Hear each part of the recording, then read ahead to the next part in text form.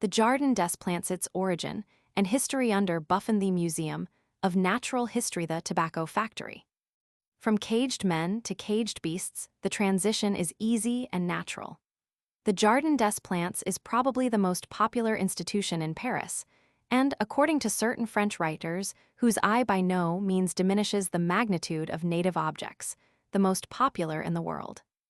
At all events, the names associated with this Parisian equivalent of our zoological gardens are glorious enough, including as they do those of Buffon, Cuvier, and other writers whose luster is dimmed only by juxtaposition with those of the two greatest naturalists who ever lived. It is more to the names in question, whose reputation cannot decline, than to the collections which the establishment contains, that the Jardin des Plantes owes its fame. The creation of this garden dates back to Louis Roman XIII. It was two of this monarch's physicians, Hereward and Guy de la Brosse, who conceived the first idea of it. Having submitted their plans to the king, the two naturalists soon obtained letters patent for the acquisition, in the Faubourg Saint-Victor, of a suitable piece of ground. At its origin, however, the institution which was one day to earn a European fame was of very limited extent, and its collections were entirely botanical. Royal Garden of Medicinal Herbs it was called, and the first design of its founders had in fact been nothing more than the cultivation of plants possessing curative properties. In this character, the garden was a mere supplement to the Faculty of Medicine. It served as a theater of study for students in pharmacy, and the royal letters patent, signed Louis, provided that no instruction in pharmacy shall be given at the School of Medicine. In the said garden, runs another clause, a specimen shall be preserved of every drug, whether simple or compound. Of the two founders of the Jardin des Plantes, one can only be said to have taken part in the work, for Hereward died prematurely. It was Guy de la Brosse who did the planning and the classifying, and to him the credit of establishing the garden almost exclusively belongs. One of the first botanists of his time, Guy de la Brosse himself furnished the garden with nearly every species of plant which was to be cultivated there. At the same time, it must be owned that Louis Roman XIII showed himself, for the period, very munificent towards de la Brosse, who received an annual allowance of 6,000 francs for his professional services in connection with the institution. During the first years of its existence, the garden met with much opposition, and sometimes fell into a state of neglect. The Faculty of Medicine was jealous of this rival, and rebelled against the royal edict because de la Brosse did not seek to enlist the sympathies of its professors. For this exhibition of disrespect, the faculty suffered no punishment, but that of having its remonstrances quite ignored, and Guy de la Brosse devoted all his energies to the enrichment of the botanical collection. His death, however, occurred 3 years after the inauguration, and his successors, as indolent as he had been indefatigable, let the garden run almost to weed. At length, one of the professors of the faculty imparted to it a new life. This was Fagan, one of Louis Roman XIV's physicians, who seemed fitted for the task no less by his birth than by his studies, for he was a grandnephew of Guy de la Brosse and had first seen the light within the precincts of the Jardin des Plantes. Devoted to study, which he preferred to the distractions of a court where he was nevertheless an oracle, Fagan, already celebrated by the ability with which he had supported the theory of the circulation of the blood at that time rejected by the faculty, proved himself, with his natural passion for botany, an admirable director for the Jardin. In 1693, Louis Roman XIV conferred upon him the title of superintendent. Fagan's period of service was indeed a prosperous one for the royal garden. With a generous nature, and gifted with that savoir-faire which is only acquired by contact with men, he was happy in the choice of his professors, and contrived, by his influence and liberality, to give a great impulse to the whole establishment. Besides grouping around him an illustrious body of specialists, he dispatched agents to various foreign countries to discover specimens for his collection. After the reign of Louis Roman XIII, the superintendence of the Jardin des Plantes had been considered as essentially the business of one or other of the royal physicians. In consequence, a succession of men filled the post who were total strangers to natural science and quite unfitted to manage such an institution. Afterwards, incompetent directors removed from the staff of specialists all those who were worth retaining, and showed so little respect for the purposes of the garden that they cultivated part of it as a vineyard for their own private use. Colbert, when he visited the garden, was so indignant at this outrageous abuse that he called for a pickaxe and himself commenced a work of destruction, which he took care to have carried out forthwith. Successive failures at length proved to the authorities that the superintendence of the Jardin was no suitable perquisite for a royal physician, and it was now that the illustrious Buffon was appointed intendant. From this moment, the aspect of everything changed, and the institution rapidly earned a worldwide renown. Under Buffon, it was completely transformed. From a simple apothecary's plantation, it became aide-de-pot for all the riches of creation. He erased the inscription, Jardin Royal des Herbes Médicinales, from over the door of entrance, and substituted for it the plain title of Jardin du Roi. Endowed with immense energy, the great naturalist employed all his influence towards enriching the establishment over which he reigned with the superiority of genius. When he first set foot in it, the chief treasures of the museum were displayed in two little rooms of the edifice erected on the grounds, whilst in a third room, carefully removed from the gaze of the curious, were collected a number of inferior skeletons of men and animals. It was during Buffon's administration that the great amphitheater was constructed, which remains one of the most admired in Paris, as well as the chemical laboratories which surround it. The natural history galleries were, as might have been expected, by no means overlooked. He even extended them at the expense of his own allowance for lodging, which he reduced time after time, and ended by abandoning altogether. Although his main passion was for animals, Buffon gave earnest attention to the cultivation of plants. It was he who traced the plan of the garden very nearly as it exists in the present day. The intendant of the Jardin des Plantes, who rendered such incalculable services to natural science, has been reproached with having written his immortal pages in foppish attire, with a sword at his side and his hand adorned with ruffles. This reproach, which has been so widely reiterated, deserves refutation. When Comte de Buffon appeared in society, it was with the exterior of a gay cavalier. But in his study, when he was at work, his costume was so plain that it shocked a Franciscan friar of his acquaintance who saw a great deal of him at his chateau.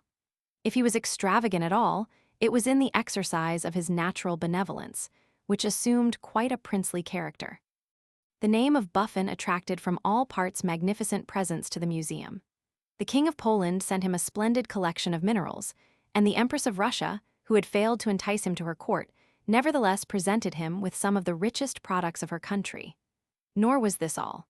Pirates, who seized every cargo which came within their reach, are said to have spared the cases which they found addressed to so great a naturalist.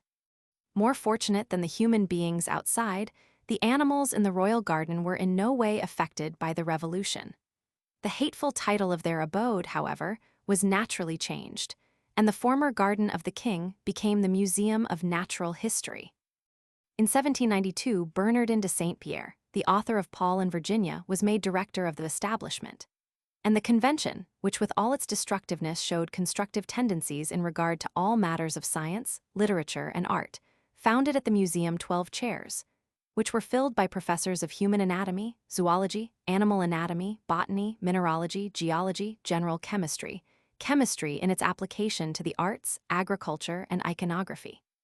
The number of some of the chairs has since been increased, and a few new ones have been established.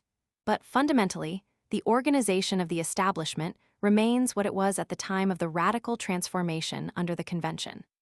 The professors appointed by the convention went to work with the greatest enthusiasm, and all the invaders and explorers of the time were begged to supply the museum with whatever specimens of natural history they could offer. The collection, moreover, was increased by the activity and success of the French troops, with a view to the greater glory of France and especially of Paris. The commanders of the French armies brought back with them, in the form of booty, the most interesting objects from the museums of the conquered cities. Holland having been overrun in 1798, a number of the curiosities belonging to the Stadtholder's Museum were forwarded to Paris, and the celebrated naturalist, Geoffroy Saint-Hilaire, was sent to Lisbon, occupied at the time by a French army, to choose from the local collections whatever he might find suitable for the Natural History Museum at Paris. After a time, the collection became too rich for the professors and officials who had to arrange it. Money and space were alike wanting, and at last the established authorities formally complained that the treasures forwarded to them by the victorious troops were too abundant. Among the most celebrated professors attached to the Museum of Natural History may be mentioned Geoffrey St. Hilaire, already named, Lamarck, Lasépede, and Cuvier. The garden of the museum forms a spacious quadrilateral, bounded on the east by the Quai Saint Bernard, on the north by the Rue Cuvier, on the south by the Rue Buffon, and on the west by the Rue Geoffrey St. Hilaire. Entering by the principal gate, the visitor finds himself opposite an immense flower bed enclosed between two long avenues which were planted by Buffon himself. The avenue on the left leads to the School of Stone Fruit Trees, the collections of botany, mineralogy, and geology, the library, and the house inhabited by Buffon when he was superintendent of the place. The avenue on the right is bounded by the School of Botany and the hothouses. Behind the Botanical School, a long avenue of chestnut trees leads by the side of the Bears, den from the hothouses to the quay. Between this avenue and the Rue Cuvier are the Menagerie, the School of Fruit Trees, the galleries of anatomy and anthropology, the amphitheater, the administration, and at the top of the garden, behind the hothouses, the labyrinth and the belvedere. A number of exotic trees have been planted and cultivated in the Jardin des Plantes, thence to be transplanted and naturalized in France. One of the popular celebrities of the garden is the cedar of Lebanon, which Bernard de Jussieu was bringing from the east with other specimens. When made prisoner by the English, he was deprived of the whole of his collection, with the exception only of the young cedar tree, which he had sworn at all hazards to preserve.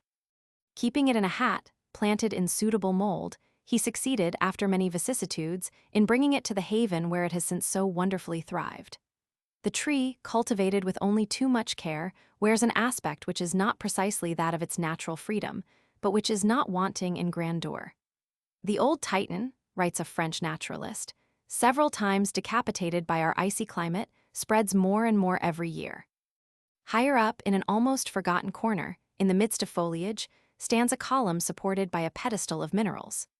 This simple monument is in memory of a simple man.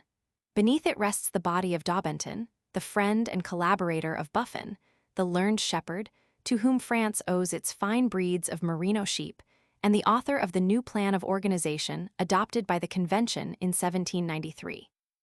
Narrow, winding paths, overshadowed by yew trees, lead to the belvedere, constructed during the reign of Louis Roman XV. The bronze cupola of doubtful style, surmounted by a celestial globe, with a sundial and a motto, tells plainly the period to which this fantastic conceit belongs. The motto, however, is ingenious and charming. Horas non numo nisi serenas. In English, I note only the hours of sunshine. Buffon had here placed an apparatus which has disappeared. At 12 o'clock, exactly, the lens of the dial burned a thread, causing a ball of metal to fall with a sonorous clang. Arrived at this point, the visitor sees the garden stretching out at his feet. It is in the spring that the full beauty of flower and foliage reveals itself. On Sundays and fête days, when the weather is fine, the garden teems with people. Masses of promenaders come to find, beneath the shade of the avenues, verdure and fresh air. For not only is the Jardin des Plantes a great scientific school, it is the joy and the life of a populous quarter of the metropolis. It affords repose to fatigued workmen, the families of local residences resort to it, and generations of light-hearted children grow up in the midst of its charms. Descending the labyrinth, behind the hothouses, the visitor finds in front of him the door of the orangery, and to the left the entrance to the grand amphitheater, where so many illustrious voices have instructed the world. Then, following the avenue which passes before the amphitheater, he descends the length of the Rue Cuvier, and making on this side the tour of the Menagerie, an enormous grampus, together with its skeleton, comes into view, guarding the entrance to the galleries of anatomy and anthropology. Farther on is the Reptile Menagerie, as well as a school of fruit trees, which French writers on the subject characteristically declare to be without a rival in the world. At the angle formed by the Rue Cuvier and the quay, and following the latter, one comes to the aquarium of freshwater plants. Willows hang their branches over the water, full of plants and sleepy fishes. All is shade, freshness, and tranquility in this nook, which is the most picturesque and charming in the whole garden. we have now returned to the principal entrance, facing the bridge of Austerlitz. In the immense flower beds which ascend to the galleries, what chiefly strikes the eye is a square devoted to the cultivation of gaily ornamental flowers, where they seem to have more than their accustomed splendor. This particular effect is produced simply by means of skillful arrangement, based on those laws relating to the simultaneous contrast of colors which it was reserved for M. Chevreul to discover. Each flower owes more to its neighbor than to itself. Isolated, it would lose that brilliant beauty which is lent to it by a clever juxtaposition. Close at hand, in the great avenue to the left, is a modest café. The tables are ranged around the peeled trunk of an old tree, the first acacia planted in France, some 100 years ago, by Vespasian Robin, after whom it is named even as a certain beetle was named after another famous naturalist, on whom his admirers thought thus to confer the highest conceivable degree of honor. A little farther on, in front of the building containing the collections of geology, stand other venerable trees. Finally, one reaches, at the top of the garden and opposite the entrance in the Rue Geoffroy Saint-Hilaire, a large square house built as the residence of Buffon, who, lodged at first in the buildings of the galleries, had given up his apartments to the growing collections. The name of intendancy is still borne by this edifice. It was here that Buffon died. Along the street which bears his name, the garden is today still enclosed by the spiked iron railings which he himself caused to be erected. They protected the garden on the side of the country, but the country since then has retreated far away. To come, however, to the menagerie, a noisy concert of parrots and cockatoos forms a prelude to the show, as one advances from the side of the amphitheater. The birds of prey are enclosed in large cages with iron bars. The monkeys have a palace, where they disport themselves in the sunshine, to the great delight of sightseeing crowds. The rotunda is devoted to animals from hot latitudes, the elephant, for instance, the rhinoceros and the hippopotamus. A striking peculiarity of the female hippopotamus in the Jardin des Plantes is that she has given birth several times to a tough-skinned baby, and always or nearly always killed it immediately with her terrible teeth. The carnivorous animals are confined in a series of dens. The bear is the most beloved of all these formidable creatures. His pit is resorted to by masses of people who regard him quite as an old acquaintance and call him by the name of one of his celebrated ancestors, Martin. The reptile menagerie is contained in a low chamber, damp and narrow, where these cold, creeping animals pass their lives in comparative darkness. What to many forms the most curious spectacle in this menagerie is the remains of a strange repast in which, some years ago, one of the pythons indulged. This enterprising creature one fine night swallowed the blanket which had been placed over him to keep him warm. His digestion was excellent, but was not equal to blankets, and after a fortnight's indisposition, he threw it up in the condition in which it is now preserved. In the long building which runs parallel to the Rue Cuvier are the galleries of anatomy and of anthropology. They occupy 2 large rooms on the ground floor, and the whole of the first story round the courtyard, known as the Courtyard of the Whale. In its center is a fine skeleton of an ordinary whale, and in one of the corners the skeleton of a spermaceti whale in French, cachalot, which, according to a fantastic etymologist, is derived from cache à elo, the animal being accustomed, when threatened with attack, to hide in the water. The first room in the Gallery of Anatomy is filled with skeletons of the largest sea animals. The adjoining room contains human skeletons, among which will be remarked that of Solomon L. Hallier, the assassin of General Kleber, put to death with frightful torture by the avenging French, who barbarously adopted the mode of punishment of the barbarous country they had invaded. Strange that the French, nearly a century after this offense against humanity, should still preserve a monument to revive its memory. To notice but one point, the finger bones of the right hand are wanting. The hand was burnt off before the final punishment was applied, that of impalement, which the assassin endured for 6 hours without uttering a groan. A narrow staircase leads to the first floor, in which the antechamber is full of animals' heads. In the second room we are in the midst of monsters, most of which formed subjects of study to the 2 Geoffroy Saint-Hilaires, intent on finding immutable laws where science had previously seen nothing but the sport and caprices of chance. Rita Christina Parodi was the name given to 2 heads on a single body born at Sassari in Sardinia, March 12, 1827. The two heads lived about 8 months, one of them dying on the 20th of November, the other shortly afterwards, but not until there had been time to make, in regard to this strange being, some curious observations. Further on may be seen Philomel and Haline, two bodies on one pair of legs.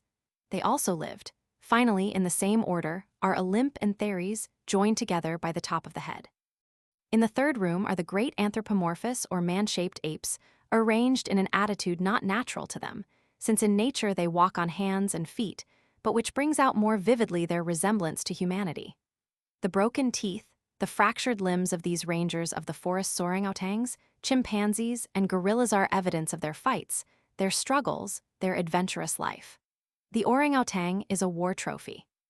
It belonged formerly to the collection of the Stadtholder of Holland, whence it was sent to Paris by the victorious French army, without being claimed and sent back by the Allies in 1815, as undoubtedly would have been its fate had its history and its actual position been known. In the waxwork collection, 8th room, many of the anatomical reproductions come from the château of the Duke of Orleans known during the Revolution as Philippe Égalité at Chantilly. Others, executed with rare perfection, are from Florence, always celebrated for this kind of work. At the entrance to the 9th room are two figures, considered marvels of ingenuity and of science in the last century, but now looked upon as, for purposes of study, next to useless. An arterial man and a Venus man. Very curious, too, are the children's heads, in which skillful injections, even into the most delicate veins, have given to the complexion the appearance of life. They have been furnished, according to the taste of the period, with enamel eyes, and to render them presentable to the public, each little head is enveloped in a lace cap. In the 11th room will be found the collection of Dr. Gall, including the very heads on whose developments he formed his theory of localized faculties and cerebral bumps. It may here be observed that the followers of Gall have rendered his system questionable by giving to it in detail a value which he attached to it only in a general way. The collection contains, moreover, the bust of Dr. Gall himself, a cast of his head taken after death, and his very cranium, on which may be sought the special bump of phrenologism. Here, too, may be seen the masks of Voltaire, Casimir Perrier, François Arago, and Jean-Jacques Rousseau. This last was taken by the sculptor Houdon at Les Charmettes, July 4, 1778, the day after Rousseau's death. A bust of Cuvier is to be seen on the ground floor, to which a staircase leads directly from the Gall collection. It is the work of David Dangers and stands in front of 5 skeletons of elephants, which seem to form for the great comparative anatomist a guard of honor. In the anthropological gallery, on the first floor, the visitor finds himself on entering in front of a pleasing collection of human heads, all severed during lifetime from the bodies to which they belonged, those of Arabs and Kabyles, decapitated by the yataghan and dried beneath the African sun. This at least marks a progress since the days when native malefactors were burnt and impaled. Their narrow, puckered lips, says a French writer, exhibit their white teeth in a grin which has been left significantly by a violent death. Near these heads are the skulls of the ancestors of the modern French, the Franks and the Gauls, from whose tombs they have been taken. In this room is to be seen a curious and picturesque ethnographical collection, a number of Russian dolls, attired in the European, Asiatic, and American costumes of the various nationalities included in the vast empire of the Tsar. In the 8th room, the ancient Peruvian mummies are well worth a glance. So, too, are the strange little human heads prepared by this now extinct race. From the head that was to be preserved, the bones were first removed. Then the skin was dried, which in contracting kept its original shape. This, however much diminished, was still preserved. The head, indeed, may have shrunk to the size of one's fist. The proportions are still the same, except that the hair is, by comparison, denser and in a greater mass. In the next room is a cast of a once well-known Hottentot woman who died in Paris, where she went under the name of the Hottentot Venus. On the first floor to the left are 2 large rooms full of reptiles and fish. In these historic rooms, Louis Roman XV placed the fine statue of Buffon, which is still there, and beneath which may be read the famous inscription, which time has not falsified, Majestati Naturae par ingenium. The majesty of Buffon's genius shows itself, it has been said, in his very style, an idea which may have been suggested by his famous saying, Le style est elham merm, and not le style c'est elham, as the phrase is generally quoted. All that Buffon meant and all that Buffon said was that a writer's facts, and even his arguments and thoughts, are or may be made common property, whereas his manner of expressing himself is exclusively his own. The idea that an author's personality necessarily reveals itself in his writings is contrary to experience. Few authors, indeed, exhibiting the same character on paper as in ordinary life. To return for one moment to the garden, and to those exotics which are cultivated with so much success in the Parisian climate. The most important of these, at least, in a commercial sense, is the tobacco plant, now naturalized over nearly the whole of France.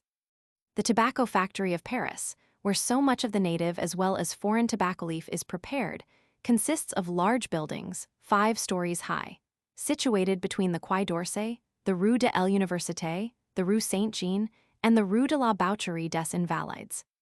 The large gate in the Rue Saint-Jean affords entrance to tobaccos coming from all parts of the globe, of which the qualities have been ascertained beforehand by experts buying on samples which are preserved for comparison with each consignment as it arrives. The great national factory receives from the United States, Virginia, for instance, Kentucky, and Maryland large shipments of tobacco packed in casks. From South America, vast quantities in bales composed of skins. Java, too, and Manila in the Pacific Ocean, Macedonia, Egypt, Greece, Algeria, Hungary, Holland, and finally France itself contribute their share. The anti-smokers of France naturally look with horror on the huge tobacco factory of their metropolis, and more than a century ago Valmont Baumer wrote the following lament. I wish I had never known that in 1750 they estimated that Maryland and Virginia consigned each year more than 100 million casks of tobacco to the English, who only consumed about half of it, exporting the rest to France, and thereby enriching themselves annually to the amount of 9,200,000 francs. At present, 19 departments of France produce some 50 million pounds of tobacco, worth 20 million francs. The native tobacco growths are restricted by the often beneficial interference of the administration, which has to be consulted by growers in choosing the land for cultivation, and which even prescribes the varieties of tobacco to be grown. The sale of tobacco is a monopoly in France, the shopkeeping tobacconists being really nothing more than government agents for the distribution of cigars, cigarettes, tobacco, and snuff. The tenancy of a tobacconist's shop is a privilege conferred by the government sometimes on widows and orphans whose husbands or fathers have deserved well of the state, sometimes on less meritorious persons who have rendered services at elections, or have in some other way earned the goodwill of the government or of government agents. All tobacco manufactories are government property, and it was as such that the tobacco manufactory of Dieppe was seized in 1870 by the Prussians when they occupied that town. They declared their intention of burning it but only as a menace, and they obligingly allowed it to be ransomed on payment of 75,000 francs. Chapter 22. Some historical buildings. Abelard and Haley's Fulbert's house in the Rue des Chanteurs the Philippe Augustus towers the Hotel Barbette. The hotel descends. To look for history in the streets of Paris, said M. Edouard Fournier, some 25 years ago, when so much of the city has been destroyed, especially during the last 10 years, is to arrive rather late in the field. It is like harvesting after the gleaners, picking up blades of grass instead of ears of corn. And this from the author of L'Esprit dans l'Histoire and of Le Villeneuve, concerning whom Jules Janin once wrote, Cet homme sait tout, il ne sait que cela, mais il le sait bien. Where Edouard Fournier despaired of finding anything, it would be vain to seek for much. Something, however, may, even by following in his footsteps, yet be gleaned in the very field which he regards as bare. In the so-called city, the germ of that capital to which the name of Paris is now given, may still be seen the house in the Rue des Chanteurs, which passes for that of the odious Fulbert, villain of the love story of Abelard and Halys. That of Abelard, which was on the other side of the street, was pulled down early in 1849. Its final association was with a lawsuit brought by lodgers in the house against the proprietor, who, as they alleged, had dispossessed them without due notice. The former abode of Fulbert, the terrible uncle of Halys, must itself be on the point of disappearing, even if it has not been already demolished. The house of a Baylard was at one time connected by a narrow bridge with the house where the unnatural Fulbert dwelt with his charming niece. But after the separation of the lovers, their respective houses were no longer to remain united, and the stone bridge which joined them together like the bridge of sighs of the Venetian palace and prison soon fell into ruins. Two medallions, in which their features were said to be reproduced, formed the last record of their loves.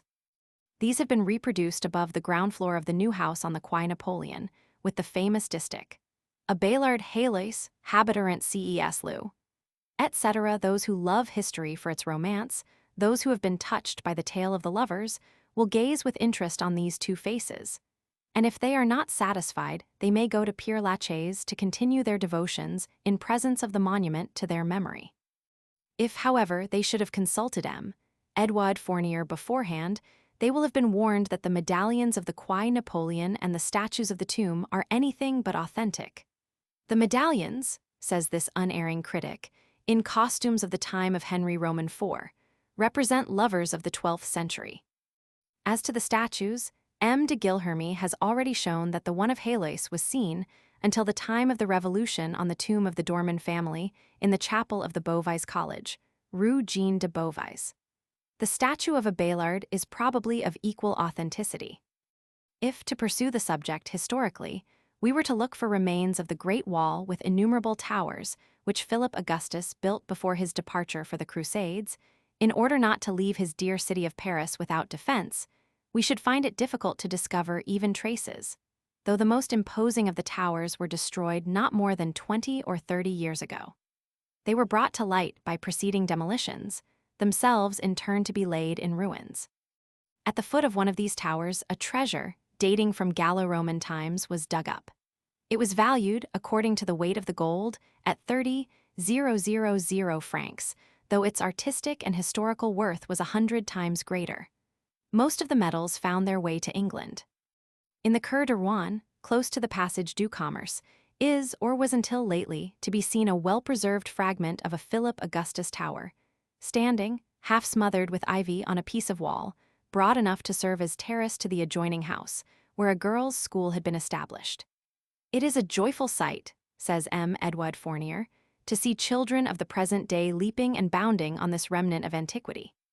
Further on, in the Rue Clovis, which the reader may remember as figuring in Eugene Sue's Wandering Jew, is another relic of this same wall.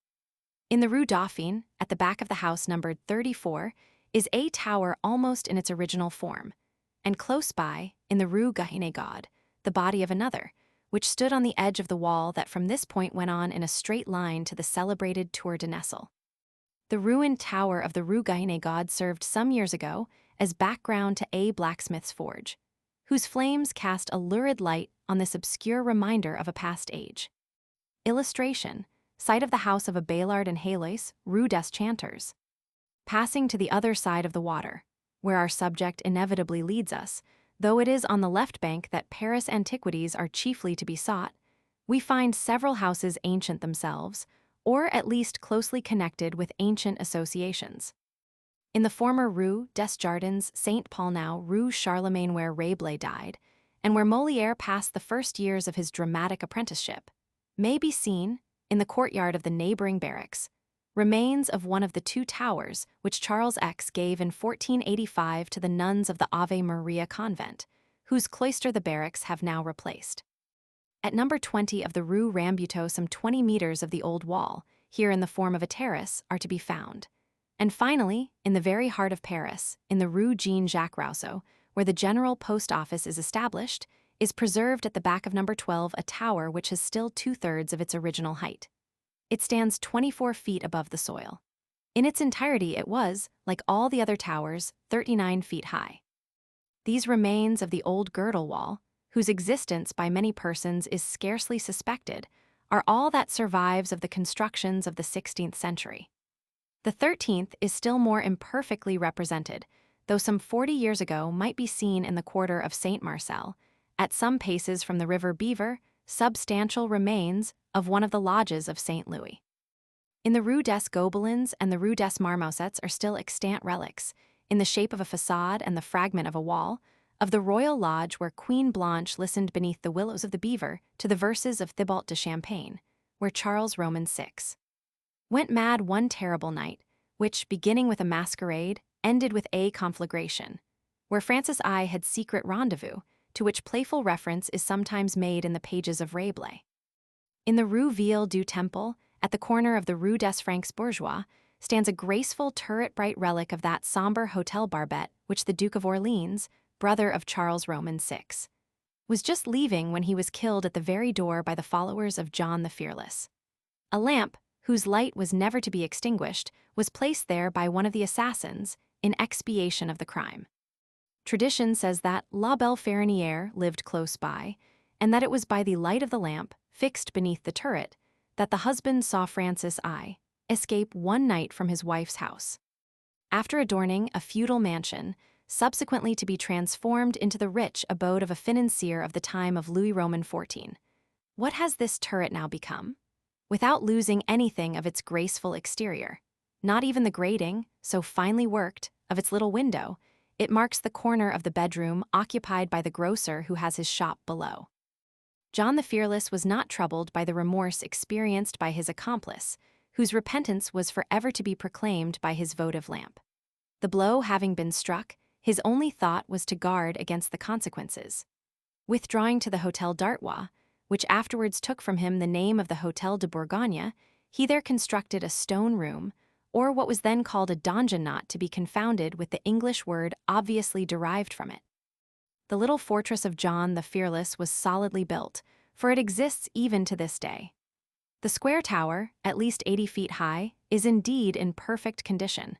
Its walls are still crenellated, and it has lost nothing of its original physiognomy, except as regards the roof with which it has been covered in. An old building of very different character is the house of Nicholas Flamel, at number 50, Rue Montmorency, near the Rue Saint-Martin. Just above the ground floor, a touching inscription in Gothic characters may still be read, from which it appears that poor laboring men and women dwelling beneath the porch of this house said the Paternoster and the Ave Maria for the dead. This was the sole condition of the hospitality extended to them by Flamel. He had ideas on the subject of property which can never have been widely spread in any age, and which are certainly not entertained in the present day. He let out his numerous houses in such a way that with the money gained from lodgers on the lower floors, he supported lodgers without means on the upper ones. Gens de Mestier, says Gilibert de Metz, demeroyant en bas, et du lawyer quils, payant estuant sautenis pauvres laboureurs en halt.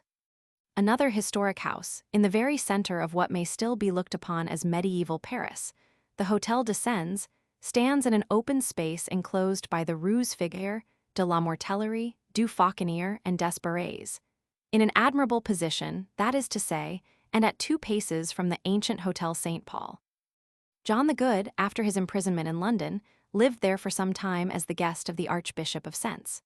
Charles V attached more value to it, for in 1369 he purchased it, and for some time it was only an adjunct to the Hotel St. Paul. Towards the middle of the 15th century, it reverted to the Archbishop of Sens, Tristan de Salazar, who had it rebuilt in the form it still preserves, with the exception of the embellishments added by the famous Duprat, one of his successors. Under Henry Roman IV, it was the abode of La Reine Marguerite, as Marguerite de Valois, the king's divorced wife, was popularly called. Queen Venus, as will afterwards be seen, was another of her familiar names. This legendary heroine of the Tour de Nesle had scarcely taken possession of her new mansion, in August 1605, when a placard was affixed to her door, inscribed with a quatrain in which her licentious life was satirized. The evil reputation brought to the house by Queen Margaret remained attached to it as long as she lived there. In a previous sketch of the locality, the story has already been told of the tragic event which caused Queen Margaret to abandon the Hotel de Sens forever. She had been there scarcely a year when one of her pages, whose professions of love she had accepted, finding another page preferred to him, shot his rival almost beneath the Queen's eyes. Marguerite's cry for vengeance, her offer of her own garter to anyone who would use it to strangle the assassin, his arrest, and her vow neither to eat nor drink until he had been executed, have already been told. 2 days after, or, as some authorities have it, only one, the page Vermond, who had fled but was duly captured, lost his head beneath the axe of the executioner when Queen Margaret fainted away, and on recovering herself left the place forever. She had scarcely quitted Paris when this murder of her lover before her door and the speedy gratification of her desire for vengeance on the assassin were thus set forth in verses sung freely in the public streets. La roine Venus demi-mort de voir mourir devant sa porte son Adonis, son cher amour, pour vengeance a devance a face fate de faire, en la mesme place à l'assassin, presque au mesme jour. The Hôtel de Tourpain in the Rue de Bernardins was the mansion of the Bignon family, which has produced so many illustrious men in literature and in law. It was demolished in 1830, but remains of it still subsist. Some years ago, a stone, bearing the motto of the Bignon family, Multor Renascenter, was found, what irony, in the midst of the ruins. Nothing of a fallen house lives again except, perhaps, certain ornaments which, like the sculpture of the Hôtel de Tourtain, are carried elsewhere in this particular case, to a back room in the École des Beaux-Arts. The statues which once adorned the Hôtel de Tourpain are said but probably without foundation to be from the hand of Jean Goujon. Mention has already been made of the Hôtel Carnavalet, where the genius of Jean Goujon may really be studied. It owes its name to the widow of M. Carnavalet, whose Breton name had become softened into that of Carnavalet, and who in his lifetime had been the worthy friend of Ronsard and of Brantôme. Madame Carnavalet bought the house for herself and her son. She maintained it in its original beauty, which it was impossible to increase. She did, however, add some ornaments, especially the sculptured masks which figure here and there on the façade, and which, according to the ingenious idea of M. Fournier, may have been intended to suggest, through the carnival, her husband's family name. Chapter 23. The Mont de Piété. Uncle and Aunt, organization of the Mont de Piété, its various branches, its warehouses and sale rooms. French idioms, and particularly slang ones, are seldom translatable into English. The cant Parisian word, however, for a pawnbroker bears quite a comic resemblance to the word employed in London. The medical student of our metropolis, when he is at low water, takes his watch to his uncle. The medical student of Paris resorts, under like circumstances, to his aunt. Neither would think of employing the dignified historical word used by the student of Brussels, who, as if mindful of the pawnbroker's origin, calls him the Lombard. The English student speaks of the unfortunate watch in question as being up the spout. The Parisian declares that his is on the nail, the idea apparently being that the chronometer is hung up until more prosperous days. The great pawnbroking establishment, or Mont de Piété, of Paris, is situated in the Rue des Blancs Manteaux, with a principal branch office in the Rue Bonaparte. But it may be interesting meanwhile to glance at those minor establishments which are scattered over the whole of the French capital. Like their counterparts in London, they excite in the philosophic beholder a melancholy curiosity, above all in the poorer quarters, where dire necessity compels the levying of those loans which in more fashionable parts are the result of an extravagant life. The Paris pawnshop has the aspect of quite an ordinary house, and nothing would particularly attract to it the attention of an observer, not even the incessant stream of its visitors in and out, were it not that these wear a suspiciously stealthy air as they enter or quit the place, a sort of shame on their arrival and an uneasy haste at their departure. It is not, as a rule, necessary for the student of human life, who wishes to see what occurs within a Paris pawnshop, to pledge or redeem anything himself. The crowd is so large that the absence of his parcel will be unperceived, and everyone is so intent on his or her own errand that not a glance, probably, will be bestowed upon him. How much will you lend me on this? Such is the absorbing thought, the sole preoccupation, which deprives the visitors of all curiosity concerning what is around them. Entering one of these loan offices, a peculiar odor which a French writer with a delicate nose has described as something between the smell of a barrack and that of a hospital gives the visitor his first impression of the place. Scrupulously clean as the depot is kept, the air is to some extent affected by the malodorous parcels brought in by the customers. Even the frequent opening of the doors scarcely relieves the atmosphere, which is characterized by that most unbearable of all atmospheric qualities, stuffiness. But the heroic student of life, bent on observation, fortifies his nose by the aid of philosophy, and instead of betaking himself to flight, sits down on one of the benches ranged round the room and affects to await his turn. This room is divided into two by a partition fitted with doors, one part accommodating the public, the other being reserved for the employees. The public compartment is generally very somber, with no other light than that which steals through chance apertures. The shopman's compartment is thoroughly illuminated. The Sun has been accused by a French writer of flinging his beams into these pawnshops in order to reveal some of the most lamentable scenes and acts of human life. But on the other hand, the assistants require a good light to examine the miscellaneous articles submitted to their appraisement. One curious feature is the silence which reigns in these establishments.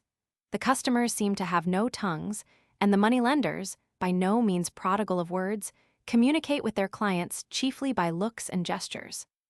After all, there is little need for conversation, the business of every visitor being ostensible, and the employees having simply to say that they will lend such and such a sum on the article proposed, or what sickens the heart of some poor wretches who wish to raise the price of a loaf of bread, or a bundle of firewood that they will lend nothing on a worthless rag. To some extent, the pawnbroking assistant may be said to control the destinies of the impecunious public. If he refuses to lend on this article or that, some merchant will be unable to redeem his honor and his promissory note. Some lover will be unable to keep his appointment with the girl of his heart. Some comedian will not make his debut. Some lady of fashion will not give her soirée. And some needy mother will have to send her family supperless to bed. Here behind this partition there is no distinction of class. The highest and the lowest ranks of Parisian society are brought together, a duchess by the side of a flower girl, an artist by the side of an artisan. Pride and humility are here united. Aristocrats, whose souls revolt at the thought of borrowing, are dragged to the place by necessity, and have to wait, like the rest, till the assistant is at leisure to inspect their rings and their diamonds, their silks and their satins. For anyone who knows how to observe and divine, says M. Alfred Delvaux, the public of a loan office is very interesting. You enter mentally into the existences of all those widely different characters, dragged here by such opposite causes, and you leave the place smiling sometimes, but sad nearly always. Misery, even smiling misery, has nothing of gaiety. And it is misery, or her shame-faced sister Want, who drives hither that crowd of people differing so greatly from one another by their costume, age, sex, and position. First of all, with his elbows resting on the counter, facing the commissionaire-sworn appraiser of all those rubbish heaps, which the owners wish to turn into gold, lounges a fellow who turns his back on us and lets us see, beneath his frayed trouser ends, a pair of naked feet enclosed in down-at-heel shoes. He comes to pledge his mattress, the last, the supreme resource, that mattress which seems to have lost half its stuffing, or some workman's tools, which do not look sorry to rest a little. By his side, and by way of contrast, stands with brazen air a big red-faced woman, red-haired, red-shawled, with a mauve silk dress and ruffles of white lace, whom I sometimes meet on the footway of the Rue des Martyrs, and who personifies a certain category of women, the last category. What does she come to pledge? Her heart, that has long since wandered away. Her virtue, that has followed her heart. Her wit, she never had any. What then? Some jewel, without doubt the last witness of a last liaison. Her ear is at this moment bereft of the 25 francs worth of gold which hung in it just now. On the wooden bench let into the wall are other persons, 2 women of the lower orders, who are estimating beforehand the borrowing value of the linen they are going to pledge, while the little daughter of one of them is heedlessly gnawing an apple. A young girl in black, her head bare, like that of the red woman who has just gone, but more decently and poorly clad. And Arthur of the Reine Blanche, his hat tilted over his ear, his hands in his pockets, and looking at the small dog playing at his feet, rather than look at nothing. Then men and women of the inferior classes with their children, talking about the hard times and the high rents. Then placid citizens, then careworn flower girls, then other people more or less interesting but always interested. The man who pledges his mattress, the woman who pledges her linen, the sempstress who pledges her dress, feel no doubt a sharp pang in taking leave of objects so indispensable. But that is as nothing compared with the poignant anguish of the man who, for food, or the woman who, to feed her child, is obliged to part with love tokens or family jewels, as sacred as the vases of a church. The ancestral watch which has marked so many hours of joy and pain, the locket enclosing that lock of hair. The bracelet of that dead mistress, who will never die in the heart of him she has left forever. The ring given by that lover who still lives, but who is forever dead to the woman he has deserted. It is the physiognomy of the borrowers that I have just been sketching, of those wretches of all ranks, who are forced by some dire necessity, whether accidental or normal, to come and pledge their clothes or their jewels, to exhaust in order not to die of hunger or to meet an overdue debt the resources which are still at their disposal. Yet by the side of these careworn, despairing faces, inscribed with poignant melancholy, or in some cases resignation, are the radiant faces of those who have come to redeem their jewels and their clothes. These are not silent like the rest. They do not glide in, like furtive shadows amongst other shadows. You hear them coming before you see them. They ascend the steps with tremendous haste. It is a question of arriving before the shop is closed, for it is Saturday, the morrow is Sunday, and they have come up panting like a pair of forge bellows. There is a run of business on Saturday night, and the assistants behind the counter, although they, too, love Sunday with the repose it brings, almost dread it as being preceded by such a rush of work. And these people who come to redeem are not so easy to manage as the poor wretches who pledge, the latter being mild and patient, full of anguish though they are, the former noisy, exacting, and sometimes insolent. The relationship is changed, in fact. One set come to demand something, almost an act of charity, for that is the nature of the request, although the pledge is worth more than the loan granted. The other set come to make what is almost a gift, for the pledge they withdraw is not always worth the price that has been estimated, and if they did not withdraw it, the commissionaire would perhaps lose something on it, instead of gaining. You see the difference. And then, again, it is usually men who pledge and women who redeem. In pledging, a signature is required. A certificate alone suffices for the redemption. I leave you to imagine the behavior of those gossips, proud of unhooking from the accursed nail, the dress, or the jacket which has hung there 6 months, and which is now as indispensable for going to the dance or the promenade as it was useless 6 months since, when it was a question of procuring a dinner or paying for a bed. The Parisian pawnbroker, being simply a government official, differs necessarily from the pawnbroker of London.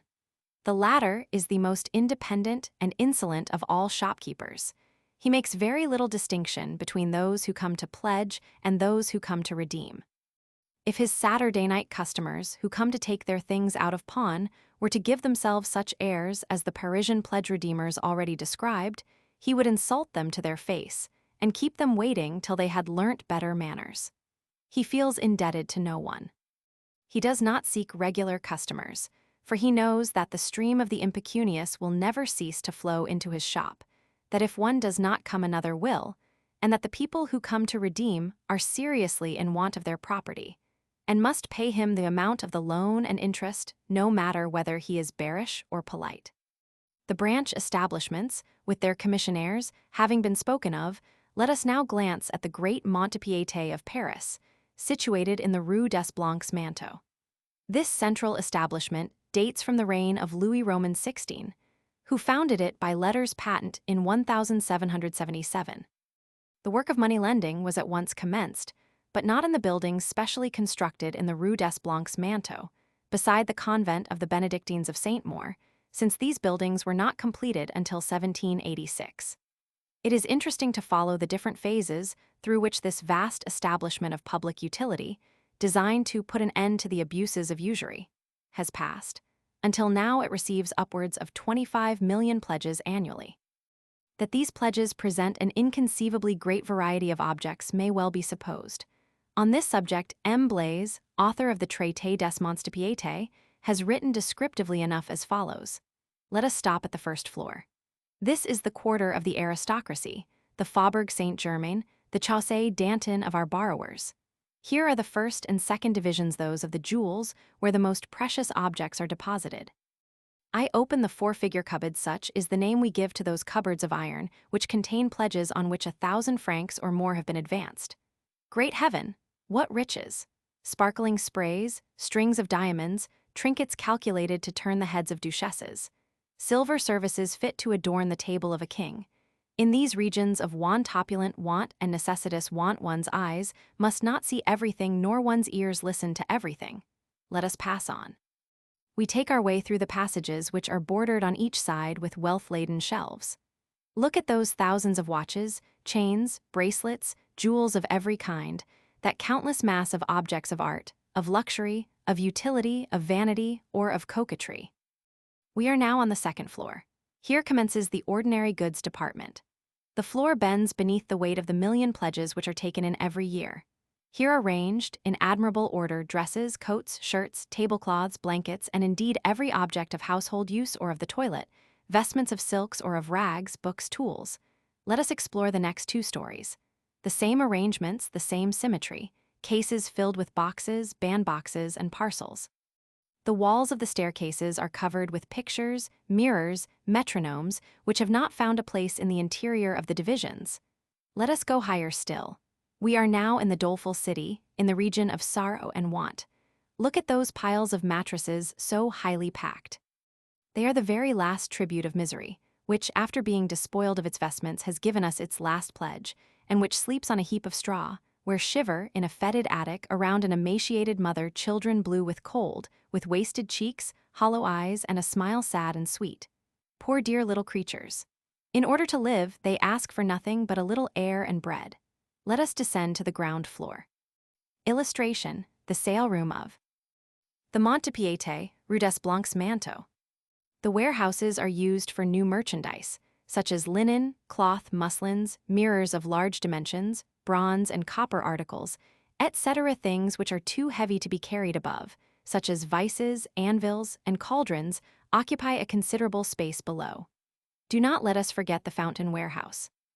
At the end of the autumn, the cocoa hawkers bring us their fountains and exchange them for a sum which, small as it is, enables them to follow the little industries by which they are able to live on through the winter. At the first sunshine of the spring, they come to redeem the pledge they have left with us, and, with their little bell in their hand, gaily betake themselves once more to the Champs-Élysées and the boulevards. Each article bears a ticket, each ticket an even number if it is a pledge, an uneven number if it is a renewal. As often as an article is renewed, a fresh ticket is sewn over that of the preceding year. You can count 10 on this particular pledge 9 renewals, that is to say. The loan is only 6 francs, but it is a fortune to those whose work does not even suffice for the wants of the day. Listen to a simple and touching story.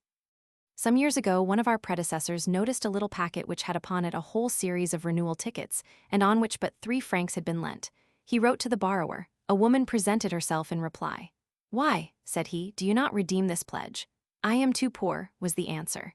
"You attach a great value, then, to this article?" "Ah, sir, it is all that remains to me of my mother." The director gave her back the packet, which contained an old-fashioned petticoat. The poor woman bore away this treasure of filial piety with tears of joy. Instances of this kind are by no means rare, and they prove that if indiscretion and misconduct bring some borrowers to the Mont-de-Piété, the greater number are impelled thither by causes which are highly honorable. The history of many a pledge is a lamentable page in the drama of human life, so full of nameless miseries and unknown misfortunes. The whole of the property does not return to its owners, at least 6%. Does not. What efforts are made to prevent this or that article from falling into the hands of the brokers, who will sell it for a mere trifle at the sale rooms? On the 26th of June, 1849, a gold watch was sold which had been pledged on the 8th of January, 1817, for 80 francs. It had been renewed for the last time on the 8th of December, 1847. The borrower, who had not been able to redeem it, had successively paid 20 francs 50 centimes for the right of renewal. We made inquiries for him. He was dead. What a mystery of tenderness was implied in so long a constancy. Chapter 24. Paris Markets. The Halles centrals the cattle, markets agriculture, in France the French peasant. The Pantheon, standing on the summit of the mountain of Saint Genevieve, and the Luxembourg Palace, surrounded by the galleries and the garden of the same name, dominate the rest of the left bank, which has still, however, one salient point in the Hôtel des Invalides.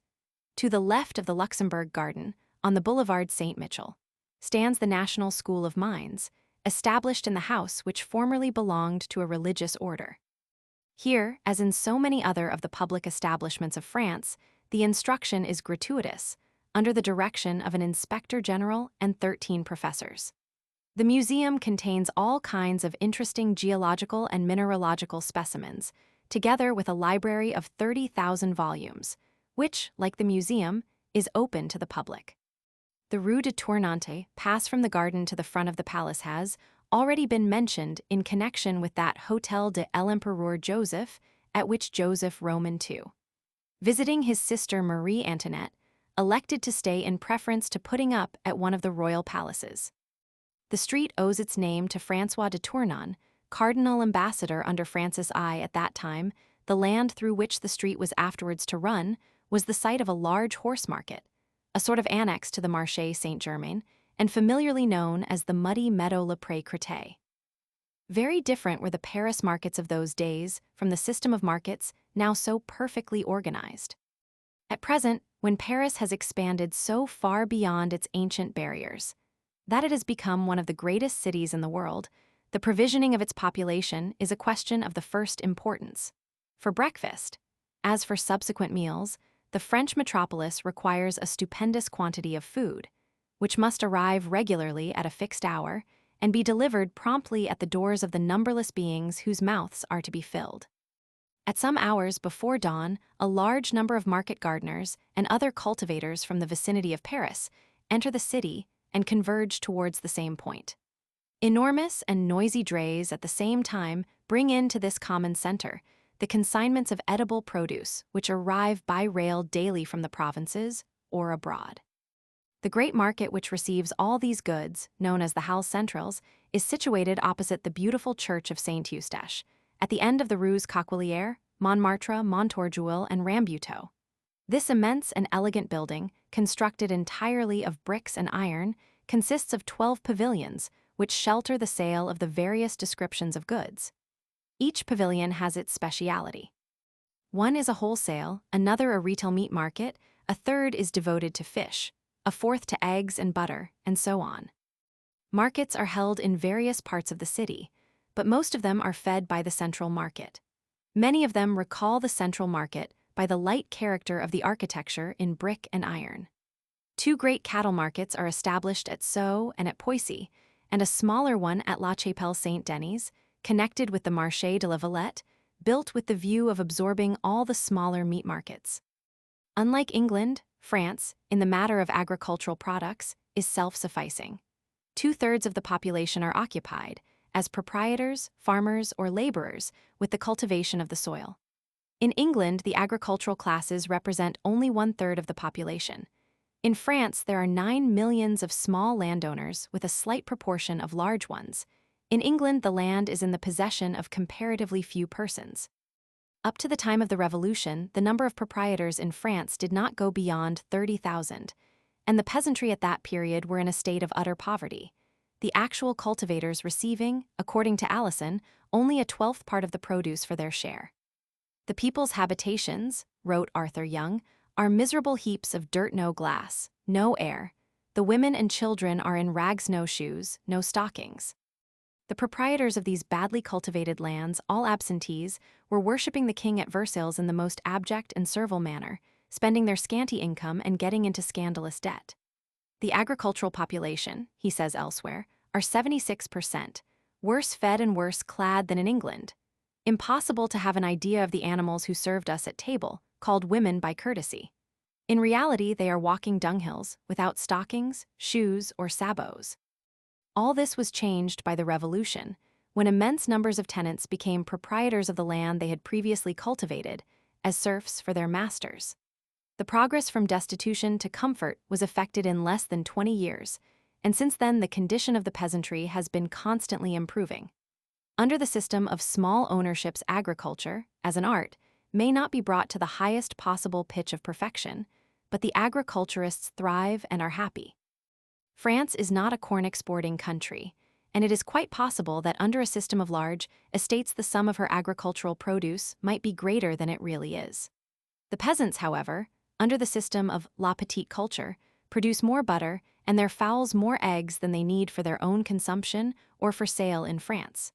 Accordingly, great quantities of eggs and butter are sent to England, France's best customer for produce of this kind.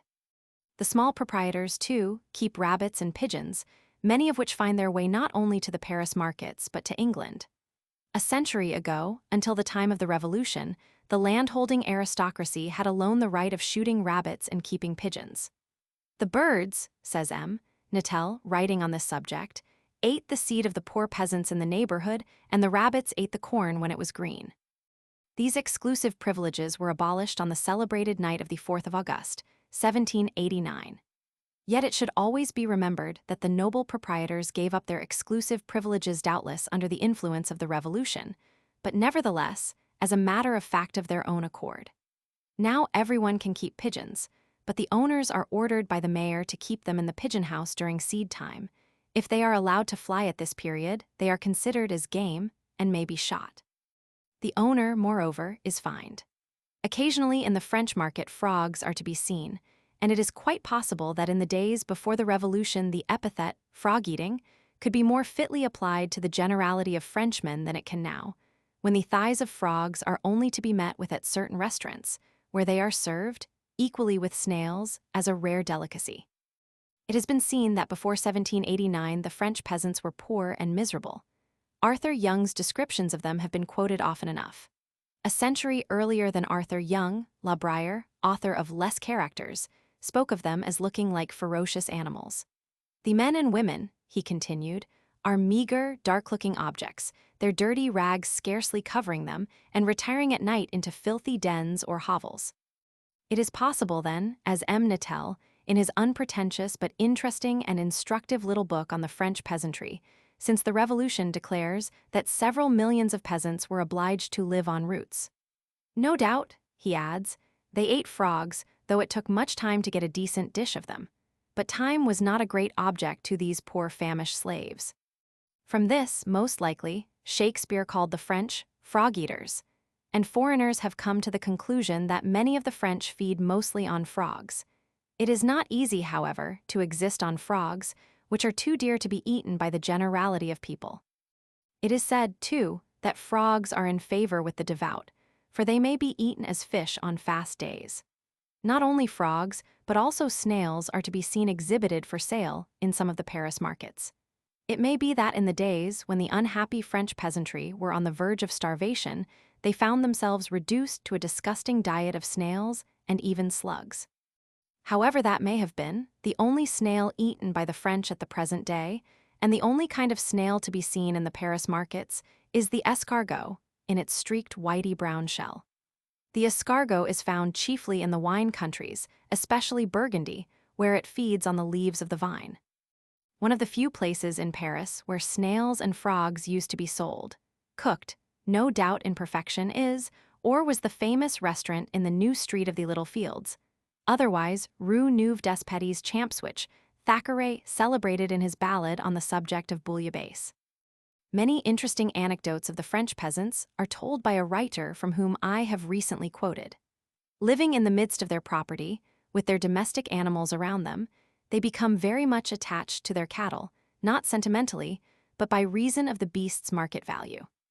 A story is told of a farmer who sent to the cattle show a fat pig that obtained a medal which he afterwards wore with great pride as though he himself had carried it off. The peasant's love of his cow surpasses even his affection for his pig.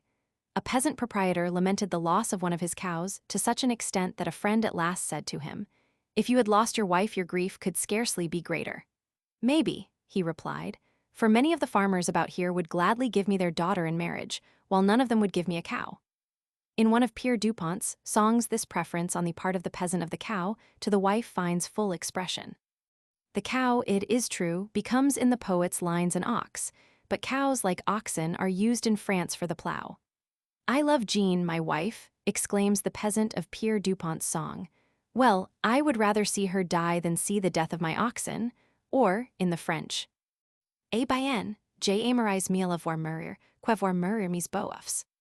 So great is the cow passion by which the French peasantry are animated, that when one of them had stolen the cow of his neighbor, the exhortations of the priest were powerless to enforce restitution. "You must return it to the owner," said the priest. "But, father, I have confessed my fault." "Yes, yes, but you must do as I tell you. Send back the cow to its owner." The man hesitated. He did not wish to restore the cow. Then no absolution, no sacrament. The peasant still demurred. Think, the priest then said, of the day of judgment, when all the village will be assembled on the green, and you will be there holding the cow by the tail, and everybody will know you stole it. How ashamed you will be. Really, but will the owner of the cow be there too? Of course he will. Well, if I see him, I will then give him back his cow. One more anecdote may be permitted in reference not indeed to the Paris markets, but to those by whom the Paris markets are supplied. Not only is the French peasant prudent and economical, he is also, as is shown by the story just told, very cunning. Equally so is the peasant woman. One day at a market in Normandy, people were much surprised at seeing a woman offer an excellent horse for sale at the price of 5 francs, and still more astonished at her asking 500 francs for a dog she wished to dispose of. The two animals were to be sold together.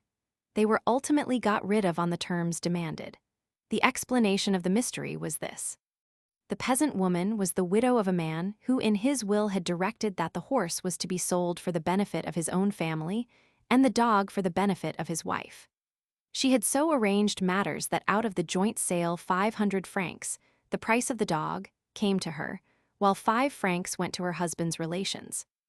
It seems strange and somewhat absurd to English conservatives that so many peasants in France should have a vote. But inasmuch as of these peasants 9 millions are proprietors, the establishment of universal suffrage in France was not a revolutionary, but a conservative measure. The peasantry, moreover, are in some degree trained to public affairs by the part they play in the communal councils. There are about 40,000 communes in France, and each commune has its mayor and its municipal councillors elected by universal suffrage for the management of local affairs. Every peasant may become a municipal councillor, and, if duly elected by the municipal council, a mayor. The municipal council meets periodically for the discussion of local affairs, so that its members accustom themselves to public speaking and the interchange of ideas. France has now about 10 million electors, of whom 2/3 are peasants, but, as before explained, peasants in the possession of landed property. Chapter 25. Saint-Germain-des-Prés. Its origin and history, its library, its organ Saint Sulpice.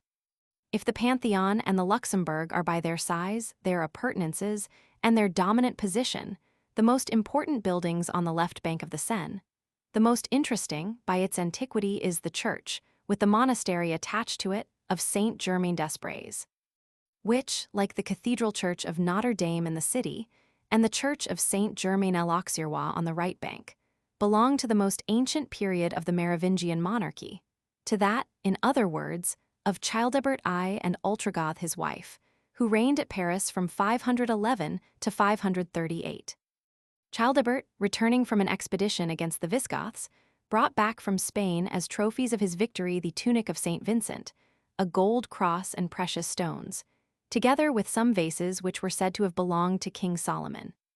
By the advice of Saint Germain, Bishop of Paris, he constructed for the reception of the holy relics a church and a monastery at the western end of the gardens belonging to the Palace of the Hot Baths, or Palais des Thermes.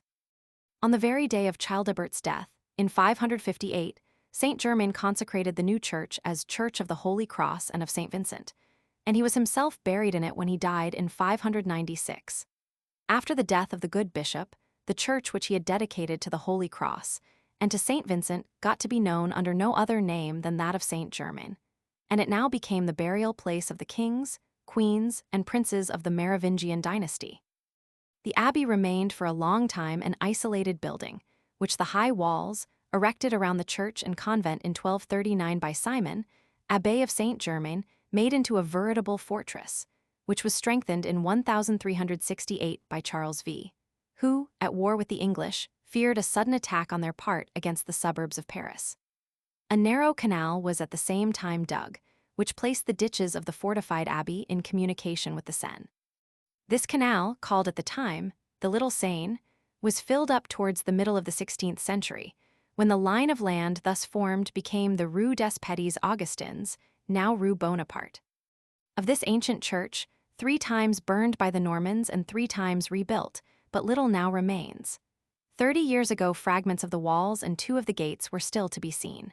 But the last traces of the old abbey disappeared when through the place Saint-Germain-des-Prés, the Rue de Rennes was made to run. The church, however, was destined to survive, in a sadly mutilated condition, the convent and the walls. It suffered greatly, like so many other sacred buildings, at the time of the Revolution, when the tombs of the Merovingian kings were broken into and their contents dispersed. These, or portions of them, are now to be found in the Abbey of Saint Denis. Again and again, the Church of Saint-Germain-des-Prés has been restored, as in 1644, in 1820 at the time of the Restoration, and finally under Napoleon Roman III. The choir preserves intact the style of the 12th century. Among the tombs may be seen the tomb of King Casimir of Poland, who, after becoming a monk, was made Abbé of Saint-Germain, and died holding that office in 1672. In a chapel on the opposite side of the church is the tomb of Olivier and Louis de Castellan, who fell in the service of Louis Roman XIV, and a little further on the chapel of the Douglases, many of whom served in the Scottish Guard. Here, too, are the remains of Boileau and Descartes.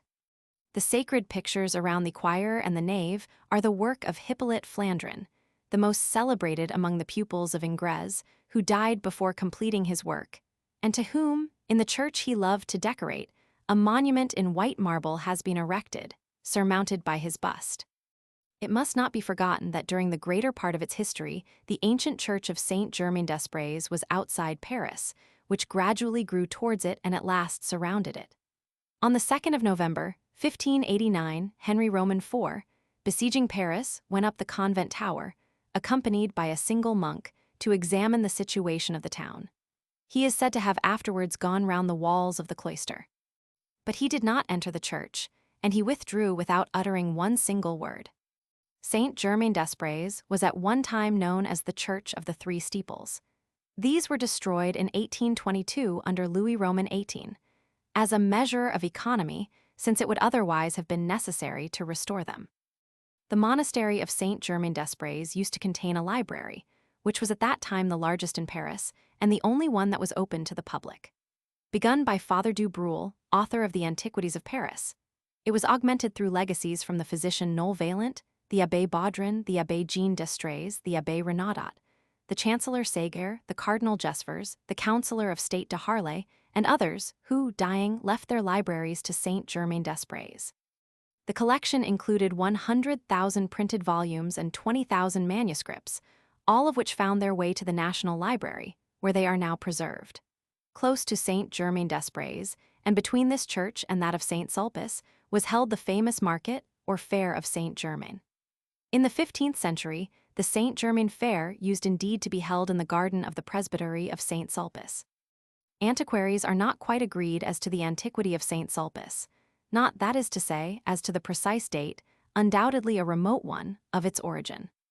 A tombstone of the 10th century, found in 1724, when, during the restoration of the church, the foundations had to be examined, showed that the cemetery, attached to which there would naturally be a chapel, had existed from the earliest period.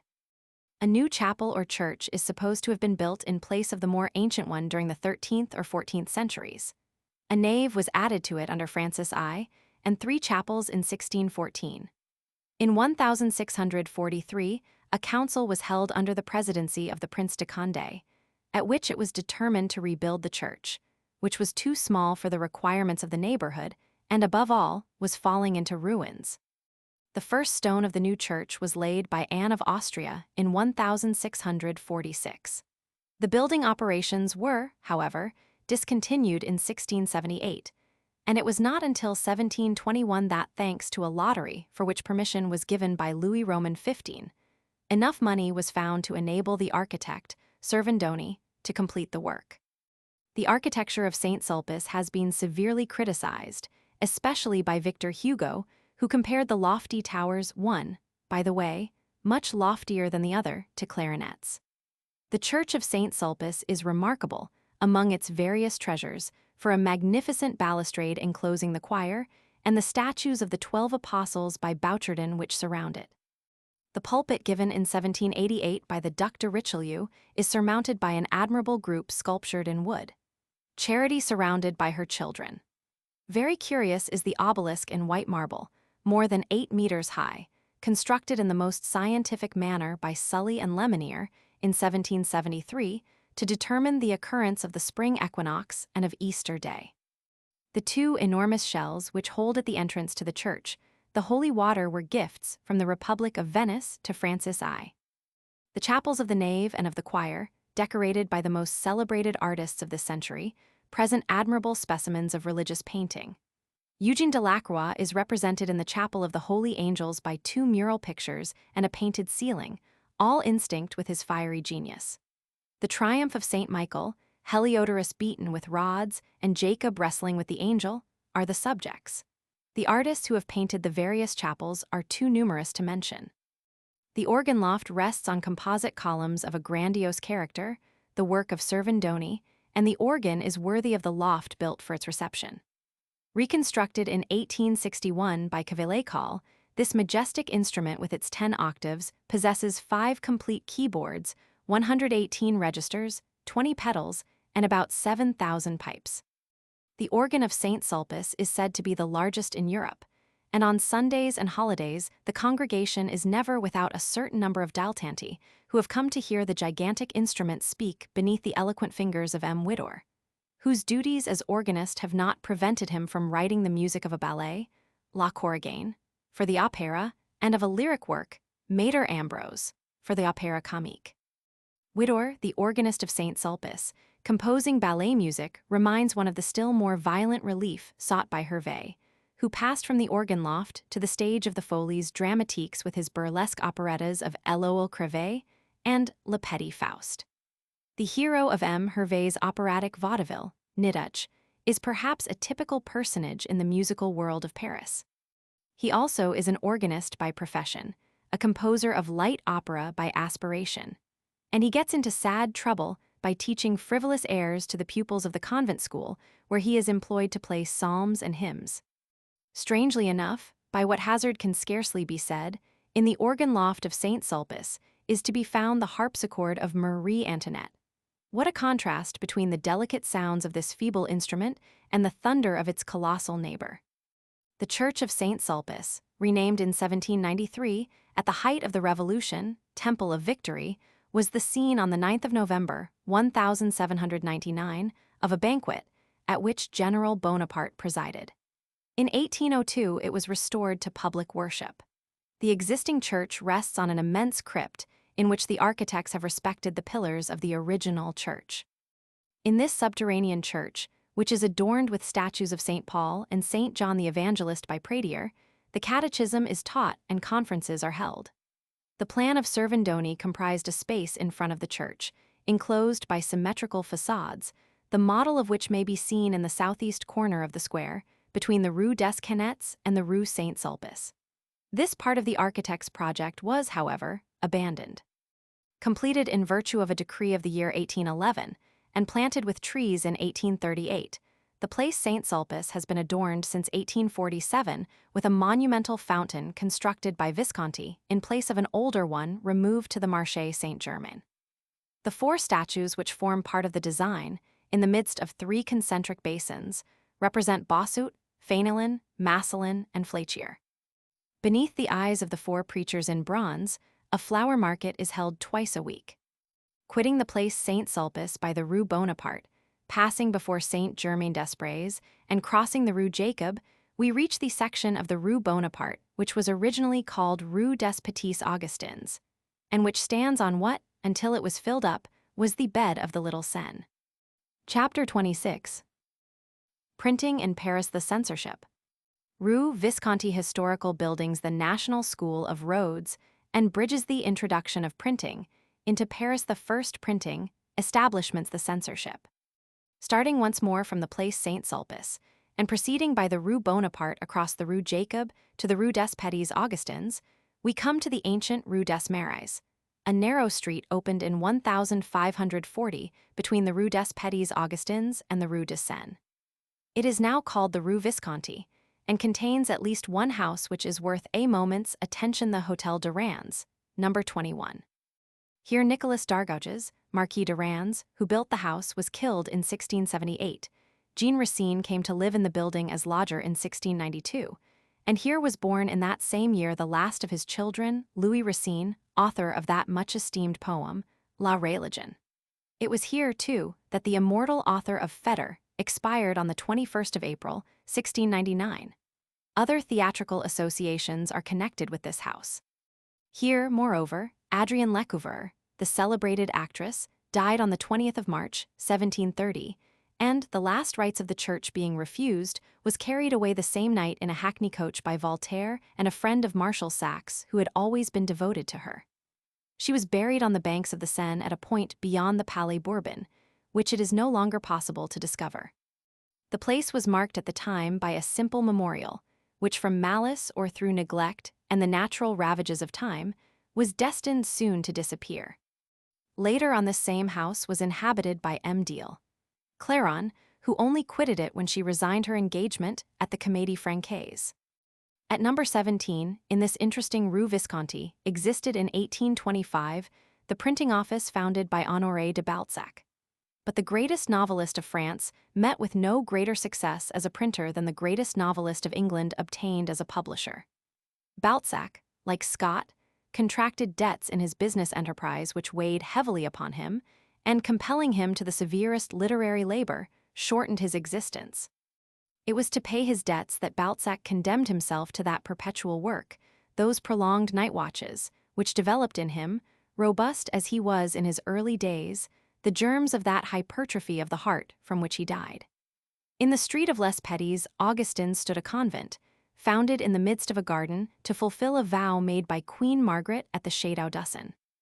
The convent was turned by the Constituent Assembly in 1790 into a depot for monuments and ruins of monuments whose preservation was desirable in the interest of history or of art. Alexander Lenoir, who had proposed the formation of this museum, was appointed its superintendent. In carrying out his seemingly peaceful work, he found himself on one occasion in danger of his life. For some madman wounded him with a bayonet as he was protecting by main force the monument of Cardinal de Richelieu, which a number of fanatics wished to destroy. The precious collection brought together by Lenoir was inaugurated in 1795 under the title of the National Museum of French Monuments. An imperial decree of the 24th of February, 1811, ordered the creation of a school of fine arts, which was to contain common rooms for the lectures and separate studios for the different professors with their pupils. By order of the restored Louis Roman XVIII. In April 1816, the School of Fine Arts, with which no progress had been made under Napoleon, was to be completed. Then, however, it occurred to the king that it would be unbecoming to turn out from what had been considered their last resting place so many statues, busts, tombs, and other monuments. Churches were now requested to claim the ornaments of which, under the Revolution, they had been despoiled, the different communes to take back the arms and other insignia which had been torn by fanatical revolutionists from their walls, while the great historic families were assured that they were now at liberty to resume possession of their ancestral sepulchres. But these permissions and appeals were for the most part in vain. Meanwhile, the mausoleums of the kings and princes of France were removed to Saint Denis, while many other monuments were placed in the museums of Paris and Versailles. It was now possible to proceed with the School of Fine Arts, and the first stone of the building was laid on the 3rd of May, 1820. The original plan, drawn up by the architect Debret, was much amplified, under the reign of Louis Philippe, by M. Daubin, who finished it in 1838 at least in its essential parts. New buildings were added under the Second Empire between the years 1860 and 1862.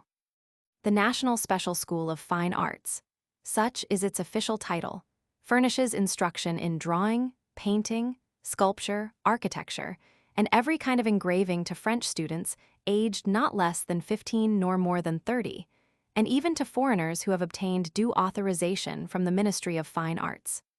The School of Fine Arts occupies a palace worthy of the institution. Its general plan is simple in the extreme.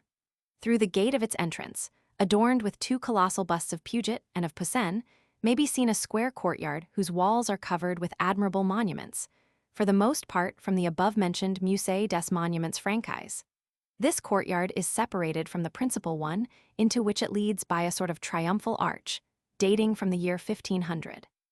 It was brought from the Château de Galen and reconstructed stone by stone. At the end of the principal courtyard is the grand façade due to M. Daubin, composed of 2 stories of arcades separated by Corinthian pilasters. The vestibule of the ground floor contains fragments of ancient marbles, casts from the Temple of Aegina and of the Parthenon, clever, curious copies of paintings discovered at Pompeii. Etc. The vestibule leads to a magnificent collection of plaster casts from the most celebrated ancient works of antiquity, including 2 columns from the Temple of Jupiter Stator and one of the corner pieces of the Parthenon. In the floor above are to be seen the 52 copies of the Logi of Raphael, executed in 1836 by the brothers Baltz, under the direction of the illustrious Ingres, who had made Raphael the study of his life. The same story contains, among other celebrated works, the Hemicycle, painted by Paul de Lerache, representing the principal masters of every age and of every school, grouped around Ictinus and Phidias, the painter and sculptor of the Parthenon. This masterpiece has been popularized in engraving by Henrik Will Dupont, one of the most regretted professors of the School of Fine Arts.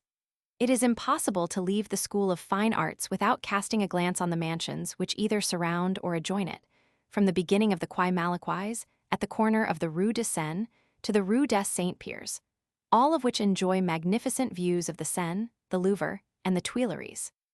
They have all the same origin, having been built during the first years of the 17th century on the property of Queen Margaret.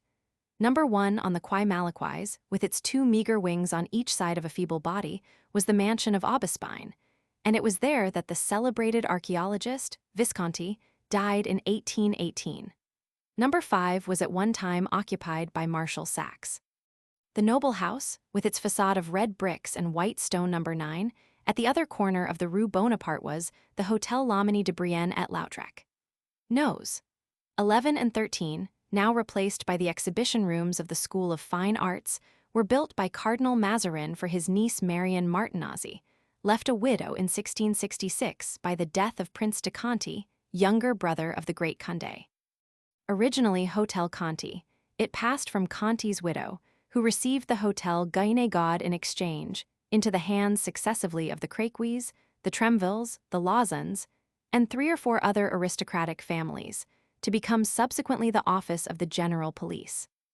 The right corner of the Rue des Saint-Pierres and of the Rue de Lille is occupied by a new building with windows few and far between, and gates which might be those of a fortress.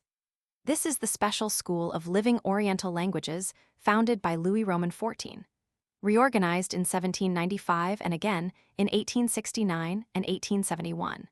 For many years, it was an annex of the National Library, where it occupied an old building in the new street of the Little Fields. For some few years past, it has been established at number 2 in the Rue de Lille. The languages taught in this institution comprise literary Arabic, the Arabic of ordinary conversation, Armenian, Persian, Turkish, Annamite, Chinese, Modern Greek, Japanese, Malay, Russian, Romanian, Hindustani, and the Tamil languages. Attached to the professors are teachers born in the different and distant lands whose languages are studied in this school. At the opposite corner, Rue de Lille, number 1, is a magnificent mansion which now belongs to the publishing house of Garnier Brothers. During the period immediately before the French Revolution, the stables of the Countess of Artois were here established. Throughout the First Empire, it was occupied by Count Rail, entrusted with the first department of the Ministry of General Police, in which there were altogether 51 departments. From 1821 to 1849, it was the office of the 1st Military Division. On the right side of the Rue des Saint-Pierres, opposite the former entrance to the Hospital of La Charité, is the National School of Roads and Bridges until 1788 the Hôtel Fleury. From 1824 to 1830, the Ministry of Worship, and throughout the reign of Louis Philippe, the Ministry of Public Works. The National School of Roads and Bridges, created by Louis Roman XV. In 1741, and developed by different decrees of the 2 empires, has for its special object the education of young men quitting the Polytechnic School after good examinations as civil engineers. It is placed beneath the authority of the Minister of Public Works, and directed by an inspector general of roads and bridges. It comprises 20 chairs devoted to different branches of the engineer's art, without counting drawing scientific and artistican the English and German languages. It contains a laboratory, a library, and a gallery of models to which the public is not admitted. Returning towards the east as far as the Rue Saint-Benoît, we find, on the eastern side of the street, the printing department of the firm of Quantin, in a line with the publishing and administrative departments. At this printing and publishing office, which has given to the world so many fine editions, especially of illustrated books, Revue des Deux Mondes has been printed ever since it first appeared. The art of printing has had a checkered history in Paris, being sometimes protected, sometimes oppressed by the crown, and too frequently crippled by two bodies who, in particular, should have nursed it: the university and the parliament. It was introduced into the French capital by Clement Lapierre, prior of the Sorbonne, one of the greatest scholars of his time, and Guillaume Fichet, doctor in theology, who, in 1470, invited Ulrich Düring of Constance, Mitchell Friburger of Colmar, and Martin Krantz to come and establish a printing office within the Sorbonne walls. The three associates acceded to the request, and with the machines they fitted up, printed a succession of interesting volumes during their stay at the Sorbonne, which lasted till 1473. Then their establishment was transferred to the Rue Saint-Jacques, under the sign of the Golden Sun, beside the Church of Saint-Benoît. Here a number of elegant works were produced. In 1484, Friburger and Krantz retired from the concern, in order probably to return to Germany, the name of Düring alone being appended to publications posterior to the month of October in that year. Ultimately, the printing offices were again moved to a house belonging to the Sorbonne, though the sign of the Golden Sun was still preserved. Printers now began to multiply rapidly in Paris. One of the most celebrated was Anton Vérard, who from 1485 published a large number of works, chiefly in French, and remarkable for the beauty of their Gothic characters.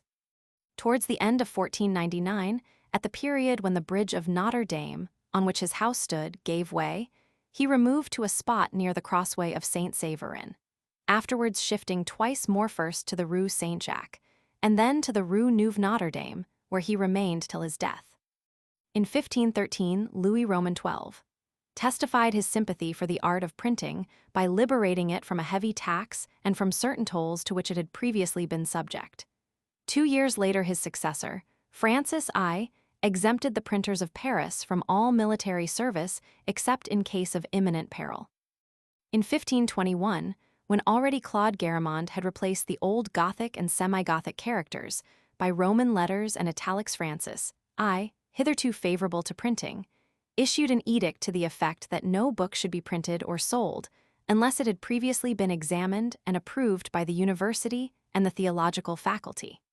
Every book, moreover, had now to pass beneath the inspection of the provost of Paris.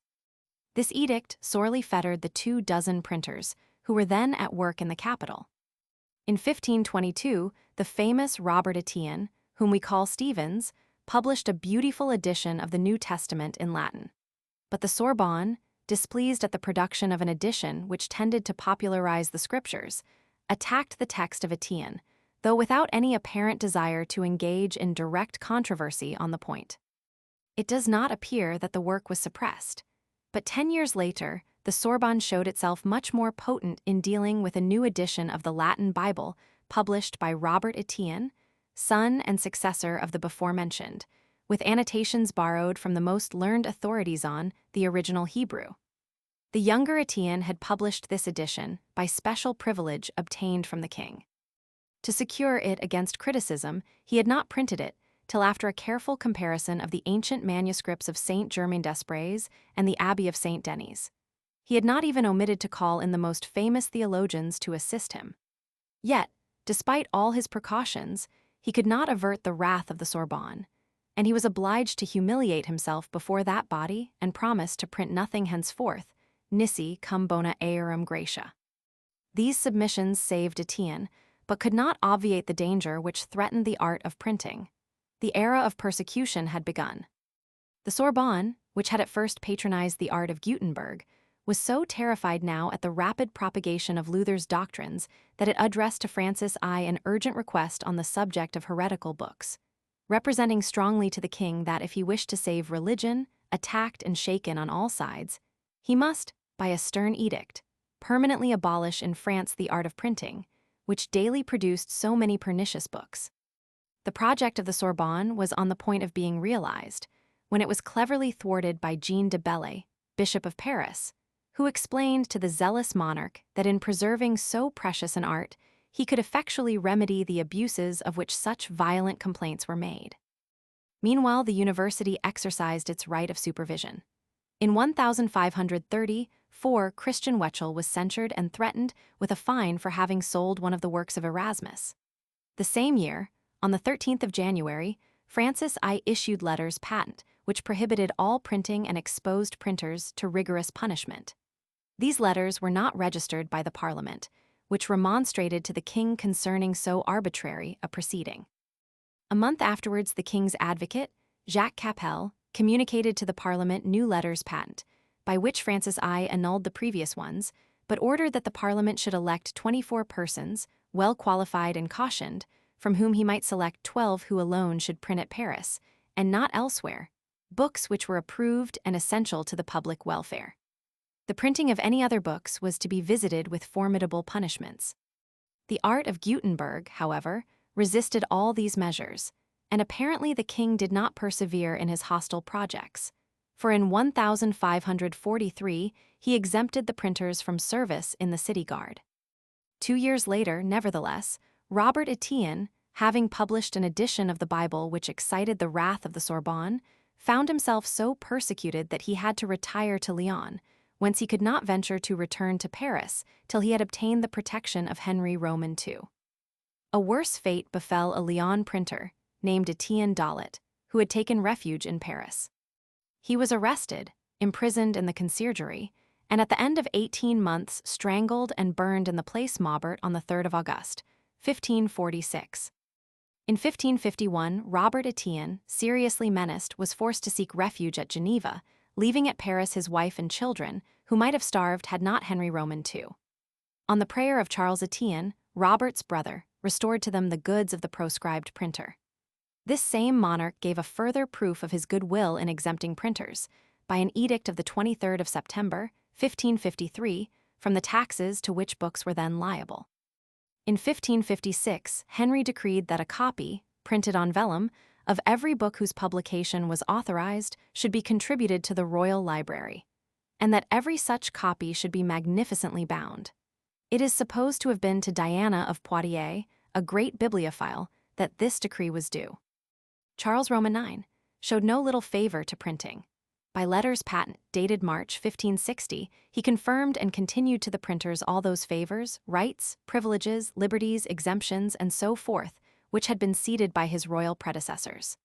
One printer, however, Martin Lamb by name, derived small benefit from these letters patent, for in the same year, on a decree of the Parliament, he was hanged.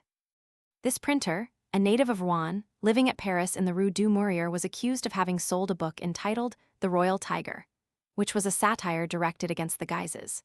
He was condemned, according to the parliamentary decree, to be hanged and strangled on a scaffold erected in the Place Maubert, a suitable and convenient spot. The goods of the prisoner were to be confiscated to the king, and the objectionable book was to be burned in the printer's presence previously to his execution. Not long afterwards, in September 1563, an ordinance appeared which proclaimed that all printers, binders, and sellers of libelous placards and other publications should be punished, for the first offense with the whip, for the second with death. A further ordinance, issued the same month, forbade printers to put any unauthorized volume in type, under pain of being hanged and strangled.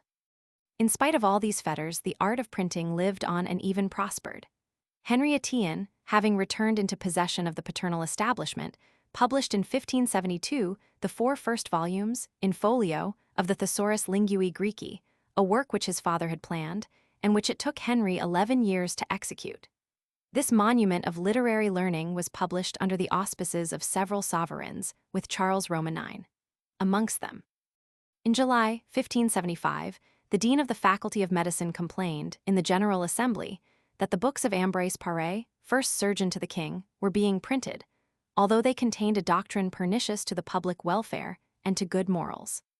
The dean, therefore, prayed the university to lay a petition before Parliament to the effect that the writings of this author might be examined by medical professors. Attempts were at the same time made to subject the printers of these works to a fine.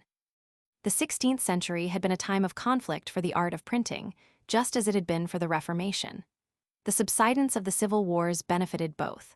Hardly established on the throne, Henry Roman IV, by letters patent, dated 20th February, 1595, confirmed to the printers their privileges and liberated them from the taxes which, the year before, had been newly imposed upon them. At the moment of his accession, he had exempted them from the duties payable for the confirmation of their ancient rights. In 1624, a regular censorship was started by Louis Roman XIII, who by an edict appointed 4 censors, chosen from the Faculty of Theology, to each of whom was accorded a salary of 500 livres, with honors, immunities, etc. The university protested against this edict, which encroached upon its secular rights. The dispute lasted long, and the 4 theologians resigned their office. But in 1626, the king entrusted the guard of the seals with the choice of censors, and the university lost this part of its privileges. 3 years later, Louis Roman XIII issued an ordinance which forbade the printing or selling of any book not inscribed with the names of the author and the printer. During the 17th and 18th centuries, there were lands of refuge in which writers who feared the political laws and the despotism of their own country could always find free presses. Holland, that is to say, and Switzerland. It was in Holland that Bayle published his famous dictionary.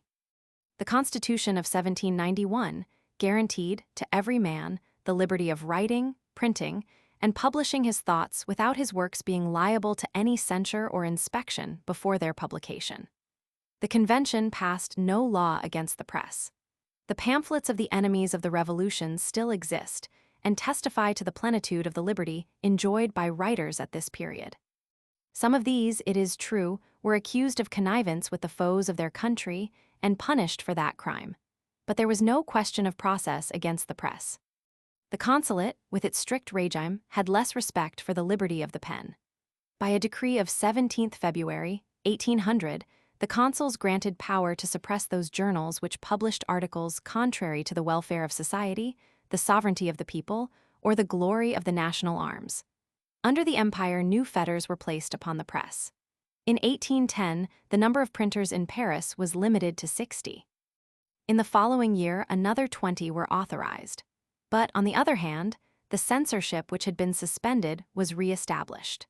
The Restoration accorded to printers full liberty for producing works of more than 20 sheets, but maintained the censorship for smaller publications and subjected the newspapers to royal authority.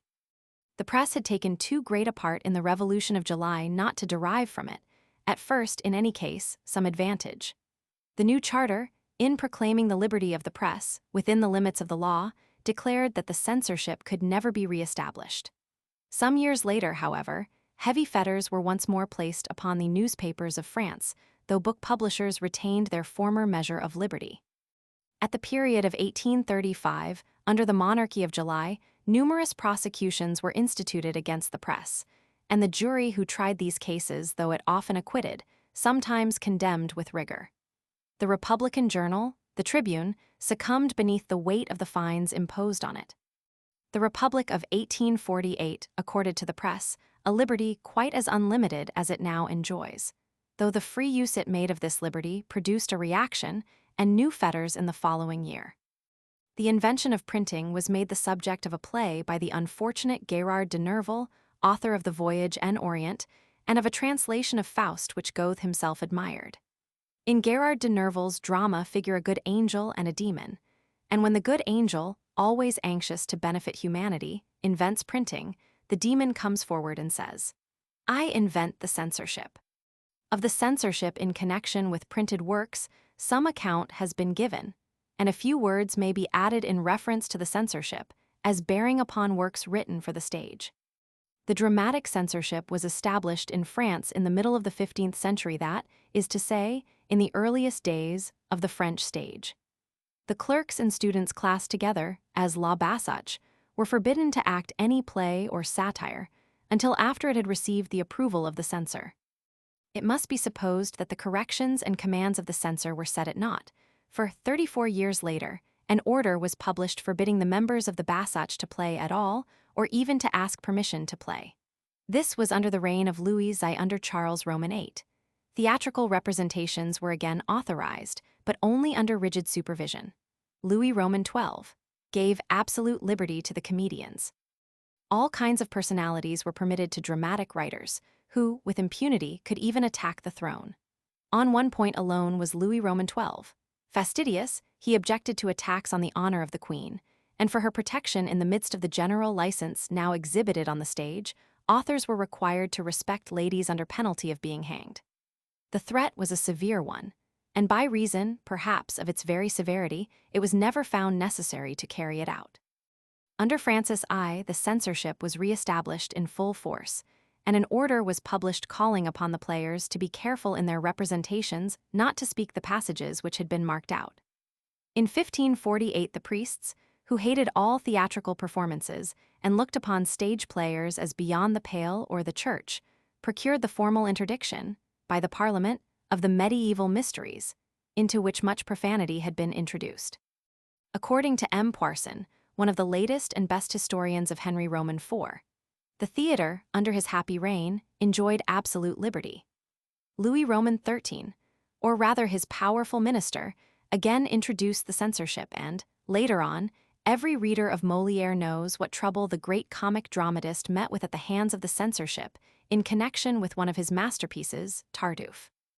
Authorized by the king, the piece was interdicted by the Parliament after its first representation, besides being condemned by a mandamus from the Archbishop of Paris. And it was not until 3 years after its original production that Molière obtained full permission to perform it. Louis Roman XIV, despot as he was, hesitated, in the midst of the disputes between the Gallican Church and the Court of Rome, to interfere in a matter which his clergy had taken so deeply to heart. Molière had fresh difficulties to contend with in connection with Don Juan, which he was obliged to modify in many passages before he could obtain permission to perform it. The cynicism of the hero's reflections was declared to be in opposition, as Molière intended it to be, to religious feeling. And the Parliament thought it impious that Sganarelle, afterwards the Leporello of Mozart, should, on seeing his master carried down to eternal torments, think of nothing but his wages and ask pathetically from whom he was to get them. Under Louis Roman XIV, the political side of the censorship first shows itself. In a farce played at the Théâtre Italien under the title of La Fausse Prude, MME, de Maintenon was recognized, and when Racine, at MME, de Maintenon's request composed Esther for the pupils of Saint Cyr, the piece seemed full of political allusions, and everyone at court was so convinced that Esther was MME, de Maintenon and Vashti MME, de Montespan, that the performance was at last forbidden. Hammon, in the prescribed piece, was thought to be the minister, Louvois, and in the persecution of the Jews, a reference was seen to the cruel edicts against the Protestants. The Athalie of the same dramatic poet shared the fate of Esther, and for like reasons. On the death of Louis Roman XIV, Esther and Athalie were freed from the interdict which had weighed upon them, and now the picture of Judea under its tyrannical rulers was looked upon as that of France, while in the character of Joas was seen the young King Louis Roman XV. The censorship now became, above all, political. No allusion was to be made to a minister or to any state official, these rules being applicable to all state functionaries, whether belonging to France or not. A phrase in a comedy of this time, from his rotundity one might take him for a president, was condemned by the Parliament of Paris, whose president at the time was somewhat stout. Voltaire had to take infinite trouble in order to get permission to produce his Mahomet. The official censor, Prevalent, having objected to Mahomet in a spirit of jealousy, as Voltaire maintained its author obtained from the Duc de Richelieu permission to entrust the censorship of the work to his friend, de Lambert. Though Prevalent, from one point of view, seems to have been not far wrong, since Mahomet, on its production as authorized by de Lambert, excited on the part of the religious world general disapprobation, so that Voltaire, after a time, had to withdraw the piece. the ingenious and daring measures by which Beaumarchais at last succeeded in getting removed from his marriage of Figaro the veto pronounced upon it by King Louis Roman XVI, have been told in another place. This brings us to the time of the Revolution, when all restrictions on personal liberty were, for a time at least, abolished. Theatrical representations were now given inside Notre Dame, on the first anniversary of the execution of Louis Roman XVI. January 21, 1794 was performed at the National Opera, on behalf of, and for the people gratis in joyful commemoration of the death of the tyrant, Miltiades at Marathon, the siege of Thionville, and the offering to liberty. The censorship, abolished for a moment, was soon re-established under the Republic, and now stage kings and stage queens were absolutely suppressed. Not only were they forbidden to appear on the stage, says a writer on this subject, but even their names were not to be pronounced behind the scenes, and the expressions Côté du Roi, Côté de la Reine, were changed into Côté Jardin, Côté Cour, which, at the Theatre of the Tuileries, indicated respectively the left and right of the stage from the stage point of view. At first all pieces in which kings and queens appeared were prohibited, but the dramas of sans-culottes' origin were so stupid that the Republic was absolutely obliged to return to the old monarchical repertory.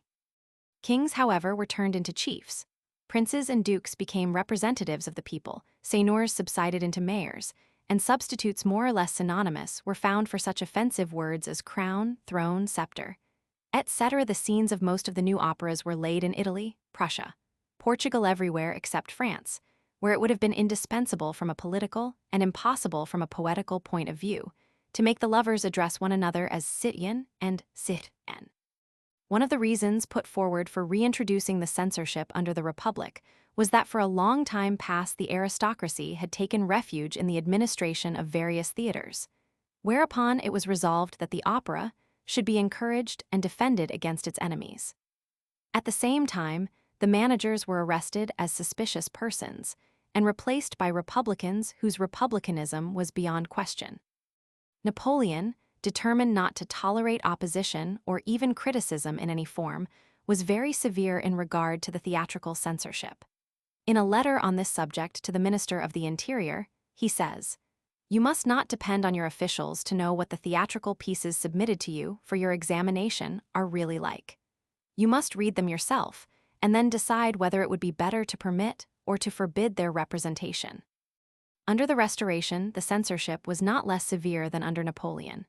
The performance of Arnault's Germanicus in 1815 had results which almost seemed to justify the censorship's existence. So excited did the audience become that many of them rose from their seats and fought with walking sticks. It is from this moment that the order dates by which no walking sticks or umbrellas must be brought into the theater. Towards the end of the Restoration, when the Romantic school had just arisen in France, with Victor Hugo and Alexander Dumas as its principal champions on the stage, the censorship, without ceasing to be political and moral, gave itself literary airs, and, inspired by the calmness and moderation of the old classical school, forbade violent scenes and scenes in which ideas of death, and above all, suicide were presented. Thus, in a translation of Hamlet, the graveyard scene had to be considerably abridged. Out of consideration for Victor Hugo, who in these early days was a royalist, and who, throughout his long life, was the foremost poet of France, the Minister of Fine Arts, M. de Martignac, consented to read all his pieces and decide upon them himself. He began with Marion Delorme, and authorized the representation of that fine work when suddenly there was a change of cabinet, and the new minister, M. de la Bourdonnais, forbade it. Through the intervention, however, of M. Trouvé, Director of Fine Arts, permission was obtained to bring out Hernani, to which all kinds of objections had previously been made. After the overthrow of Charles X's government, in July 1830, the censorship was absolutely abolished. But as equally happened after the previous revolution of 1789 and the subsequent one of 1848, it was very soon re-established. In the month of August, M. Guizot, Minister of the Interior, named a commission for the examination of questions connected with the liberty of the stage. "I proposed," he says in his memoirs, "to re-establish a serious dramatic censorship, which would defend public decency against the cynicism and greed of speculators in corruption. It was objected to M. Gazot's proposition that the proper course to pursue would be to allow managers full liberty of production, and to punish them by ordinary police measures if they produced anything contrary to public morals. This proposition was combated by the vain argument that to stop the representation of a piece by reason of its alleged immorality would involve managers in serious loss, as though the loss inflicted ought not to be regarded as a just penalty.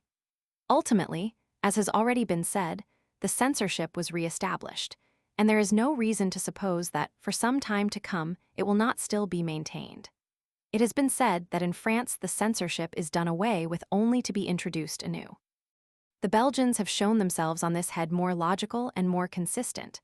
When at the time of the revolution which separated Belgium from Holland, the Chamber of Deputies of the new constitutional monarchy declared that the censorship was abolished, it added that it could never be re-established. And this is one of the fundamental laws of the Belgian constitution. It cannot, that is to say, be repealed or modified unless the constitution be revised. As always happens in France, the withdrawal of restrictions is at once followed by an abuse of the new liberty gained. All the arguments on both sides are now thoroughly known. The simplest way, however, of testing the necessity of a dramatic censorship is by examining the condition of the stage in those countries where nothing of the kind exists. Belgium, for instance, and the United States. Licentious pieces are no more represented in Brussels than in Paris, nor is any liking for them exhibited in America. Occasionally in Brussels, a piece founded on some recent sensational case has been produced. Some years ago, for example, the incidents of what was known as the Peck murder were represented in dramatic form. Here there was no question of morality, but only of good taste. And the taste of the public being more delicate than that of the manager, the performance came to an end after the second night. Chapter 27. The Hôtel des Invalides. A glance at its history. Louis Roman XIV, and MME, de maintainen the pensioners their characteristics and mode of life. Another of the most notable buildings on the left bank of the Seine is the Hôtel des Invalides. There is no institution more worthy of respect, said Montesquieu, than the Hôtel des Invalides. If I were a prince, I would rather have founded this establishment than have won 3 battles. Illustration: statue of Napoleon, formerly on the Vendôme column, now in the Invalides. Before its institution, Paris was full of old soldiers, mutilated, miserable, and begging their bread. Nevertheless, they inspired a natural and just interest as long ago as the time of Charlemagne, who assigned them to the care of the priories and abbeys. His successors, says M. de Chamberet in his Histoire des Invalides, continued the work of charity.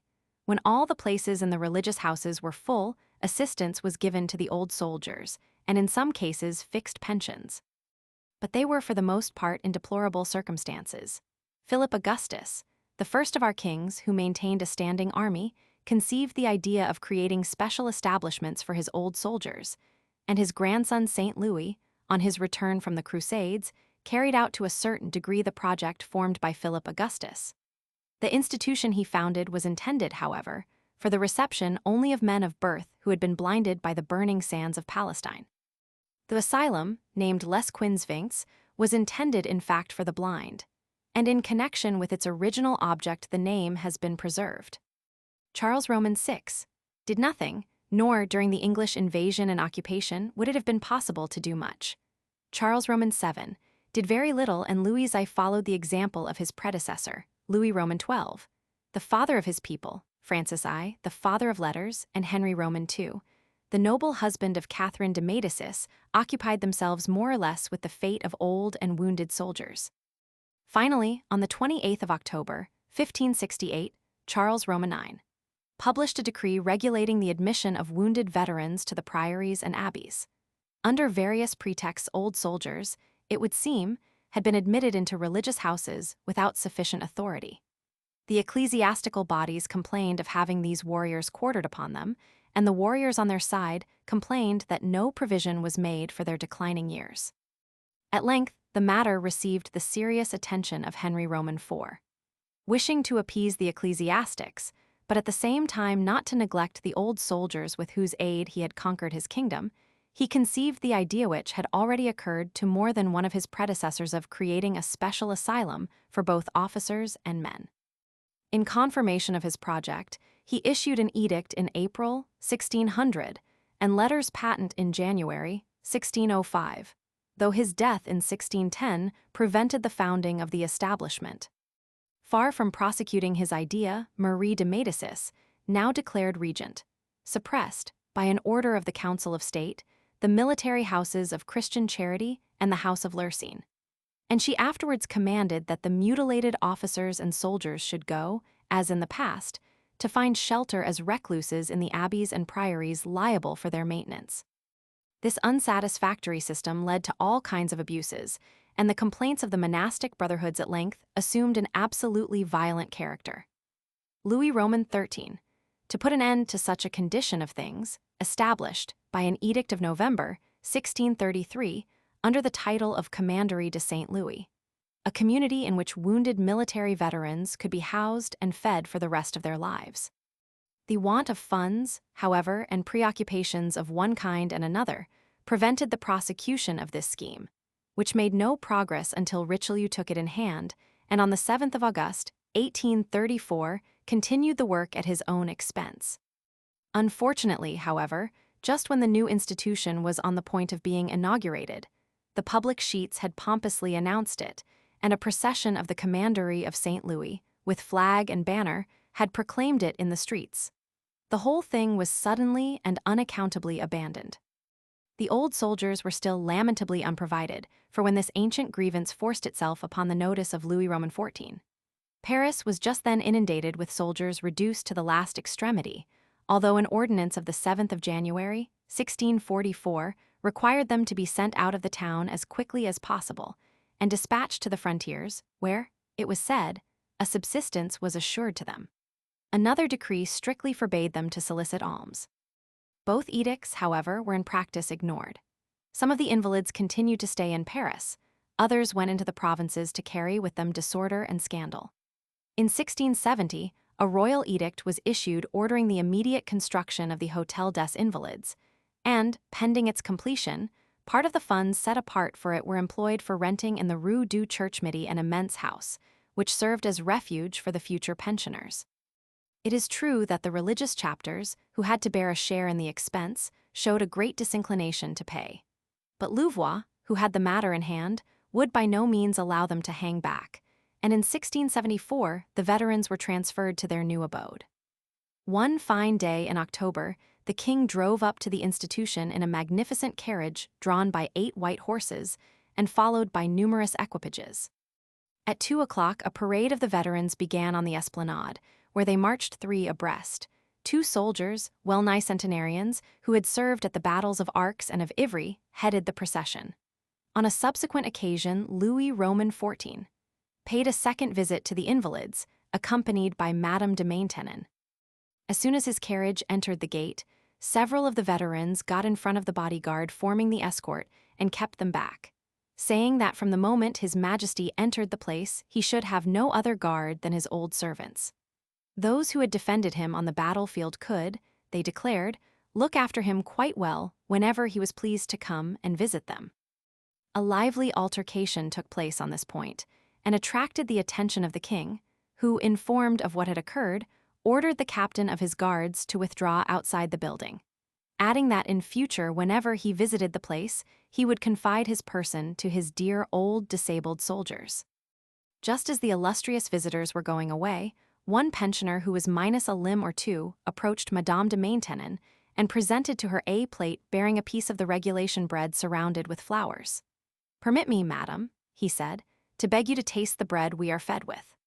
The court ladies present took a bite at it and complained of it to the king, who severely reprimanded the chief official of the establishment and ordered him to supply bread of better quality.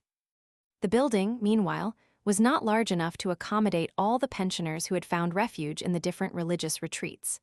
The least infirm, therefore, had to yield precedence to their comrades, and Louvois ordered that 40 companies should be dispatched to Montreuil-sur-Mer, others being sent to Havre, Abbeville, and other fortified towns. Louvois died in 1691, much lamented by the pensioners. In 1714, the king made a last and lengthy visit to the invalids. In his will, he commended the establishment to the particular care of his successors. The foundation of the invalids, says M. Monnier, is perhaps the one act of Louis Roman XIV, which has remained popular. In 1716, Peter the Great visited the Hôtel des Invalides, made a detailed inspection of it, and tasted the water drunk within its walls. On his return to Russia, he founded an Hôtel des Invalides at St. Petersburg.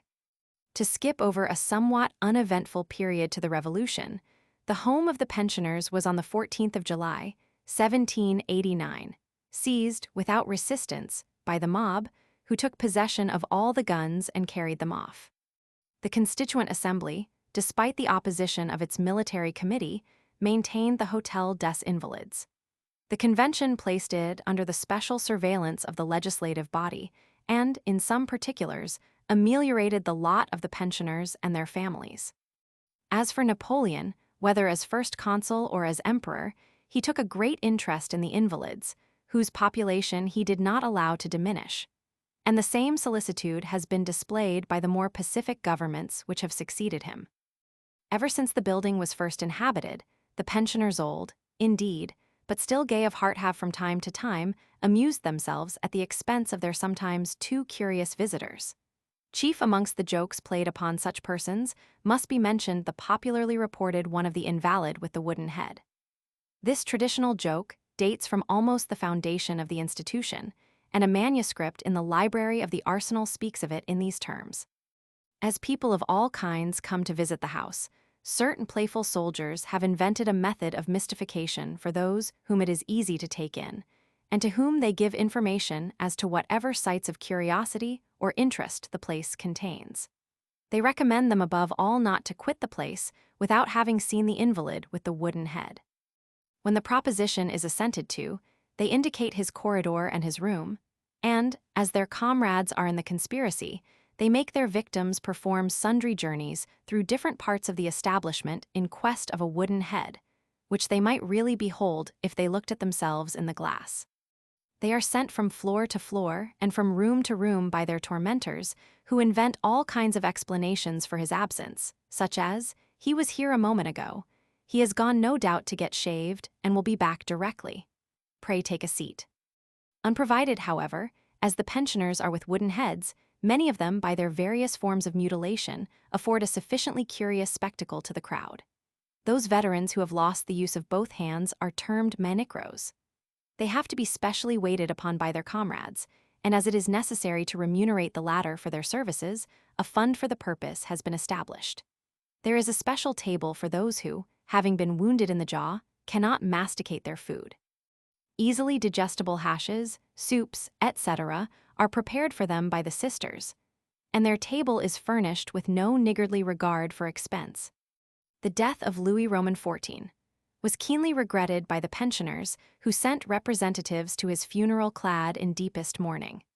The death of Louis Roman XV, who was more beloved by his people generally, caused little sorrow at the invalids, the pensioners viewing the funeral cortege as it passed along with frigid eye. Coming to Napoleon, we find him conferring honor upon the invalids by celebrating there the anniversary of the taking of the Bastille. He wished, moreover, on this solemn occasion, to consolidate the growing institution of the Legion of Honor. A salute of several cannons from within the precincts announced the emperor's arrival. He took his seat upon a throne. Behind him were ranged the colonels general of the guard, the governor, and the great officers of the crown. Meanwhile, the empress, accompanied by the princesses, her sisters, and her maids of honor, had been received by the grand master of the ceremonies, who had led her to his tribune.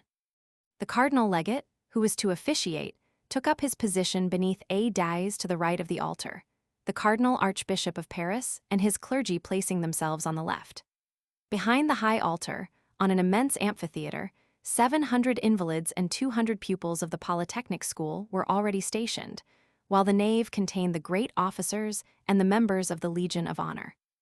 When the cardinal legate had celebrated divine service, the grand chancellor was conducted to the foot of the throne, proclaimed the object of the institution of the Legion of Honor, and enumerated the duties which were incumbent upon its members.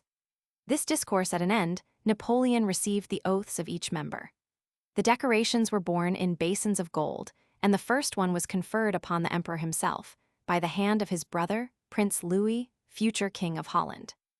The most remarkable member of the Legion of Honor who ever dwelt in the Hôtel des Invalides was a widow named Brulon, who, in times past, disguised in male uniform, had seen no end of military service, fighting, sometimes by her husband's side, with distinguished valor. She had been through 7 campaigns and bore the marks of 3 very decided wounds. Entering the ranks in 1811, she became a corporal the following year, a sub-lieutenant by royal mandate in 1822, and a member of the Legion of Honor in 1847. She died in 1848, deeply lamented by all who knew her, none of whom had ever seen her in feminine attire.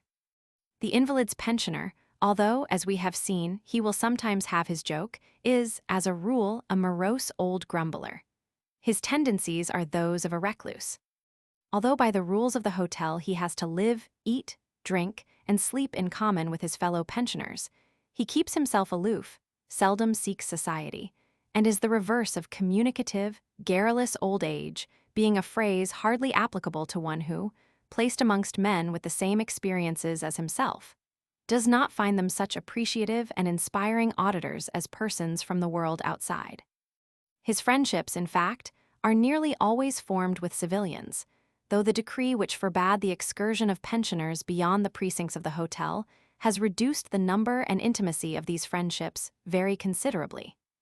A second decree, issued by the Minister of War, prohibited pensioners from performing any work in public places. Previously, they had been employed to guard civic monuments and to assist at constructions and demolitions. But it was found that the money they so earned was too often spent in a manner which neither morality nor good taste could sanction. The grounds in front of the hotel contain a large flower bed, beyond which are a number of small gardens belonging to the pensioners, who take a great pride in them and adorn them with a beautiful display of flowers. It is noticeable, however, that all the gardens are alike, a grotto of shells, among other characteristic objects, belonging to each. These little plots of ground, so gay with bloom in the summer, are the delight of the children who come with their parents to visit some old grandfather who has lost a limb or two in the defense of his country. The uncommunicativeness of the pensioner is attributed by M. Monnier to his having nothing to communicate. If you ask him for his reminiscences, says this admirable writer, you will be astonished to find that, much as he has seen, he has learned little and retained little. If, for instance, he is spoken to about Egypt, he declares that he has found Egypt just like any other country. What about the inhabitants? Says the inquirer. The same as any other inhabitants, is the reply. But the costumes? What costumes? They're different costumes. How are they dressed? Like as they do not go naked. And the pyramids, those monuments of another age which rise heavenwards and lose themselves in the clouds. Same thing as occurs here at Boulogne and Calais, by the seashore. The visitor gives this gentleman up and passes to another who has been to China and who declares that the habits of the Chinese are identical with those of the French. But how about their temples, their pagodas? Suggests the visitor. Do you mean their houses? Yes, the places where they live and those where they pray. Just like our own, with doors and windows, everything the same as here. It is fair to suppose that M. Monnier, who is nothing if not a humorist, was so amused at the manner in which some few of the old soldiers had gone through the world with their eyes shut that he found the temptation to generalize this individual characteristic a trifle too strong for him. The first stone of the Hôtel des Invalides was laid on the 30th November, 1670. 4 years afterwards, the place was ready for the reception both of officers and men. The plans of the whole building, with the exception of the dome, were drawn up by Liberal Bruant, who directed the works until his death. His duties were then taken up by Mansard, who made no change in his predecessor's design, though he proposed the addition of a dome for which he submitted plans, and which was in due time constructed. The Hôtel des Invalides stands in view of the Seine, at the extremity of a large esplanade planted with trees. In the middle of this esplanade there used to be a fountain which, under the First Empire, surmounted the Lion of St. Mark, transported from Venice. Retaken in 1814 by the Austrians, the lion was replaced by an enormous fleur-de-lis, for which the Revolution of July substituted a bust of Lafayette. Bust and fountain have both disappeared. On the esplanade side of the Invalides are ranged a number of cannons, forming what is called the triumphal battery, which sends forth a peal of thunder on the occasion of some victory or state ceremony. The pieces are served by the pensioned artillerymen. The triumphal battery is particularly interesting from being largely composed of all kinds of foreign guns: Austrian, Prussian, Russian, Dutch, Venetian, Algerian, and Chinese, many of them taken in action. Behind the triumphal battery, screened off by a sort of stone bastion, are the little gardens cultivated by the pensioners. Farther back is the principal facade of the hotel, 3 stories high and more than 200 meters wide, surmounted by a row of attics and pierced with 133 windows. Projecting from the facade is a forepart enclosing a large arcade, of which the tympan represents Louis Roman XIV. On horseback, accompanied by Justice and Prudence, 2 divinities to whom he did not always lend an ear. This group, the work of Causton, was maltreated by the Revolution, but restored by Cardelier. On the 2 sides of the entrance are the statues of Mars and Minerva, likewise by Causton. At the angles formed by the forepart and the facade are pedestals supporting 4 figures, in bronze, of chained nations, humbling themselves at the feet of the statue raised to Louis Roman XIV. By Marshal de la Feuillade on the Place des Victoires and overthrown in 1792. These figures are executed by Desjardins. An adequate description of the interior of the Invalides would fill a small volume. Remarkable by its architecture, it is interesting by the military relics and trophies preserved in it.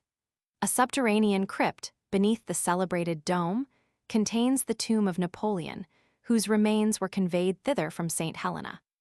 Illustration: Ladoud recognizes de Liger at Charenton.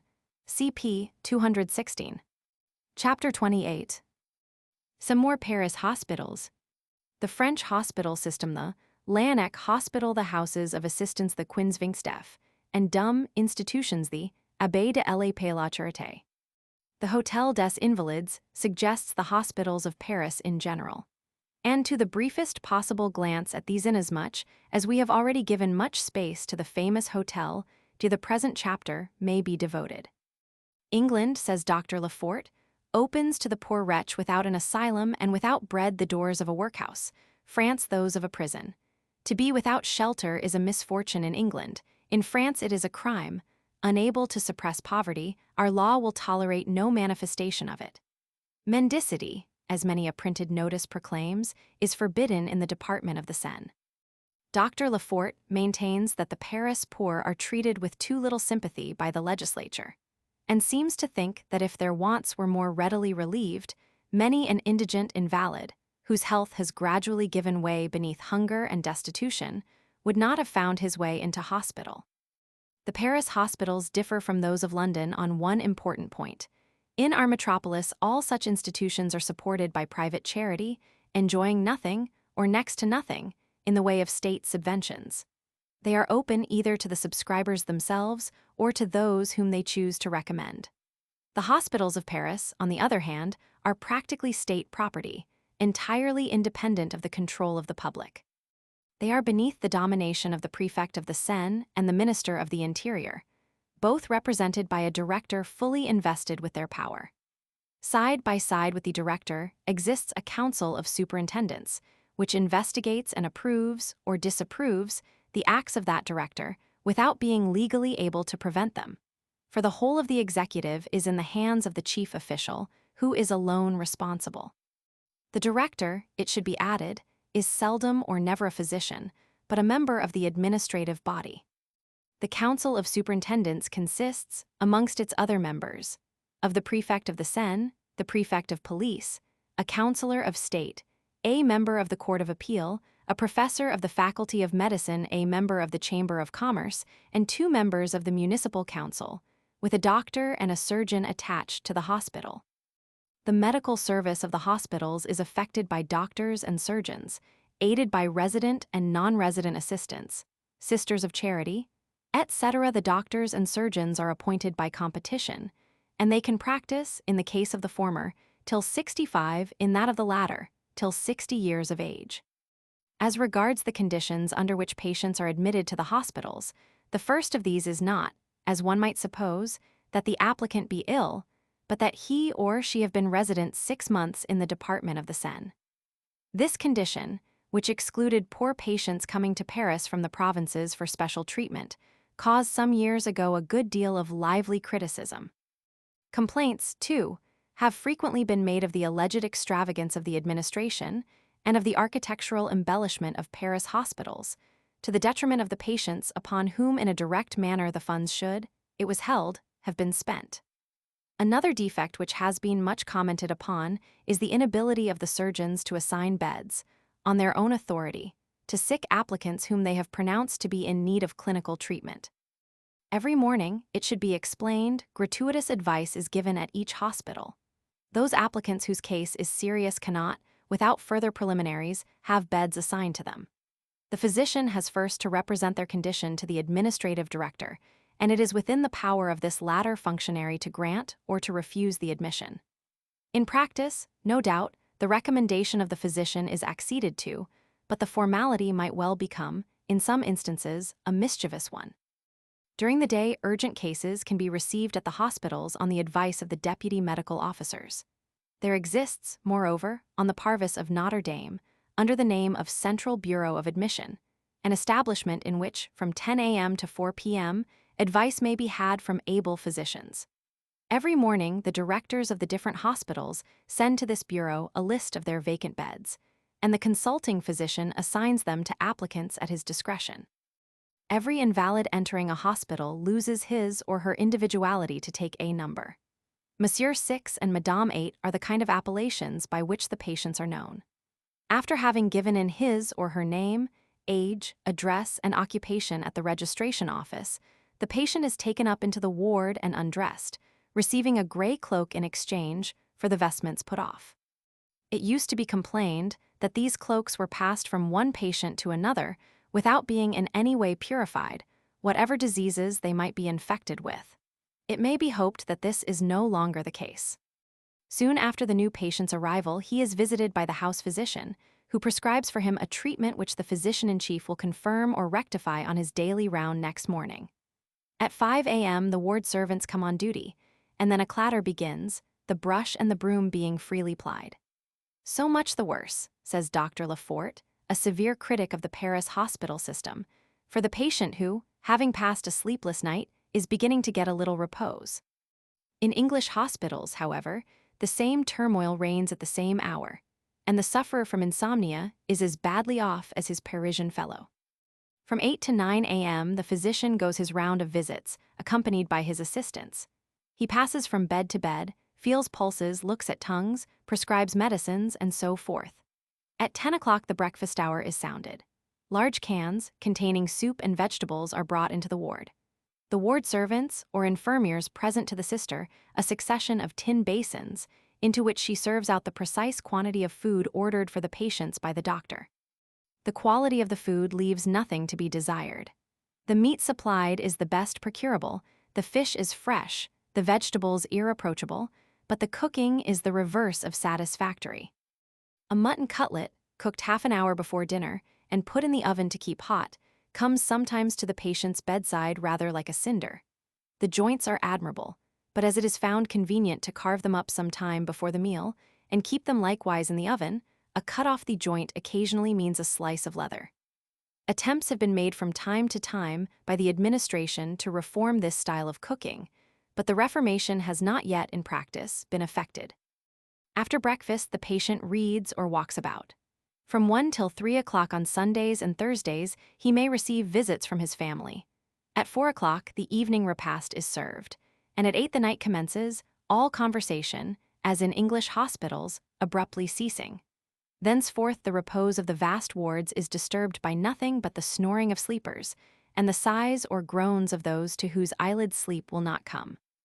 The wards would now be in total darkness, but for the faint glimmer of a little lamp suspended from the ceiling.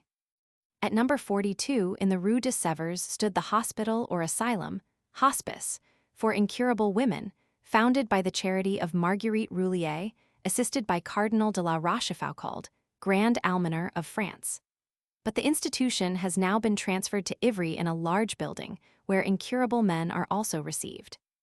The house in which the original hospital for incurables was established is now occupied by the Laennec Asylum, containing upwards of 300 beds, of which nearly 50 are for surgical cases. Then there are charitable houses for sick and for convalescent children. In the Rue de Sèvres, Nos. 93 to 95, is the monastery of the priests of the mission of Saint Lazare, which, since 1816, has occupied the mansion of the Duc de Elorges. The chapel dedicated to Saint Vincent de Paul, founder of the Lazarists, contains the relics of the saint, which were transferred to their present abode on the 29th of April, 1830. 17 bishops, with all the clergy of Paris and of the diocese, took part in the ceremony. The brothers of the Christian schools, also the Sisters of Charity and of the Foundlings, assisted, in all upwards of 10,000 persons. This was for the Parisians the great event of the spring of the year 1830, which, however, in the month of July, was to witness a manifestation of a very different character: the revolution that brought Louis Philippe to the throne. At the right corner of the Avenue of the Invalids stood, up to the time of the Revolution of 1789, a country house belonging to the sculptor Pigalle. The congregation of Notre Dame des Chanoinesses Régulières de Sti. Augustine founded there towards 1820 a house of education, which has remained celebrated under the name of the Convent of the Birds. Beyond the Boulevard Montparnasse, which branches off at this point towards the Boulevard des Invalides, is the house of the Infant Jesus, founded in 1751 by the zeal of the Abbé Langt, curé of Saint Sulpice, by the liberality of the Marquise de Lassay, and under the patronage of Queen Marie Leskzinska, in favor of 30 poor and noble young ladies, to become in 1802 a hospital for sick children. Here the mortality is at the rate of 2 out of 11, which is almost twice the average mortality in the hospitals for adults. The idea of creating a special hospital for children, said Professor Boucherdat, excellent at first sight, is fatal for the unhappy ones who are admitted. Contagious diseases spread, as a matter of fact, with particular rapidity among children.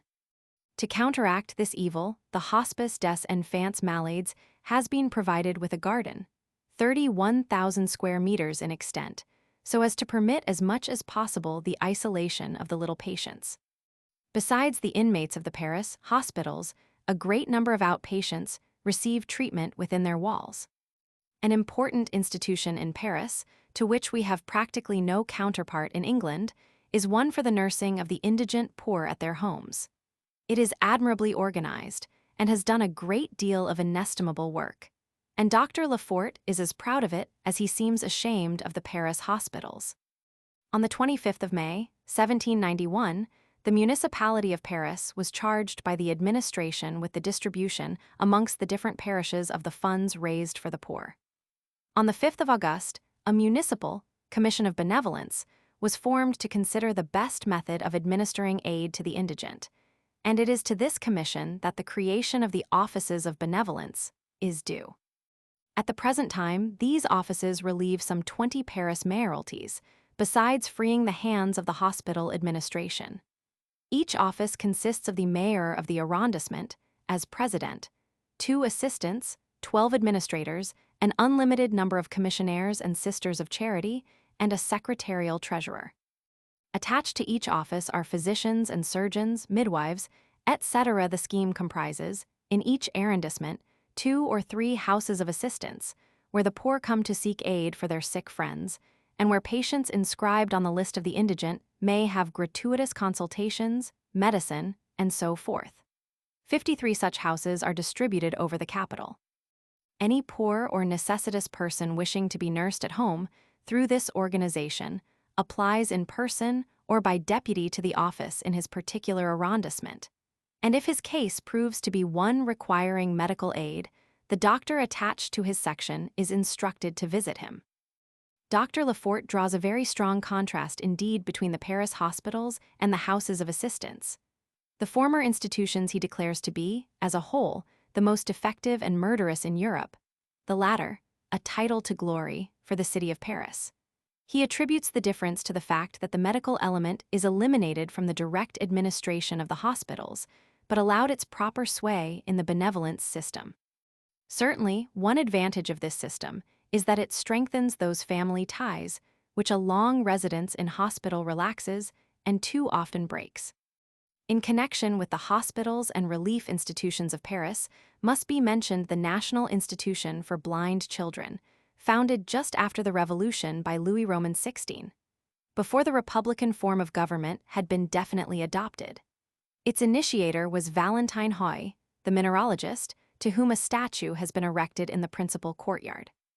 The Institution for Blind Children is one of the 10 general establishments of benevolence conducted under the immediate authority of the Minister of the Interior by a responsible director, assisted by a consultative commission.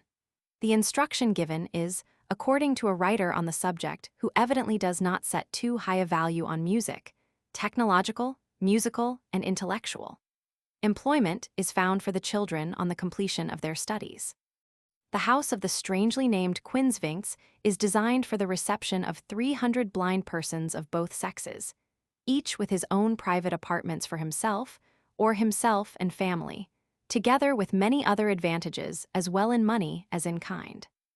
Attached, moreover, to this institution are 1,300 outside pensioners in all parts of the country, receiving assistance in money according to the class to which they have been assigned: 200 francs, 150 francs, and 100 francs. The origin of the Quinzvinks, or 1520s, is lost in obscurity. Hence all sorts of contradictory stories and conjectures without foundation, substituted for positive documents. According to some authors, Saint Louis, on his return from Palestine, founded the establishment of the 1520s for 300 nights the sad remains of his army. But the writers of the time make no mention of this alleged fact, and the ordinances of St. Louis contain no sort of reference to it. The legend of the 300 nights must therefore be regarded as a fable. It is certain, meanwhile, that the blind asylum dates from an epoch anterior to the reign of St. Louis, though it is quite true that this pious monarch, by his patronage and his liberality, became the real founder of the house. The 1520s, forming a mendicant corporation, subsisting by alms, and belonging body and soul to their own order, were first established in the Rue Saint-Honoré, not far from the Tuileries. They remained there under the constant patronage of numerous and powerful protectors until 1779, in which year Louis Roman XVI transferred the asylum to the ancient residence of the Black Musketeers in the Rue de Charenton. Its revenues already amounted to more than 370,000 livres, i.e. francs.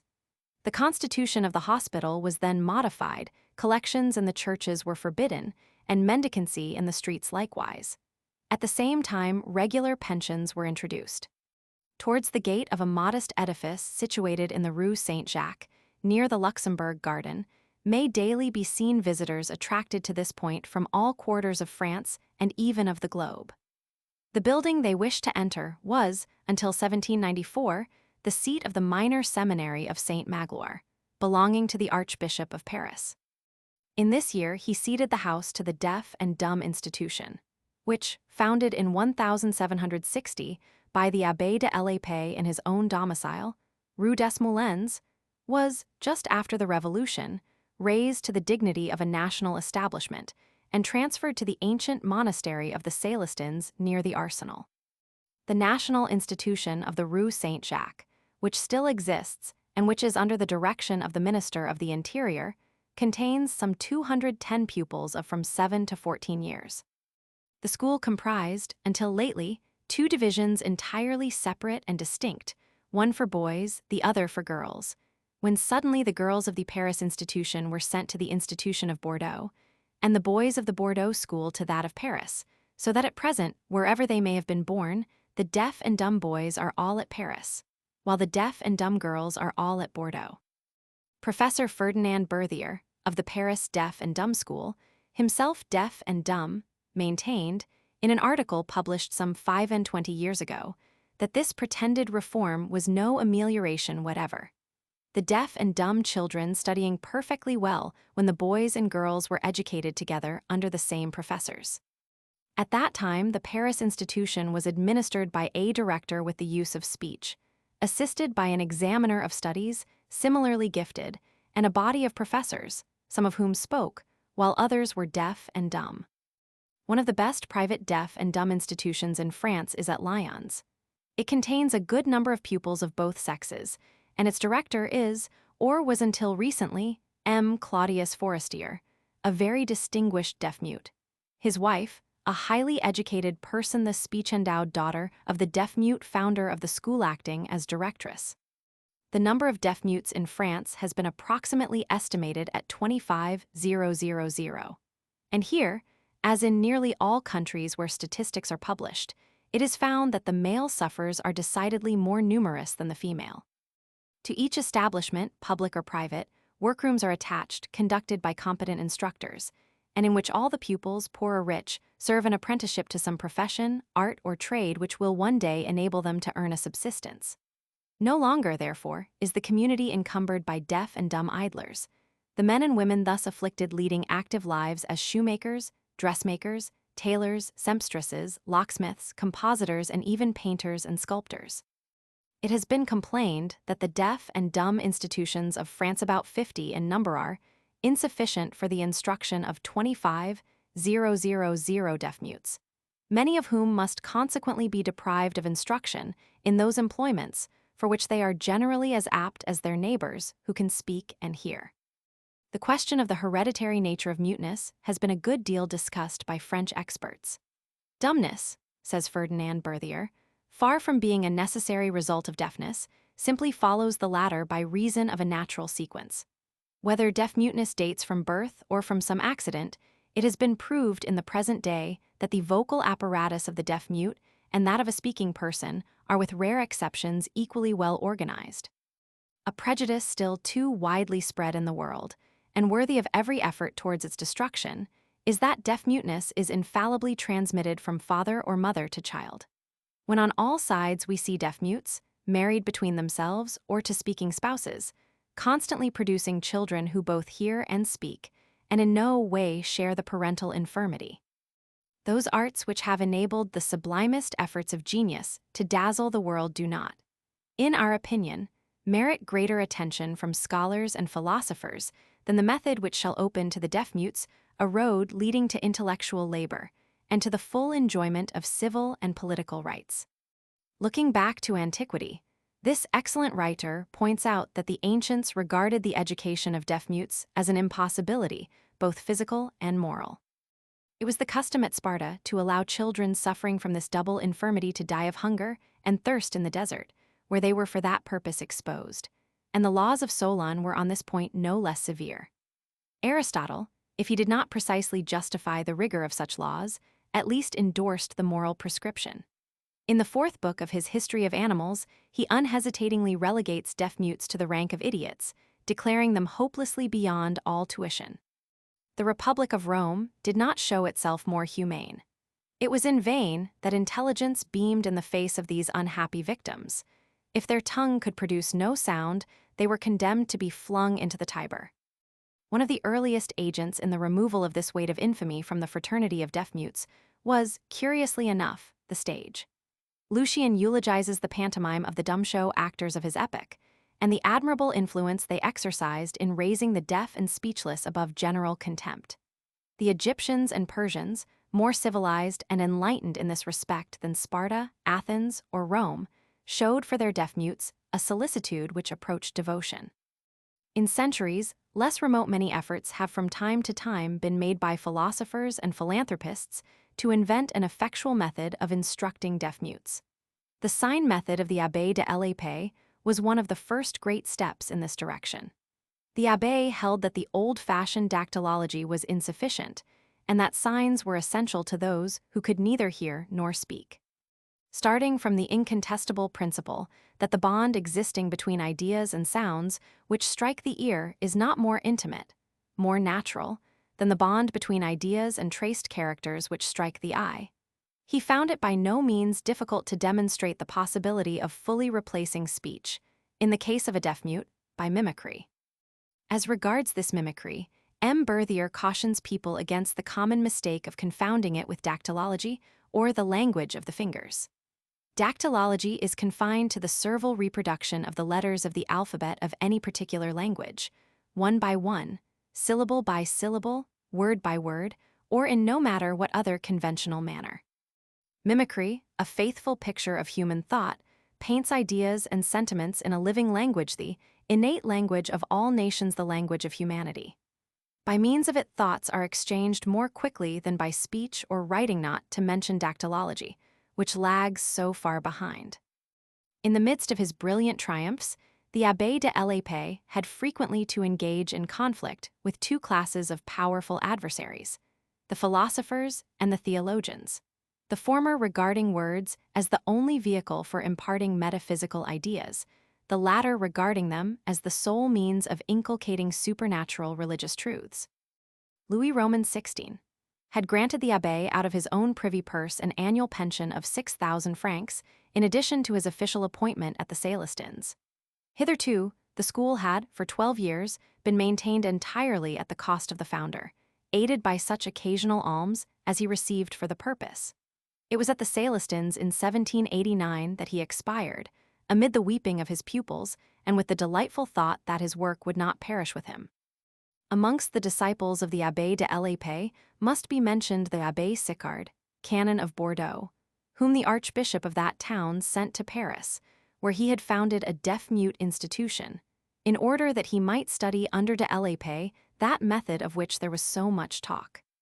The high talents of this young priest soon enabled him to divine, comprehend, and complete the thought of his master in exciting the warm sympathies of the public towards those unfortunate persons whose tongue was tied and whose ear was stopped. On the death of de l'Épée, Sicard competed for and was unanimously awarded the management of the Abbé's institution. Having already written not a little on the subject of deaf-muteness, he now published other works, a deaf-mute's course of instruction, among others, which only served to increase his renown, though in this treatise there was indeed one highly objectionable assertion concerning the condition of a deaf-mute, which the author found it necessary to retract in his Theory of Signs. During the Revolution of 1793, the Abbé Sicard did not escape persecution. Flung into prison after the eventful 10th of August, he was lucky enough to keep his head on his shoulders during the massacres of September.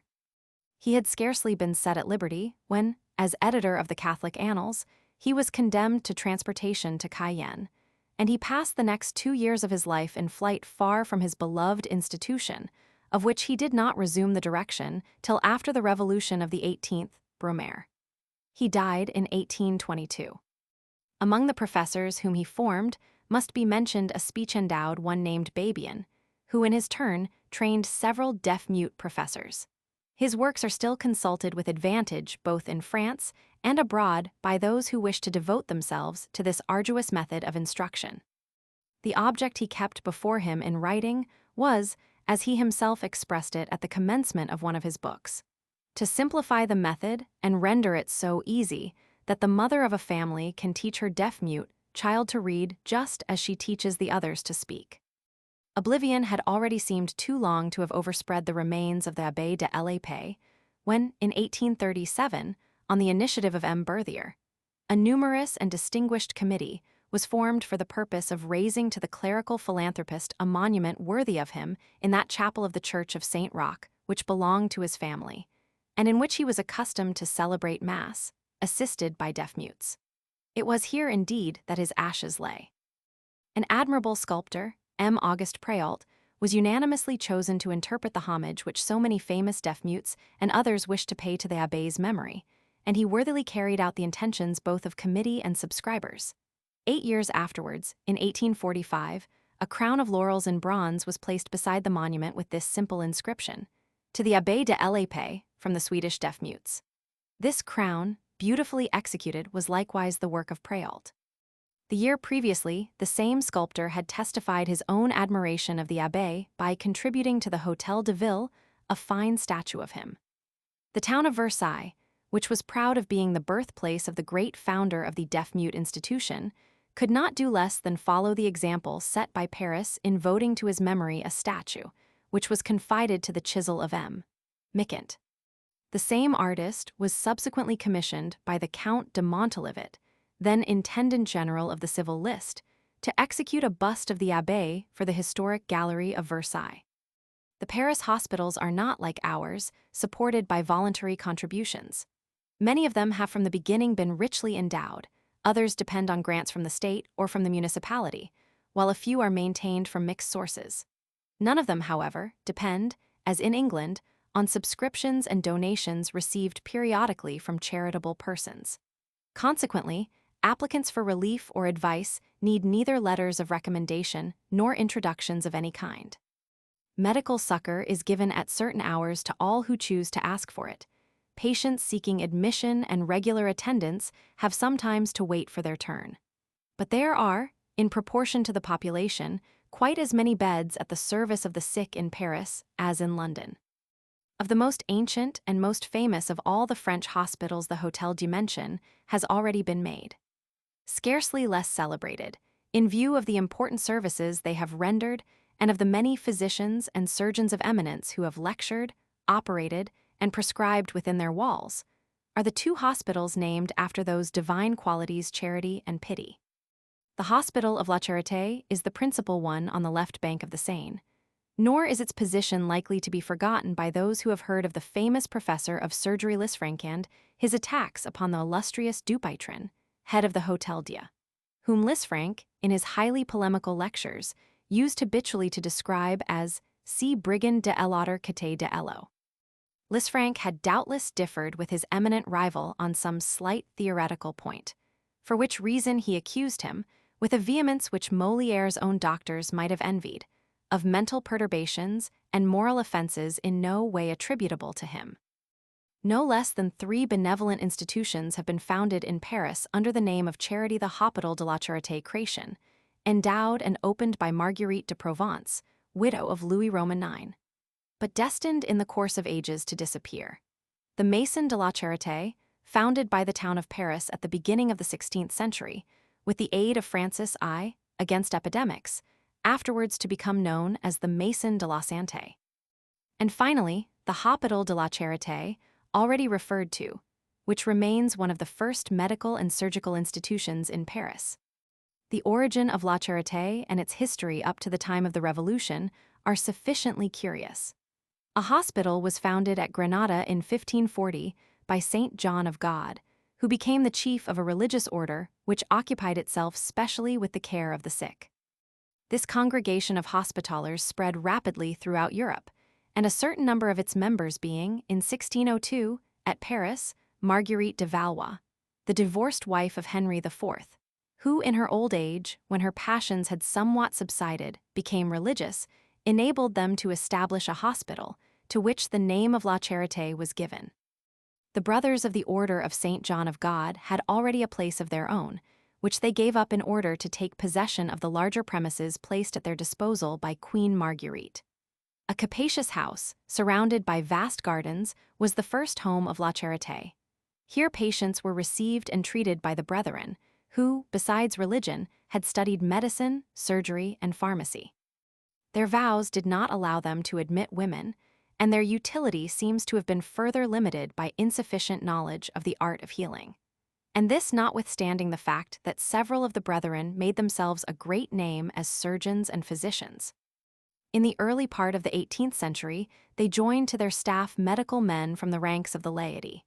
Compelled to this step by an edict from the Parliament of Paris, which ordered them to admit, without salary, a surgeon apprentice to help them in dressing wounds, and a master surgeon to share their labors generally. Throughout the 18th century, they found themselves constantly exposed to attacks from the members of the various medical and surgical guilds, who claimed the sole right of attending the sick and wounded. In 1792, 3 years after the outbreak of the Revolution, the different religious congregations were broken up, and the Hospital of La Charité was placed under the direction of the municipality of Paris. The very title was abolished, and instead of Hôpital de la Charité, beautiful and suggestive name, it was now called, without the least significance, Hôpital de l'Unité. Under the Restoration, however, its old name was given back to it, and since then, under many changes of government, it has retained its original appellation. Among the other hospitals of Paris, the most important are those of La Pitié and of Saint Louis, to which may be added El Hôpital du Midi, and a number of special hospitals, such as the one known as La Maternité, founded in 1795, which is at once a school for the instruction of wet nurses and a maison d'accouchement, or lying-in hospital. Chapter 29, lunatic asylums, and mixed institutions. The treatment of lunacy in the Past la Salpêtrière by Care the story of Ladude, 4 sergeants of La Rochelle-Pinel's reforms Charenton. Our description of the hospitals and asylums of Paris would be scarcely complete without some mention of the public madhouses. In pre-revolutionary Paris, no special establishment for the treatment of the insane existed. Strange as it may seem, there were no lunatic asylums in France until the beginning of this century. Nor until 1838 was any such institution formally recognized by law. We have not far to go back to find the demented treated as criminals, or exorcised as demoniacs, or put to death as magicians and sorcerers. Mr. H.C. Burdett, who has recently published a work on the hospitals and asylums of the world, divides the history of lunatics and their treatment into 4 periods. An early period when, at the beginning of the Christian era, the insane were brought together and placed under intelligent control.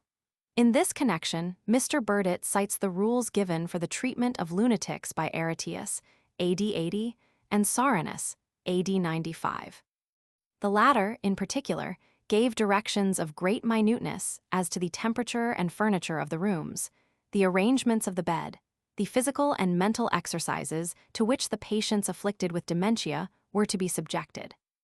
The superintendents, according to the rules of this period, were to have strict instructions to repress the errors of the patients in such a way as not to exasperate them by too much sharpness, and yet not permit them, by too much weakness, to increase their unreasonable demands.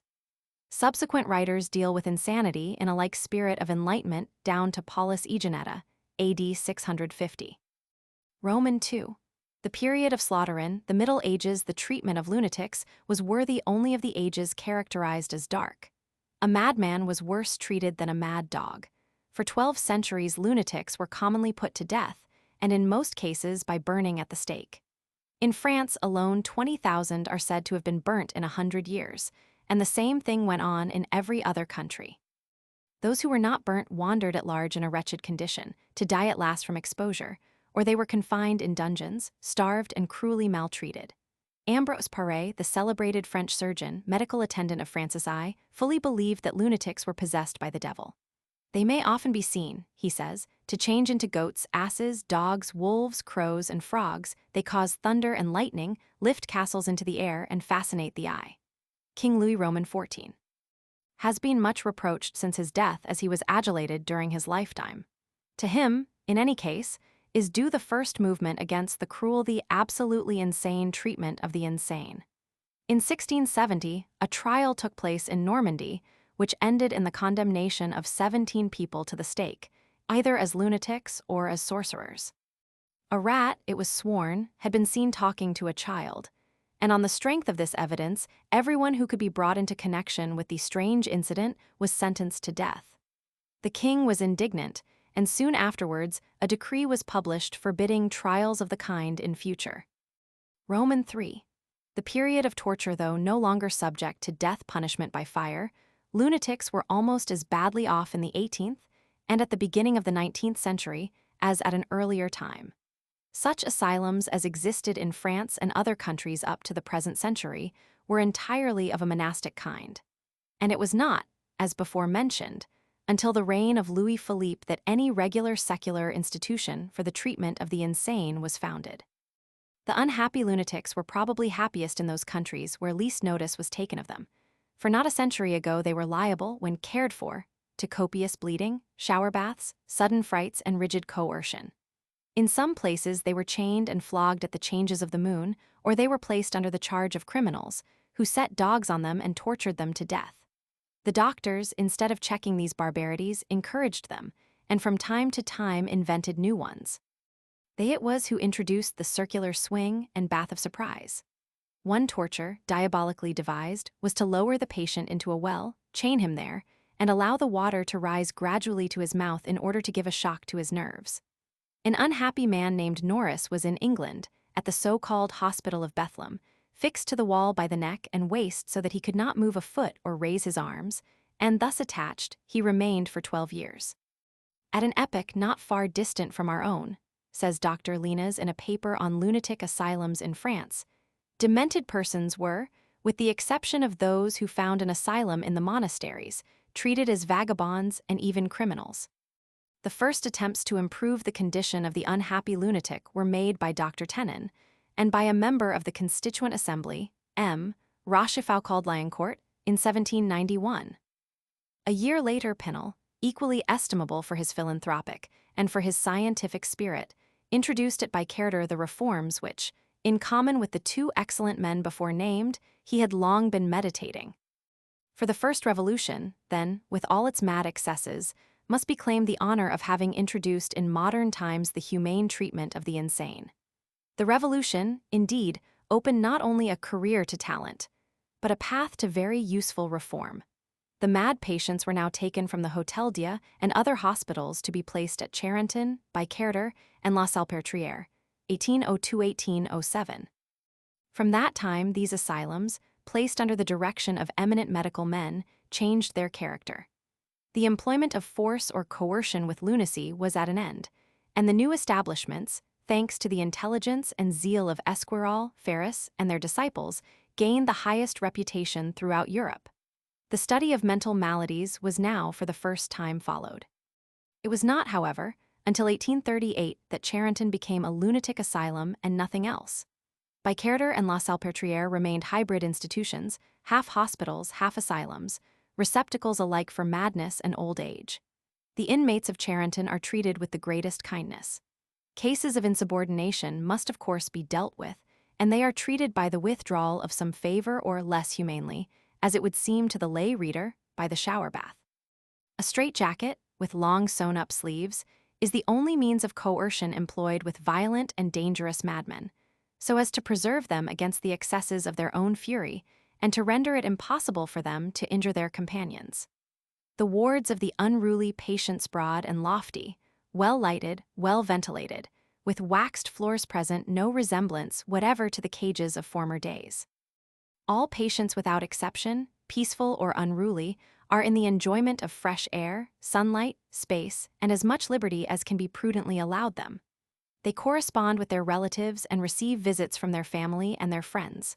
Once a month they are officially visited by a magistrate, whose duty it is to question them and listen to their complaints. For the men there are workshops of all kinds, for the women workrooms. The dormitories are well kept, the dining rooms are exquisitely clean, and for the recreation of the patients there are billiard rooms, drawing rooms, and libraries. Music, too, and drawing may be cultivated. During the summer there are excursions to the country, during the winter evening parties, concerts, and dramatic representations. Among the inmates persons of every age, every rank, and every profession are to be found. Some of them monomaniacs, harmless dreamers after an impossible chimera or vain hope, or it may be obstinately attached to some wild idea which they cannot refer to without expressions of violence. The liberal professions are largely represented at Charenton, and, due numerical proportion being observed, furnish more lunatics than any other class. Paris, says Dr. Linas, the great rendezvous of every kind of ambition, every kind of vanity, every presumption, every passion, every pleasure, and every form of misery, furnishes a larger contingent than any other part of France. While the proportion of lunatics for the other departments is 1 to from 1,500 to 2,000 inhabitants, it is in the ratio of 1 to 500 for the department of the Seine. In 1801, this department had 946 lunatics to support, in 1845 2,595, in 1851 3,060, and in 1865 4,388. Happily, however, largely as the numbers will be seen to have swelled, a great many cures are yearly effected. In the year last named 389 patients, 154 men and 224 women, were discharged sane from Bicarter and the Salpêtrière. There are two modes of admission to these asylums. The prefect of the Seine authorizes the admission of harmless patients on the demand of those patients' friends, but lunatics who are considered dangerous to the community and, these form, by far the greater proportion are, shut up by order of the prefect of police. Let us take a leisurely glance at the two great French lunatic asylums, to begin with La Salpêtrière. It is situated on the 13th arrondissement, almost at the entrance to the Boulevard de l'Hôpital and not far from the Jardin des Plantes and the Bridge of Austerlitz. On the pediment of its portal is this inscription: Hospital for Old Age Women. Such has been the official title of the institution since 1823, but the more ancient and popular name, that of La Salpêtrière, has prevailed in common use. At the spot which is occupied by this madhouse, there stood in the reign of Louis Roman XIII a little arsenal called La Salpêtrière, on account of the saltpeter which was made within its walls. In 1656 appeared an edict of Louis Roman XIV, ordering the establishment at this point of a general hospital for the poor mendicants of the town and suburbs of Paris. Thanks to the royal munificence, to the liberality and generous cooperation of Cardinal Mazarin, of the Duchess d'Aiguillon and several notable citizens, to the pious zeal of Vincent de Paul, and to the active direction of the architects Levau, Bruant, Duval, and Lemuet, the various buildings of the arsenal were happily converted into a retreat for the poor, 2 new blocks, those of Mazarin and St. Clair, being added to the original structures. From the 7th to the 13th of May, 1657, the hospital opened its doors to 628 poor women, blind, mad, and imbecile, infirm, invalid, deaf, or otherwise afflicted, as well as to 192 children of from 2 to 7 years of age, who, born in many cases out of wedlock, had been exposed and abandoned. In 1669, the church was built by the king's orders. Toward 1684 was constructed in the center of the hospital the prison of La Force, where women of irregular life were incarcerated. In 1756, the Marchioness de Lass caused to be constructed at her own expense the superb building which bears her name, and which forms a pendant to that of Mazarin. At the period last mentioned, La Salpêtrière still contained, as at its origin, the most strangely mixed population that could be conceived. At the end of the last century, and more particularly at the beginning of the present, efforts were made to transform this frightful sewer, as Camus called it. From 1801 to 1804, La Force was evacuated. Its feminine inhabitants transferred to Lurcine, the children went to the orphelins, the insane were separated from the infirm and placed in a special quarter. From 1815 to 1823, in virtue of a very strong report drawn up by M. de Pastoret, the dungeons of La Salpêtrière were destroyed, the sanitation improved, the dormitories enlarged and well ventilated, the furniture renewed, and the diet improved. Finally, as if to efface all memory of the past, the asylum received the name of Hospital for Old Age. Other subsequent ameliorations, notably those effected in 1836, 1845, 1848, and 1851, have contributed to render La Salpêtrière what it certainly is in the present day, the finest institution of the kind in France. The total population of the establishment is no less than 5,000, comprising as it does some 800 employees, 1,500 lunatics, and nearly 600 patients, old or infirm. The annual expenses amount to nearly 2 million francs. Within the precincts of La Salpêtrière, the visitor might fancy himself in a small town. There is a church, a letter box, a tobacco shop, a butcher's shop, warehouses, washhouses, and a market, or rather bazaar, where all sorts of goods are retailed, such as fruit, vegetables, sweetmeats, and pastry. There are streets named after the establishments to which they lead: Laundry Street, Kitchen Street, Church Street, and so on. There are large promenades and pretty gardens, together with courts, squares, and places, bearing the illustrious name of a founder, a benefactress, a physician, or a saint immortalized by charity. This vast community of indigence and madness is under the control of the General Administration of Public Assistance. The local management is in the hands of a director, assisted by a steward and 11 clerks. The medical officers are 7 in number, 5 for the insane and 2 for the infirm, not to mention a surgeon, a dispensing chemist, and other medical assistants. The religious services are conducted according both to the Catholic and the Protestant ritual. The staff of female attendants is divided up into superintendents, under-superintendents, household servants, etc. The superintendents and under-superintendents wear a black uniform, severe but in good taste. They are women carefully chosen, able, devoted, of tried zeal, benevolent character, and not infrequently of mental culture. Before the principal entrance to La Salpêtrière, looking towards the Boulevard de l'Hôpital, is a more or less triangular open space, which, almost deserted during 5 days of the week, is animated and noisy like a fair every Thursday and Sunday between the hours of 12 and 4, for the public is then admitted to see the inmates, and the wandering dealers have assembled in order to sell presents for the unfortunate patients. The 2 porters of the establishment have on these days enough to do, since the number of visitors averages from 1,200 to 3,000. Before entering the hospital, the church is worthy of observation. Louis Roman XIV ordered it to be built in December 1669, and it was constructed by the celebrated architect Leveau. It is of octagonal form, and like the ancient basilicas, of which the model is preserved by the Greek church in Russia and elsewhere, it is surmounted by 5 cupolas, a central one, beneath which stands the high altar, and 4 lateral ones covering an equal number of chapels. Under the portico are 2 allegorical groups by the famous sculptor Edx. The interior of the church is adorned with ancient organs, statues of Christ and of the 12 apostles, and a number of pictures belonging to the 18th century, some of which should not hastily be passed by. Every Sunday, nearly 300 demented women assist with the greatest devotion at the celebration of Mass. On the buildings and wings to the right and left of the church are engraved the names of the most illustrious and most generous benefactors of the Salpêtrière: Mazarin, Belliver, Fouquet, and Lassay. Administratively and medically, the Salpêtrière is divided into 5 compartments, which are subdivided into quarters or sections. The old people, the incurables, the infirm form 3 separate classes. The principal wards bear the names of Mazarin, Lassay, Saint-Jacques, Saint-Léon, and Sti. Clare. There are smaller wards which are dedicated to the Virgin, to Saint Vincent de Paul, the guardian angel, and Saint Magdalene. The patients are allowed 3 meals a day. Between 7 and 8, a breakfast of bread and milk.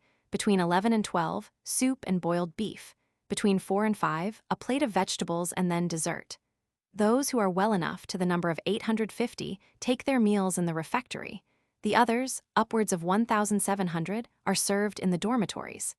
The annual mortality among the indigent inmates averages 23%. At the time Dr. Linas wrote his paper on La Salpêtrière, there were several examples of longevity in the institution, including a certain Madame Mercier, who was well and lively at 104. The department, which occupies the southern extremity of La Salpêtrière, is the one specially devoted to lunatics. Placed at the head of the establishment in 1795, Pinel introduced at this hospital the same beneficent reforms with which he had already endowed Bicêtre. He at once did away with the chains, fetters, and irons with which, until his time, the patients were loaded, and he filled up the subterranean dungeons in which unhappy women, half naked, had often had their feet gnawed by rats or frozen by the cold of winter. From 1818 to 1836, Esquirol, pupil, disciple, and friend of Pinel, introduced new modifications to soften the lot of the deranged. Connected with La Salpêtrière are many interesting traditions. During its earliest days, Saint Vincent de Paul ministered constantly to the patients.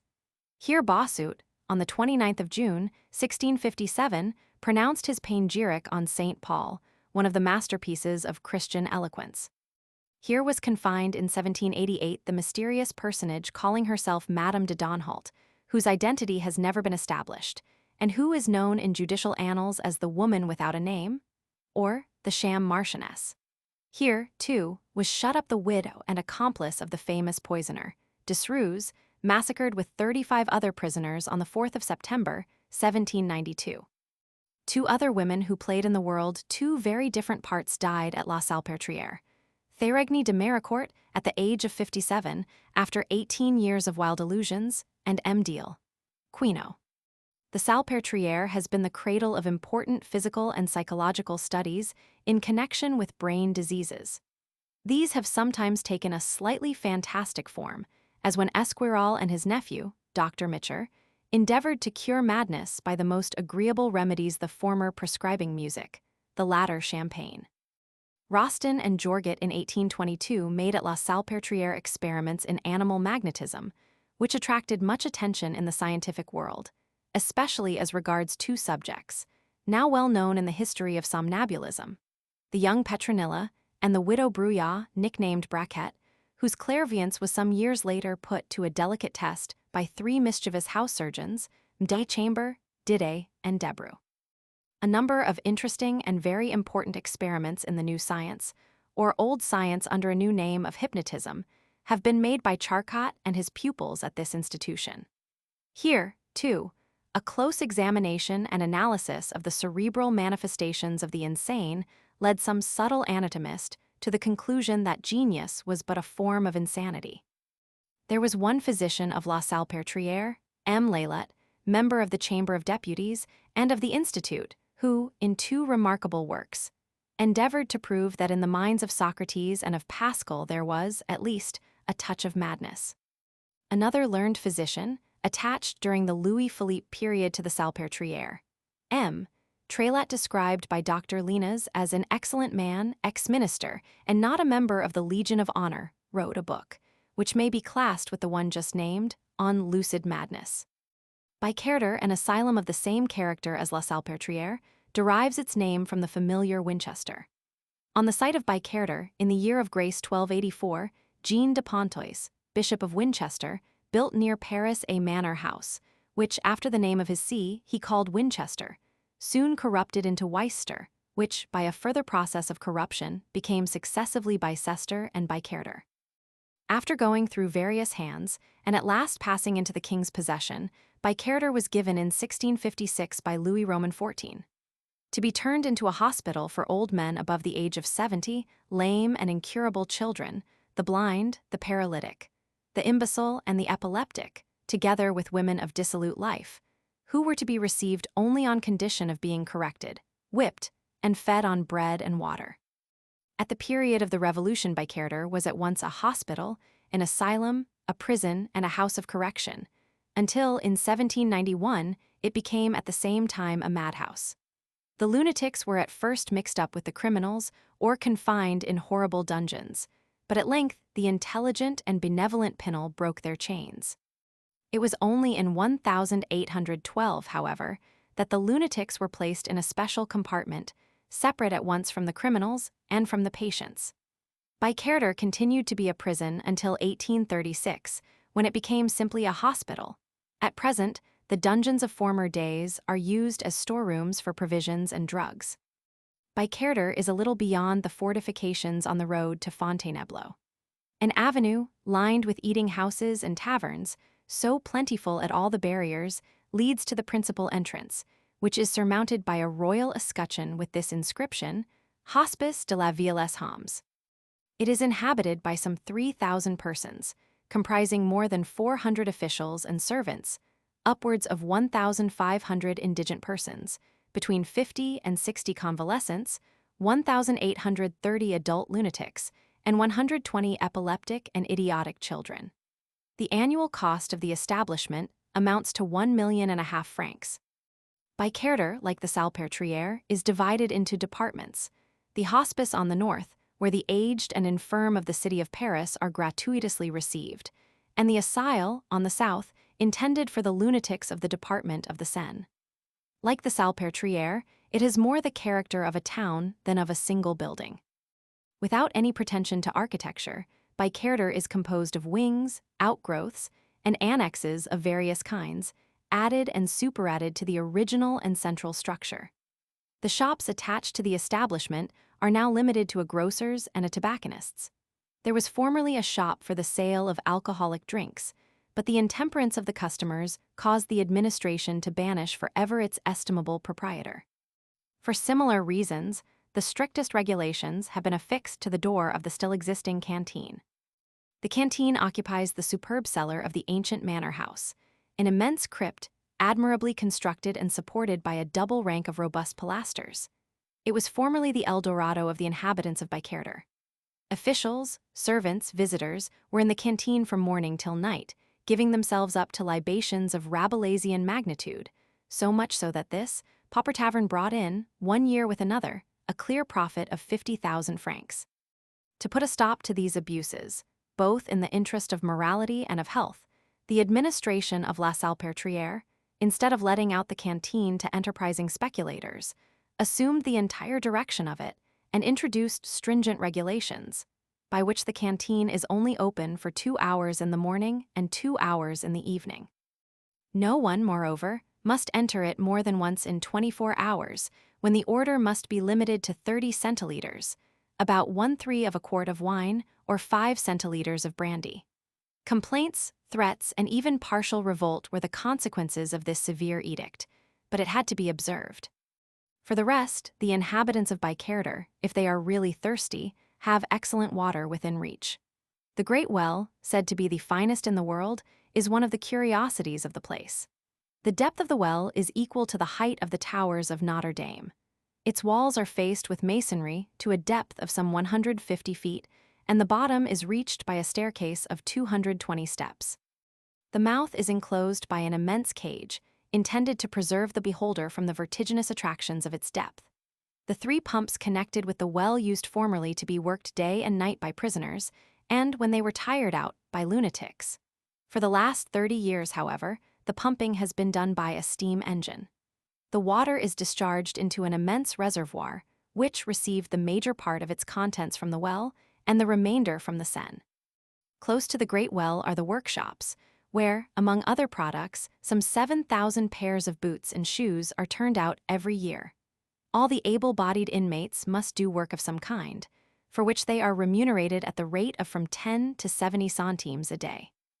The library, founded in 1860, contains 2,500 volumes and is open twice a day. The inmates of Bykerter come from all classes: workmen, soldiers, servants, artists, writers, professors, inventors, shopkeepers, government clerks whom imprudence, misconduct, or misfortune has reduced to poverty. This mixed population is said to be difficult to rule, and in former days it frequently showed insubordination and even rose in insurrection against the officials of the place. The rising of 1837 was caused by the limitations in connection with drink, already mentioned. That of 1841 by the suppression of the right to dine alone. That of 1848 by the abolition of liberty to go out every day at any hour without permission.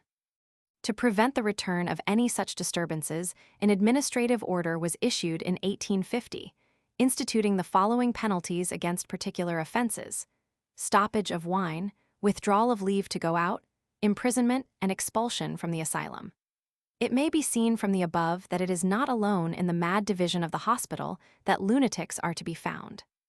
The lunatic department at Bykerter is divided into 3 sections, the first and second being assigned to adult lunatics, the third to epileptics and idiots.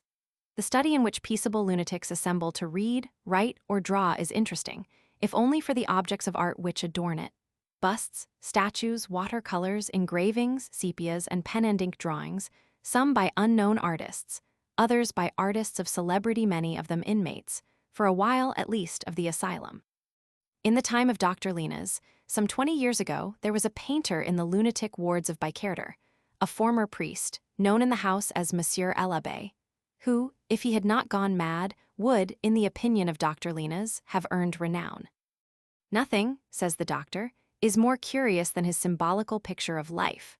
A vast composition in which are represented, with wonderful harmony of ensemble and a prodigious fecundity of detail, all the splendor and all the misery, all the heights and all the depths, all the virtues and all the vices, all the grandeurs and all the infamies, all the beauty and all the turpitude of human existence from the cradle to the grave.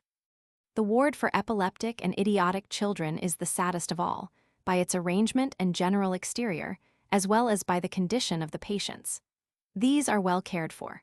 Unhappy creatures, who were formerly regarded as the dregs of humanity, are now made the object of the most devoted solicitude. 2 physicians, of heart as well as of talent, were the first to show that idiocy has its degrees and is not absolutely refractory to intellectual culture. At their suggestion, a school for idiots was instituted at Bykerter in 1842, and since then untiring endeavor has been made to further their education. They are taught to speak, to read, to sing. Their irregular attitudes and gestures are corrected, and their muscular system is developed by marching, running, dancing, fencing, digging, and gymnastics of every kind. Their senses are directed, their bad instincts reformed, and in time, according to their aptitude, They are made cobblers, carpenters, and so on. Many children admitted as idiots leave the asylum every year to exercise these trades and live by their work.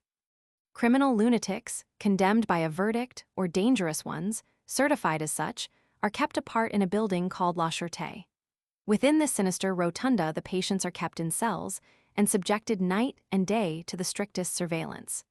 The ordinary occupation of these dangerous lunatics is the harmless one of cutting out artificial flowers. Their occasional fits of violence are dealt with only by the application of the straitjacket. Many of the officials at Bikerter look upon the place not only as a home, but as a native land. Born at Bikerter of parents who were preceded at the same institution by their own parents, the functionaries form a sort of official dynasty. Bikerter has had its celebrities, its dramas, its memorable events. In legendary times, the hillside of Gentilly was haunted by werewolves, and the wizards of the neighborhood held Sabbath there. Interesting anecdotes have been told about the captivity of Salomon de Cox in the dungeons of Bikerter, and the visit of Marion Delorme to the inventor, supposed by many of his countrymen to have constructed the first steam engine. At the time, however, of Salomon de Cox, 1580–1630, Bikerter was a magnificent country house, and neither a prison nor an asylum. It is certain, on the other hand, that this establishment has reckoned among its prisoners or its patients Ladude, the unhappy victim of the hatred of Mme. de Pompadour, who, after escaping 3 times from Vincennes and the Bastille, was 3 times rearrested, and finally delivered after 35 years of captivity by the courageous perseverance of Mme. Legros. The pathetic story of Ladude might be told in connection with more than one of the Paris prisons, mixed establishments, and lunatic asylums. For he was confined successively in the Bastille, the castle of Vincennes, at Charenton, and, finally, at Bikerter. With a genius for escaping from imprisonment and an equal aptitude for getting recaptured, this able, energetic yet light-minded, and in some most unhappy man provoked his first incarceration by a too ingenious device which he adopted with the view of securing the favor of Mme. de Pompadour, the all-powerful favorite of Louis Roman XV. He was a lieutenant in the army when the idea occurred to him of obtaining promotion by putting himself forward as savior of Mme. de Pompadour's life, sending her a collection of explosive toys combined so as to form a sham infernal machine. He at the same time warned her not to open any parcel that might be addressed to her, since it had come to his knowledge that a case was being forwarded, which, on removal of the lid, would violently explode. The gentleman knows too much, thought Mme. de Pompadour, and she communicated her reflection to the lieutenant of police, who, sending for Ladude, questioned him, and after convicting him out of his own mouth of the imposition he had practiced, sent him to the Bastille. Transferred a few months later to the castle of Vincennes, he succeeded on the 25th of June, 1750, in making his escape, and in this very original manner. Watching until he found one of the prison gates open, he ran out and, breathless as he was, asked every sentinel he passed whether he had seen the Abbé de Saint-Sauveur, whose ministrations were needed for a dying prisoner. Taking him for one of the officials of the establishment, the sentinels allowed him to hurry on allowed him, that is to say, to make his escape. Ladude was unable to profit by his liberty. Convinced that Mme. de Pompadour would pardon him his thoughtless act, he wrote her a letter of regret and appeal, related to her his escape, and confided to her his place of concealment. But the selfish Marchioness could not forget that he had caused her a moment's fright. She sent his letter to the lieutenant of police, and the poor man was once more thrown into the Bastille, with orders that he was to be strictly watched. One day, however, the governor took pity on him, and to render his captivity less rigorous gave him a companion. This companion was another young man who, strangely enough, had himself given offense to the all-powerful Marchioness by an epigram of which he had been proved to be the author. His name was de Liger, and the 2 prisoners, both indebted for their captivity to the same tyrannical woman, made common cause and became fast friends. Their first thought was naturally to escape from the Bastille, and the project having once been formed, it was easier for 2 persons to carry it out than for only one. The preparations for their escape occupied them not less than 2 years. From time to time, they cut off faggots from the blocks of wood furnished to them as fuel, and at the same time tore strips from their shirts and their bed linen. The linen was tied and twisted into a knotted rope more than 100 yards long. With the wood, they made a ladder to aid them, when they had descended into the moat, in getting up the parapet on the other side. All the preparations having been finished, the two prisoners chose for their escape a dark wintry night, when there was but little chance of their movements being observed. They began by climbing the chimney, one after the other. Then, having fastened the rope, they one after the other slid down, till, excited, exhausted, and with bleeding hands, they reached the moat in safety. The wooden ladder enabled them, as their next step, to get over the parapet, which brought them into the governor's garden. The wall which surrounded it was too high to climb, and they had no second ladder with which to escalate it.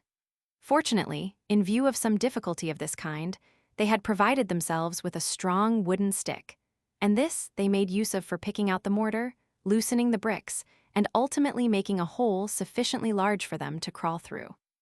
During this laborious and dangerous work, when the very noise they were making might at any moment cause their discovery, day broke, and they had just time to force themselves through the aperture they had made, when there were already signs of movement within the fortress.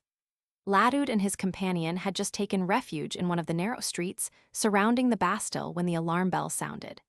Their flight had been discovered. De Liger, disguised as a peasant, had no difficulty in passing the frontier. He was arrested at Brussels. Ladud, informed of the capture of his friend, changed his route, but was equally unfortunate. Just when he was on the point of taking ship for India, the police seized him at Amsterdam. He was brought back to the Bastille. This time he was cast into a dungeon which looked out onto the moat, whose fetid vapors had a very injurious effect upon his health.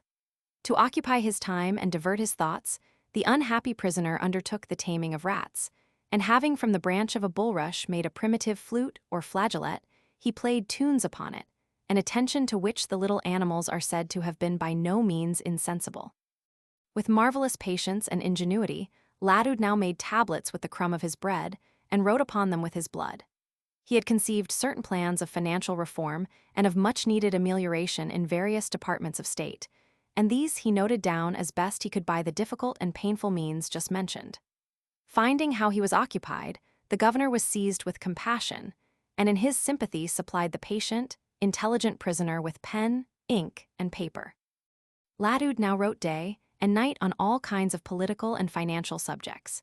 His suggestions were transmitted to the different ministers, less in the hope that they would be adopted than that their exposure would draw attention to the writer's wretched state. One day Ladud succeeded in getting a letter into the hands of Madame de Pompadour. It was in these words: "On the 25th of this month of September, 1760, I shall have had 100,000 hours of suffering." He thought for a moment that this pathetic utterance might restore him to liberty, but he had still 200,000 hours to count. Permission was now given to him to walk on the terrace of the tower. He succeeded in awakening the interest of two young laundresses whose garret windows looked out upon the walls of the Bastille, and one fine day in April, 1764, these girls, by means of large letters traced on a strip of paper, informed him that the woman who had persecuted him was dead. In his usual impulsive way, Ladud now wrote to the lieutenant of police, telling him that he had heard of Emmy de Pompadour's death, and that he trusted there was now some chance, after such prolonged tortures, of his being set at liberty. By way of reply, the lieutenant wished to know how he, Ladud, of all the prisoners, was the only one that the news had reached. Determined not to compromise his kind-hearted informants, Ladud refused to explain, upon which the lieutenant ordered that he should be watched more closely than ever. He was now put back in the dungeon, but soon afterwards, without any reason being assigned, was transferred to Vincennes. There a certain liberty was allowed him.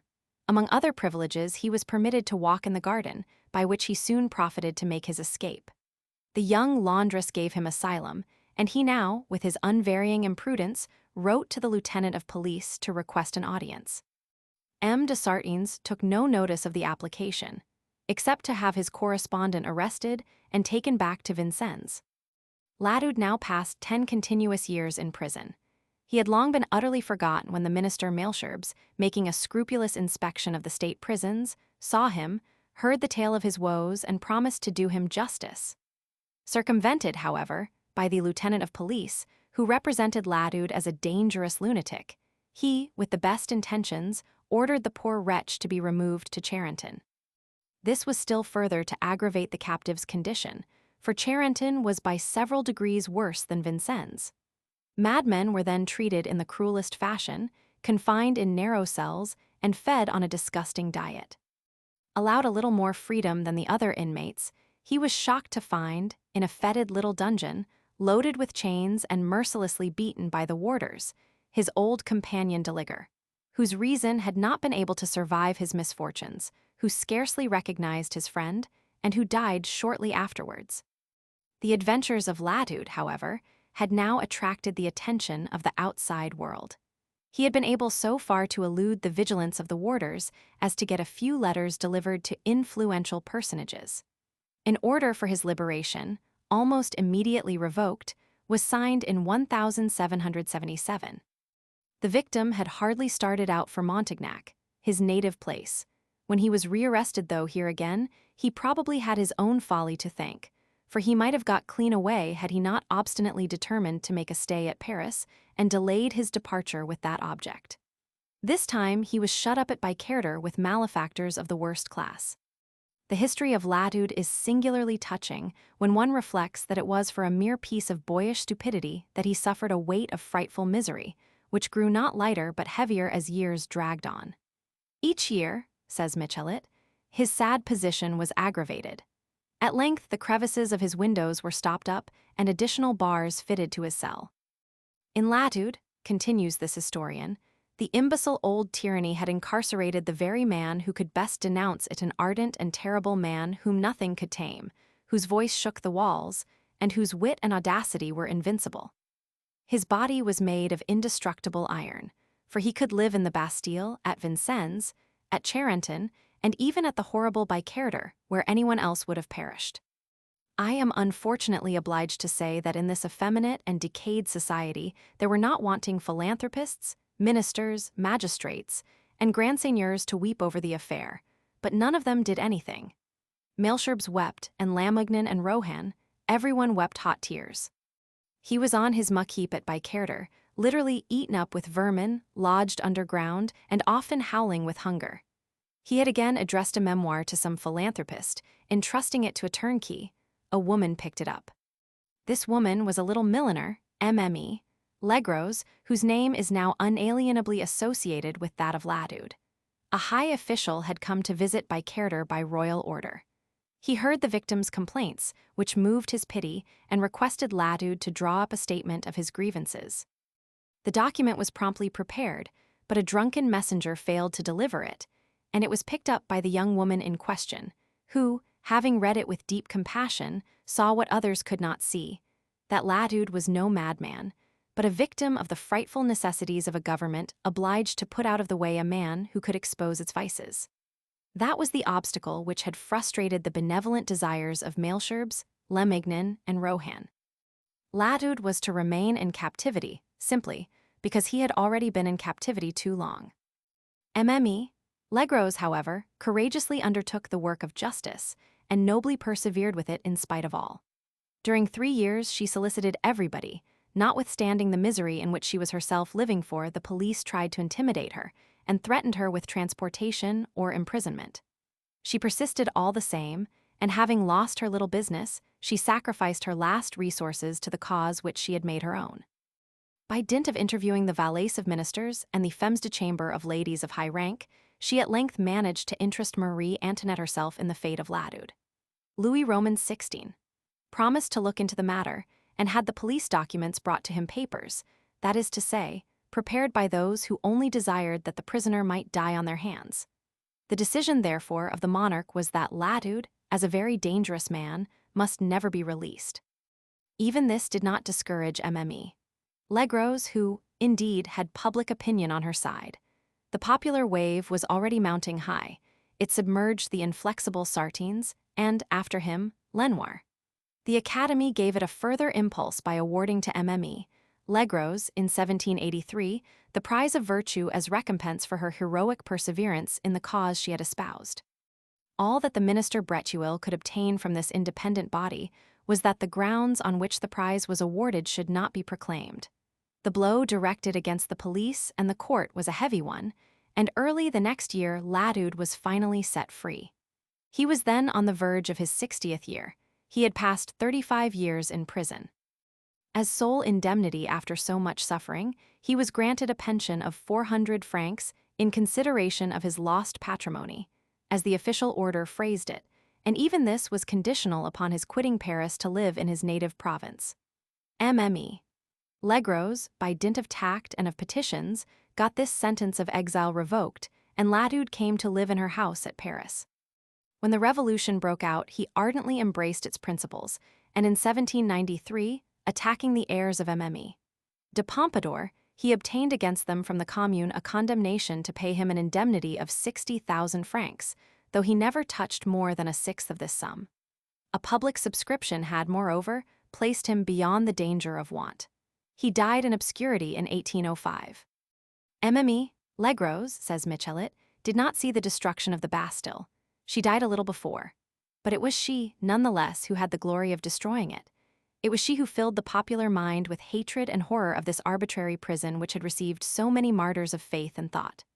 The weak hand of a poor woman pulled down, in reality, that high fortress, threw to the ground its massive stones, tore down its iron gratings, and razed its towers. So much, then, for the celebrated Latude and his heroic deliverer. Among other notable inmates of Bicarter may be mentioned the accomplice and denouncer of Cartouche, who lived 43 years in a dungeon. The author of Justine, the Marquis de Sade, perfect example of erotic madness, and the 4 sergeants of La Rochelle, those heroic champions of liberty whom the devotion of 2 of the house surgeons would have saved, but for the treachery of the chaplain. The story of the 4 sergeants of La Rochelle, so well known in France, and so often referred to by contemporary French writers, is so little known in England that it may here with propriety be told. For it was at La Salpêtrière that the last act, or last but one, of this tragedy was played. In the year 1821, under the Restoration, Jean-François Louis Leclerc Bories, sergeant major in the 45th Regiment of the Line, was in garrison at Paris when he was initiated into the Society of the Charbonniers, corresponding to that of the Carbonari in Italy. The association was a formidable conspiracy of liberals and Bonapartists against the monarchy of the Bourbons, and it was largely recruited from the ranks. Bories undertook to gain adherents among his comrades, and he initiated successively a number of non-commissioned officers and soldiers. In January 1822, the 45th Regiment was moved from Paris to La Rochelle. Before quitting the capital, Bories was placed in relations with Lafayette and received from him the halves of several cards, the missing portions to be presented to him on the line of march by members of the secret society, who would at the same time communicate to him the orders of the directing committee. Movements were being prepared at Nantes and at Saumur, and the chiefs of the Charbonniers wished, if necessary, to utilize the passage of the regiment through the departments which were ready to rise. Bories had several interviews along the line of march, and some imprudent words were spoken. But no order to take up arms was transmitted, and the 45th arrived at La Rochelle on the 14th of February without any incident of importance having taken place.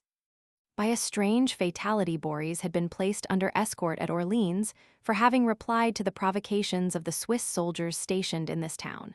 And on reaching La Rochelle, he was confined in the guardhouse, and afterwards, in consequence of some suspicious circumstances, transferred to the prison of Nantes.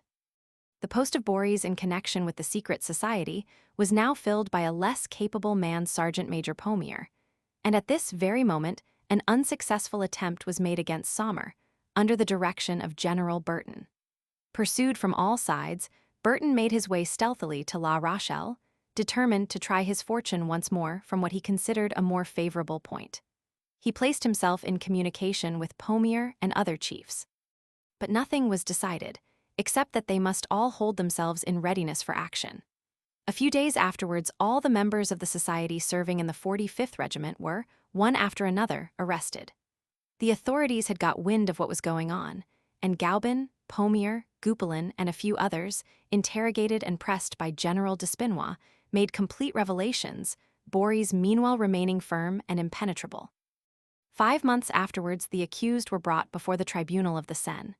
There were 25 of them, some in the civil, some in the military service, and they were charged either with belonging to the conspiracy or with not revealing what they knew about it.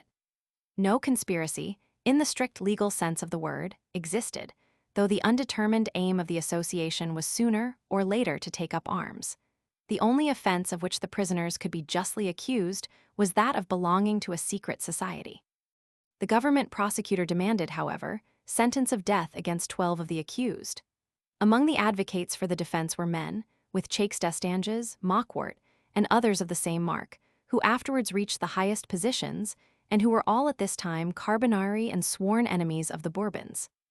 At the end of a trial which had lasted a fortnight, the president of the court asked each of the accused if he had anything to add to his defense.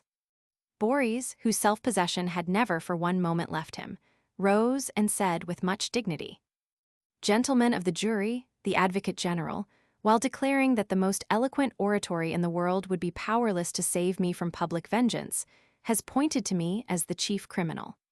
Well, I accept this position, and shall deem myself happy if by bringing my head to the scaffold I can obtain the acquittal of all my comrades." He was condemned to death, together with 3 other sergeants Gaubin Réaux and Pommier. Goupilin was let off as informer. 7 others were condemned to imprisonment for different periods, while 13 more were acquitted. There were groans and sobs in court when the capital sentence was pronounced, and public opinion pronounced itself in the strongest manner in favor of the unfortunate young men, against neither of whom any overt act was charged. But the government of Louis Roman XVIII was implacable, and on the 21st of September, 1822, the scaffold was erected on the Place de Grève. The 4 sergeants submitted to their fate with heroic calmness and bent their heads beneath the knife of the guillotine amid cries of "Vive la Liberté." The same evening, to the disgust of everyone, there was a grand party at the Tuileries. Serious attempts had been made by the Carbonari to save the unhappy victims. Through the intermediary of 2 famous painters, Ary Scheffer and Horace Vernet, assisted by Colonel Fauvier and other leaders of the party, the director of Bicaire had been gained over. He consented to aid the escape of the 4 sergeants who were confined in his establishment at that time half prison, half asylum on consideration of receiving 70,000 francs, estimated as the capitalized value of his appointment. Unfortunately, however, he confided the affair to the chaplain of the prison, whom he wished, through friendship and affection, to take with his own family to foreign parts. The priest rightly or wrongly felt it to be his duty to give notice to the prefect of police, and just as the projected escape was on the point of being effected, a number of police agents appeared. They began by arresting M. Marg, one of the surgeons at Bicaire, and they at the same time seized 10,000 francs in gold. But an energetic man, the house surgeon Gillier Laduch, managed to get away with the rest of the sum 60,000 francs in banknotes, and entering Paris at daybreak, placed the money in the hands of the members of the committee. Other attempts were not more successful, and on the day fixed for the execution, a number of Carbonari, with arms concealed beneath their clothes, stationed themselves at different points, ready to attack the prisoner's escort. Meanwhile, the Central Committee, doubting the success of the enterprise so boldly conceived, could not decide to order an attack on the forces drawn up by the military authorities. Nothing could be done. The execution was allowed to take place in the midst of general indignation. One of the members of the Central Committee, Dr. Ulysse Trailat, afterwards minister and representative of the people, has traced the following portrait of Bories in his Esquisse de la Charbonnerie. Bories was a young man of 26 who, beneath an exterior full of softness and grace, concealed the noblest and firmest heart. He had nothing of the soldier but his frankness and his courage, without any of the faults generally produced by the idleness of barrack life. His morals were pure, his tastes simple, and his life retired. He gave up the greater part of his time to reading. Exempt from ambition, his most ardent wish was to die at the moment of the victory of the people, and one day he was quite annoyed at someone's proposing to take him to General Lafayette. It seemed to him that this offer implied some doubt as to his sincerity, as well as an intention to stimulate his ardor by the authority of a great name. At Villefranche, Boris's birthplace, there was a general understanding among the inhabitants to conceal his tragic end from his old parents. On their expressing astonishment at not receiving news from their son, they were informed that his regiment had gone to the colonies. Another touching story, which has all the character of a legend, is told in connection with the unfortunate Bories. Until the year 1864, a broken-down old woman, supporting herself with a stick and carrying a bunch of faded flowers, was a familiar figure on the left bank of the Seine.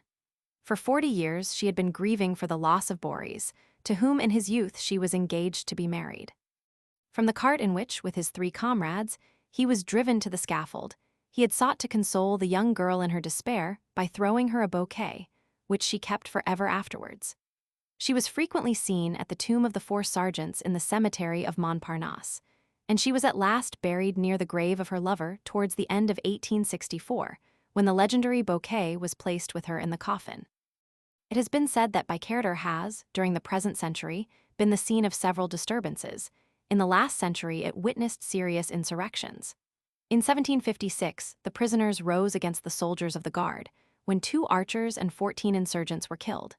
In 1774, a spy found among the prisoners was crucified. In September 1792, Bicarter made a determined resistance to the bands of slaughterers who arrived to massacre the inmates. Officials, prisoners, lunatics, all defended themselves with wonderful courage. Each building was made the object of a separate siege. Once masters of the place, the assassins spared no one. There was for 3 nights and 3 days a frightful carnage, which even the intervention of Paphian could not stop.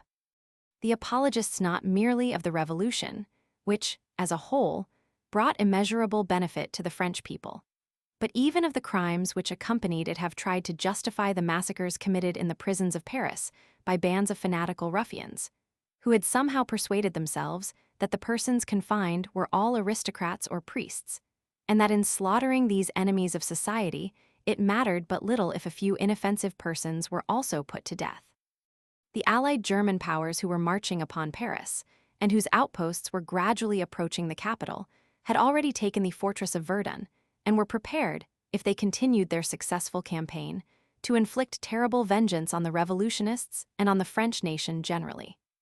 A counter-revolutionary movement had suddenly set in among the royalist proprietors and the loyal, if superstitious, peasants of Brittany and La Vendée.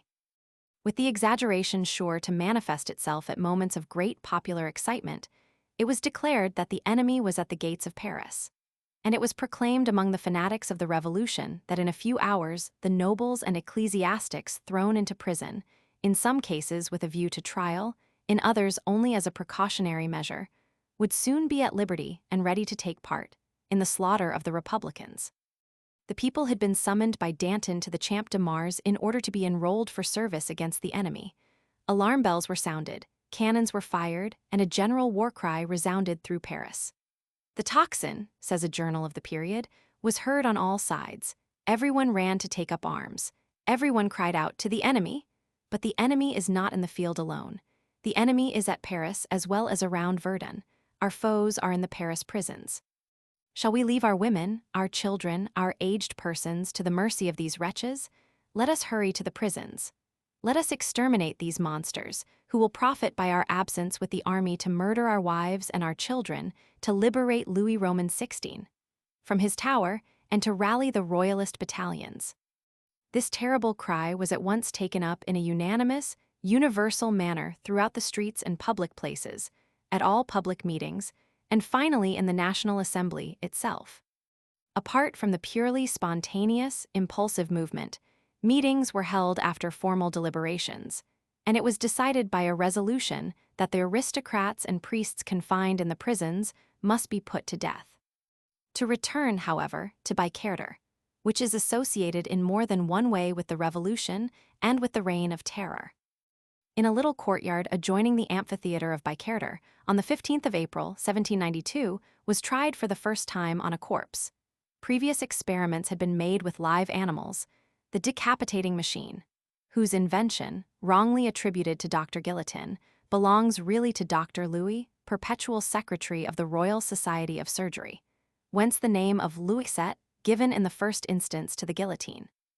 Some time afterwards, towards the end of 1792, Bicarter, which had just been the theater of such tragic scenes, had the glory of seeing accomplished within its walls the reforms in the treatment of lunacy introduced by Pinel. This excellent man, chief physician at Bicaire, had begged the Commune of Paris for authority to unchain the violent lunatics. The next day, the fanatical Couthon went to Bicaire to make sure that Pinel was not concealing the enemies of the people among his madmen. Astounded and somewhat frightened by the confused shrieking and howling of the maniacs, and by the rattling of their chains, the surly Jacobin turned to Pinel and said to him, "Why, you must be mad yourself, citizen, to think of unchaining such animals." "I am convinced," replied Pinel, "that these lunatics are only so intractable because they are deprived of air and liberty." "Well, do what you like," cried Couthon as he went away. "Do what you like, I abandon them to you." Pinel at once entered the cage of the most terrible of his madmen, an English captain who had been shut up for 40 years and who, a few days previously, had killed one of the keepers with a blow from his fetters. Full of faith, the physician unlocked his irons, and the madman, becoming at once gentle and calm, was, during the 2 years he had still to live, Pinel's most useful assistant. Pinel restored successively to liberty an old officer who, in a moment of frenzy, had stabbed one of his own children. A young poet mad from love, who, after leaving Bicaire, perished on the scaffold. A soldier formerly in the royal guard. Chevinguet, an athlete, the terror of his keepers, who soon afterwards gave his liberator a striking proof of gratitude by snatching him from a band of fanatics at the very moment when they were about to hang him.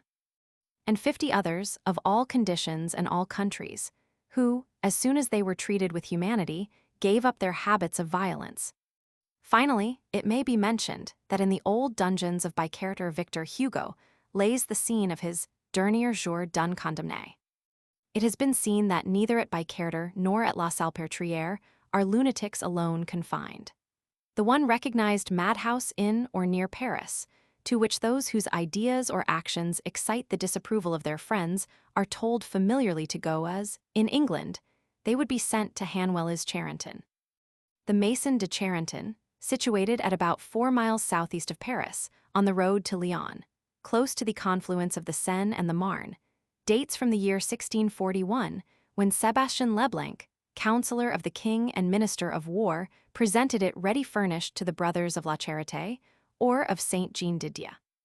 A few years after their installation in the house presented to them, the brothers of La Charité arranged to receive madmen and epileptic patients. When, like all the madhouses of the time, Charenton became a house of detention, where were confined by letters de cachet prisoners of state, prodigals, libertines, and others who were thought worthy of a milder treatment than they would receive in the Bastille or at Vincennes.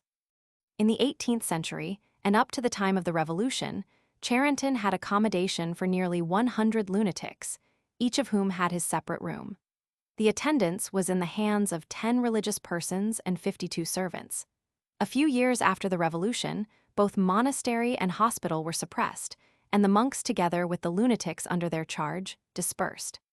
Soon afterwards, however, the Directory issued a decree which forms the legal basis of the Hospital of Charenton as it now exists. Refuge for the Mad was the title given to it, and it was now placed under the immediate direction of the Minister of the Interior. Insane persons of both sexes were to be admitted, the indigent ones gratuitously, and others at a fixed rate of payment. The Abbé de Caulmier, a former member of the Constituent Assembly, was named director of the establishment and, as if in compensation for the injury done to the establishment by its sudden dispersion, it had additional land assigned to it. The building could now be enlarged, and a special division was erected for the women. M. de Caulmier conducted the house in the most despotic manner, and on the death of the principal surgeon, M. Gastaldi, in 1805, he assumed such powers in the medical department that the School of Medicine was obliged to intervene, when the medical direction was placed in the hands of Dr. Royer Collard, brother of the celebrated orator of the same name. With all his tyranny, M. de Caulmier had many agreeable ways. Remembering the fury of Saul, calmed by the harp of the youthful David, and the quieting of savage animals by the lyre of Orpheus, the director, carried away by his artistic feeling, determined to apply a similar treatment to the demented ones of Charenton. To carry out his idea, he introduced dancing, dramatic performances, fireworks, and even ballets, with the assistance of some of the choregraphic celebrities of the epoch. The imprisoned Marquis de Sade, known by books that no decent person can read, was the organizer of these entertainments, which were attended by all Paris. To the joyous reign of M. de Calmier succeeded, in 1814, the severe administration of Ralhac du Mappas. No more singing and dancing now, comedies and ballets gave place to useful reforms, and the substitution of a new medical organization for the former choreographic system. Royer Collard had suppressed the iron girdles, the fetters, the handcuffs, and the collars, by which the ungovernable madmen used to be restrained, and the melancholy ones driven to suicide. Esquirol did away with the human figures in wickerwork, in which violent maniacs used sometimes to be enclosed. The new program met with the full approbation of the government. A credit of 2,720,000 francs was voted by the Chamber of Deputies in July, 1838, and soon afterwards M. de Montalivet, then Minister of the Interior, laid with due solemnity the first stone of the new edifice. The memory of this important ceremony is consecrated by an inscription placed beneath the vestibule of the principal building. At the back of the building is the wood of Vincennes, from which it is separated only by a wall, with a gate for the inmates of the asylum. In front, the landscape comprises the immense and fertile plain of Masons-Ulfort, Ivry, and Choisy-le-Roi. The panorama is one of the finest offered by the environs of Paris.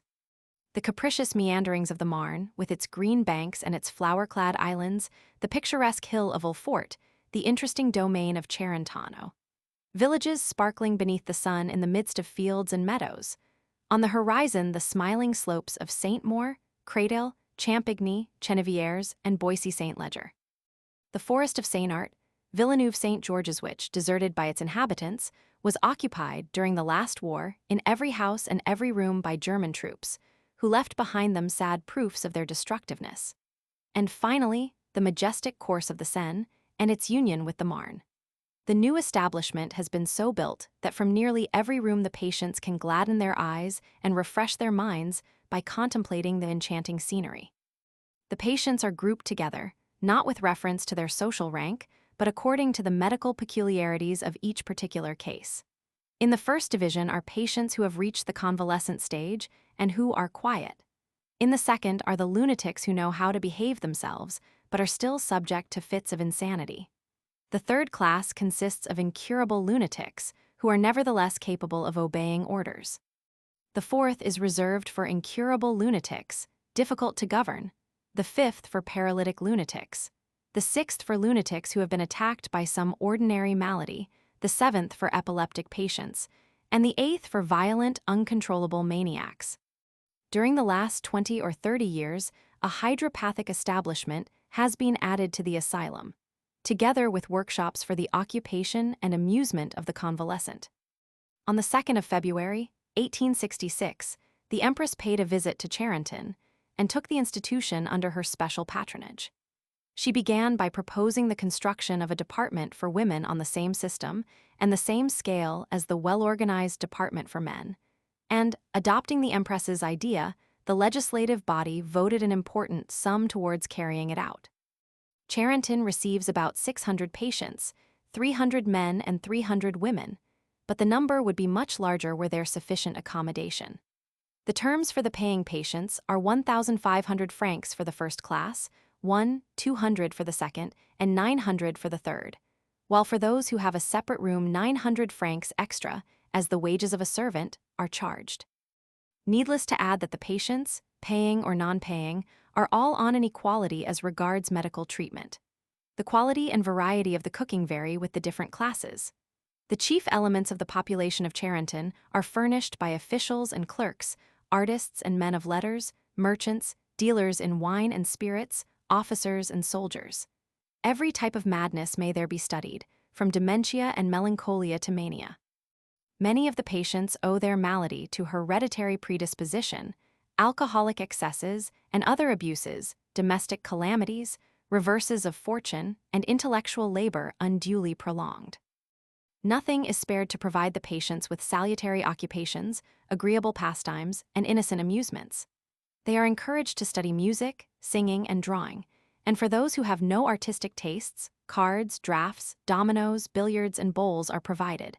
Among the outdoor recreations, walks in the most beautiful parts of the wood of Vincennes, carriage excursions and picnics may be mentioned. The Thursday and Sunday concerts form, however, the great delight of the place. These are not given by the director simply as entertainments. They are prescribed by the regulations and have formed part of the institutions of the house since 1811. In the spacious hall, which serves at once as ballroom and concert room, assemble upwards of 100 convalescents of both sexes. In the dress and demeanor of those present, there is nothing remarkable, except that they are more quietly attired and generally better behaved than in fashionable society. The billiard room is much frequented, and the general aspect of the card room reminds Dr. Lena's of one of the aristocratic Paris clubs. It should have been mentioned that at the periodical concerts the music is contributed by the patients, some of whom are singers, others violinists or pianists.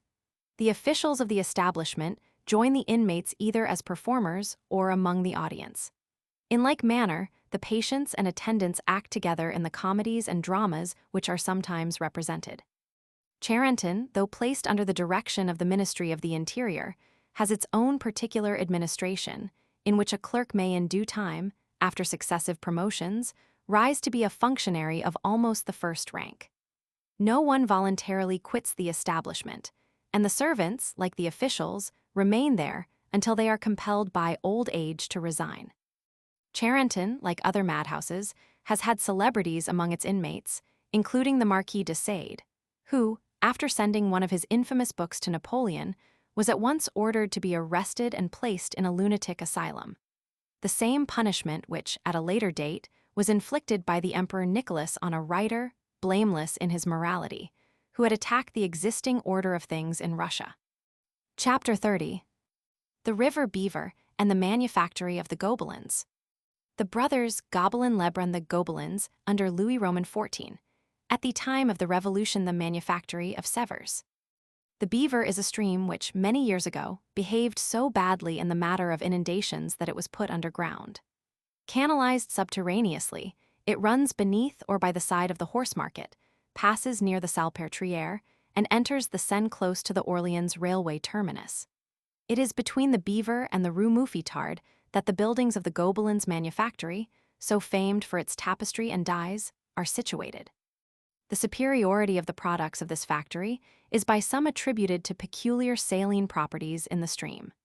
Of these Rabelais speaks in thoroughly Rabelaisian style, and it was doubtless in consequence of the tinctorial qualities of the river that the brothers Gobelin established on its banks their famous manufactory. It is to these brothers that the name of the establishment is due.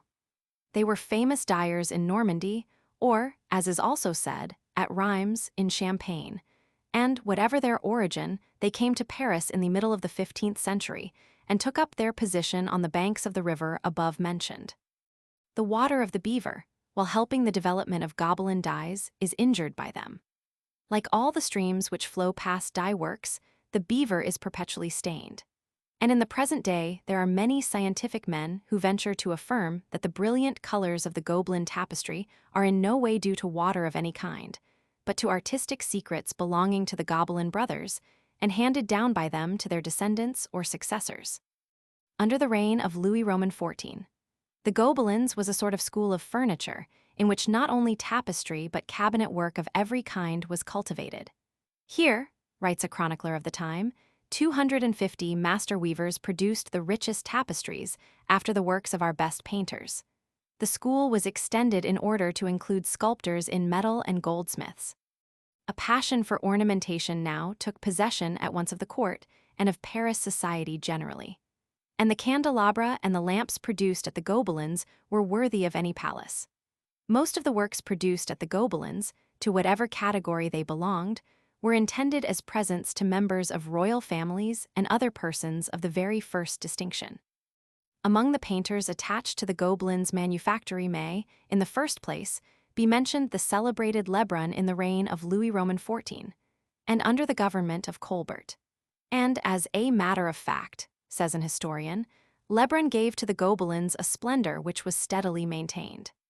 He painted for the manufactory, simply that they might be reproduced in wool, some of his greatest pictures, including the Battles of Alexander, the history of Louis Roman XIV, the 12 months of the year, the story of Moses, etc. etc. Van der Meulen, Ivart, Biles, and others may be mentioned among the painters attached permanently to the establishment.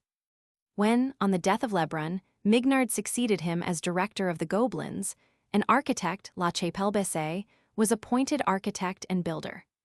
Under the joint direction of painter and architect, a school of drawing was created at the Gobelins with Toby, Coysevox, and Sebastian Leclerc as professors. Unfortunately, the reverses sustained by Louis Roman XIV during the last year of his reign led to the discharge of the best workmen at the Gobelins, whom it was thought impossible any longer to pay.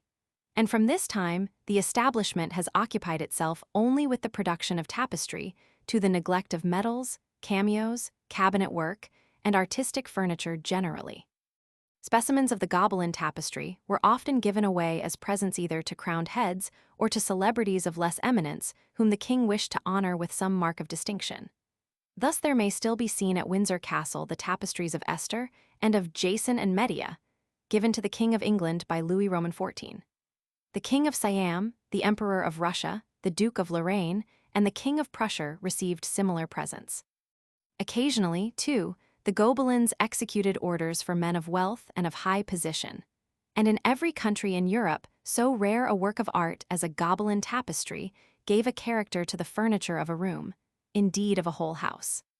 The Revolution was but little favorable to the Gobelin manufactory. Writing on the subject in 1790, Marat said, "No one has any idea abroad of establishments maintained at the expense of the state in connection with fine arts or rather manufactures. The honor of this invention was reserved for France. Such are, among others, the manufactories of Sevres and of the Gobelins. The latter costs annually 100,000 francs. It is difficult to say why, unless it be to enrich intriguers and rogues." In spite of Marat's report, the Gobelin manufactory was not interfered with, not at least in theory. The government subvention was not formally withdrawn, but it ceased to be paid.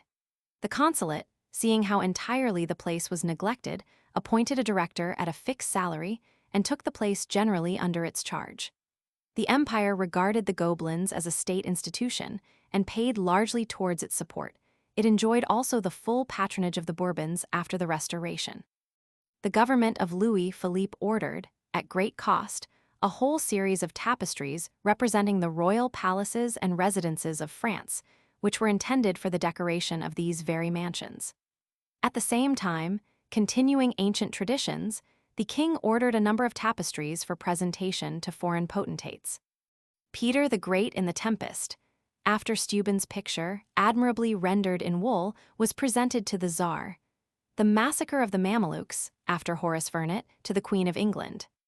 The different revolutions which have taken place in France have never for any length of time affected the position of the Gobelins, which successive governments have learnt to regard as one of the glories of France. For the beautiful, brilliant colors in use during the present century, the establishment has been indebted to the famous chemist and centenarian, M. Chevreul. Among the masterpieces executed at the Gobelins may be mentioned the portrait of Louis Roman XIV, after Rigaud, of which the original may be seen in the Louvre. The Assumption of Titian, an immense composition, some 30 feet high, and the reproduction in wool of a number of delicate, graceful pictures by Boucher, etc., etc. Since 1848, a school has been established at the Gobelins, where the art of tapestry is systematically studied by pupils and apprentices. Although not connected in any direct manner with the Gobelins, the manufactory of Sevres is associated with it as an establishment for artwork. It enjoys a similar reputation for the excellence of its products, and is supported, like the Gobelins, by grants from the state and by state patronage of every kind. At St. Cloud in 1695, a manufactory of pottery was started by the brothers Chicaneau, who took for their trademark a son, doubtless by way of flattery to Louis Roman XIV, the son King Leroy Soleil. The factory was visited in 1700 by the Duchess of Burgundy, on whose recommendation it obtained special privileges in 1702. 20 years later, Henry Trau, Chicaneau's son-in-law, and his brother Gabriel took the direction of the establishment, which at this time prided itself on its imitations of China porcelain. In 1735, the brothers Dubois, one a painter, the other a sculptor, quitted the establishment of St. Cloud, where they had hitherto been employed, and founded a rival establishment at Chantilly, under the patronage of the Prince de Condé. The Dubois brothers afterwards moved to Vincennes, and it was not until 1756 that general headquarters for the porcelain work of Paris were fixed at Sèvres. The establishment belonged to a body of shareholders. But 4 years after the company was started, the king bought up all the shares, thus becoming not only the patron, but the proprietor of the Sèvres manufactory. At once managing director and monarch, Louis Roman XIV was able to forbid competition of every kind and under the severest penalties. To attempt to make porcelain elsewhere than at Sèvres was not only a criminal offense, but almost an offense of state.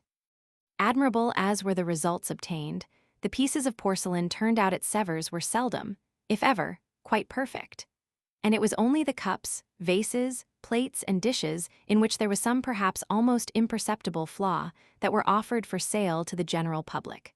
When perfection had been attained, the fortunate work was reserved for the royal palaces or for presentation to some foreign potentate. In 1761, a native of Strasbourg, which for about a century had belonged to France, sold to the Sèvres manufactory the secret of a so-called hard paste porcelain which he had obtained from a relative, director of some porcelain works in the neighboring Palatinate. Like the Gobelins, the manufactory of Sèvres was not interfered with by the Revolution. From 1800 to 1847, it remained continuously under the direction of Brongniart, who introduced many improvements in the manufacture of porcelain, though he is thought to have paid more attention scientifically to the matter than artistically to the form of his products. Perfectly made paste, but bad designs. The Sèvres porcelain of the period of the First Empire was remarkable for the stiffness and sham academical style of the figures. From this epoch dates the custom of reproducing on cups and saucers, vases and plates, copies of great historical pictures and other unsuitable works. The landscapes, the pastoral pieces of Watteau and of Boucher, were far more appropriate. Under the Second Empire, the Sèvres manufactory cost the state 480,000 francs a year, and sold porcelain to the general public to the amount of 80,000 francs.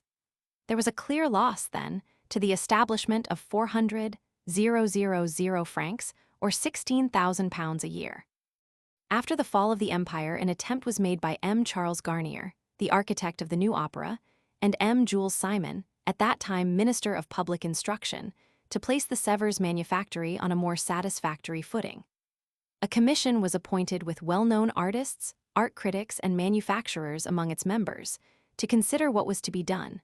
And in the first place, M. Duck, the celebrated architect, was requested to draw up a report on the subject. M. Duck set forth that the fabrication of the material left nothing to be desired, and that the artists who furnished designs for the porcelain were unequaled. But there were not enough of them, and M. Duck's main proposal was that a school should be established in connection with the Sèvres manufactory, precisely what had been proposed and adopted under Louis Philippe's reign in connection with the Gobelins. The School of Sèvres was established in conformity with M. Duck's recommendation, and at the same time, a Sèvres prize of the value of 2,000 francs was instituted as an annual recompense to the author of the most artistic design for pottery work. Chapter 31. The Palais Bourbon. The Palais Bourbonnais, History. The National Convention. Philippe Égalité. The Palais Bourbon, situated between the Quai d'Orsay on the north and the Place de Bourgogne on the south, bears a name which is singularly inappropriate to the edifice in its modern character. For neither under the ancient monarchy nor under the restored Bourbons has the great monarchical family of France shown the least favor towards the parliamentary discussions of which in modern times the Palais Bourbon has been the scene. The building was constructed in 1772 by the Italian architect, Gardini, at the orders of the Dowager Duchess of Bourbon. After passing through various hands, the Palais Bourbon was made national property at the time of the Revolution, when Maison de la Révolution was the name given to it. In 1795, its principal reception rooms were transformed into a hall for the Council of the 500, and it was at the same time enlarged. The present façade was added in 1804 under Napoleon I. Among the other remarkable halls contained in the Palais Bourbon as it at present exists, The most important is the one in which, under the name now of Chamber of Deputies, now of Legislative Body, the French Parliament has held its sittings. The hall arranged in 1795 for the Council of the 500 was afterwards occupied by the legislative body of the Empire, and again, under the Restoration, by the Chamber of Deputies. In 1814, the Palais Bourbon was, as property, restored to the Prince de Condé, who left the use of it to the state for the benefit of the chamber.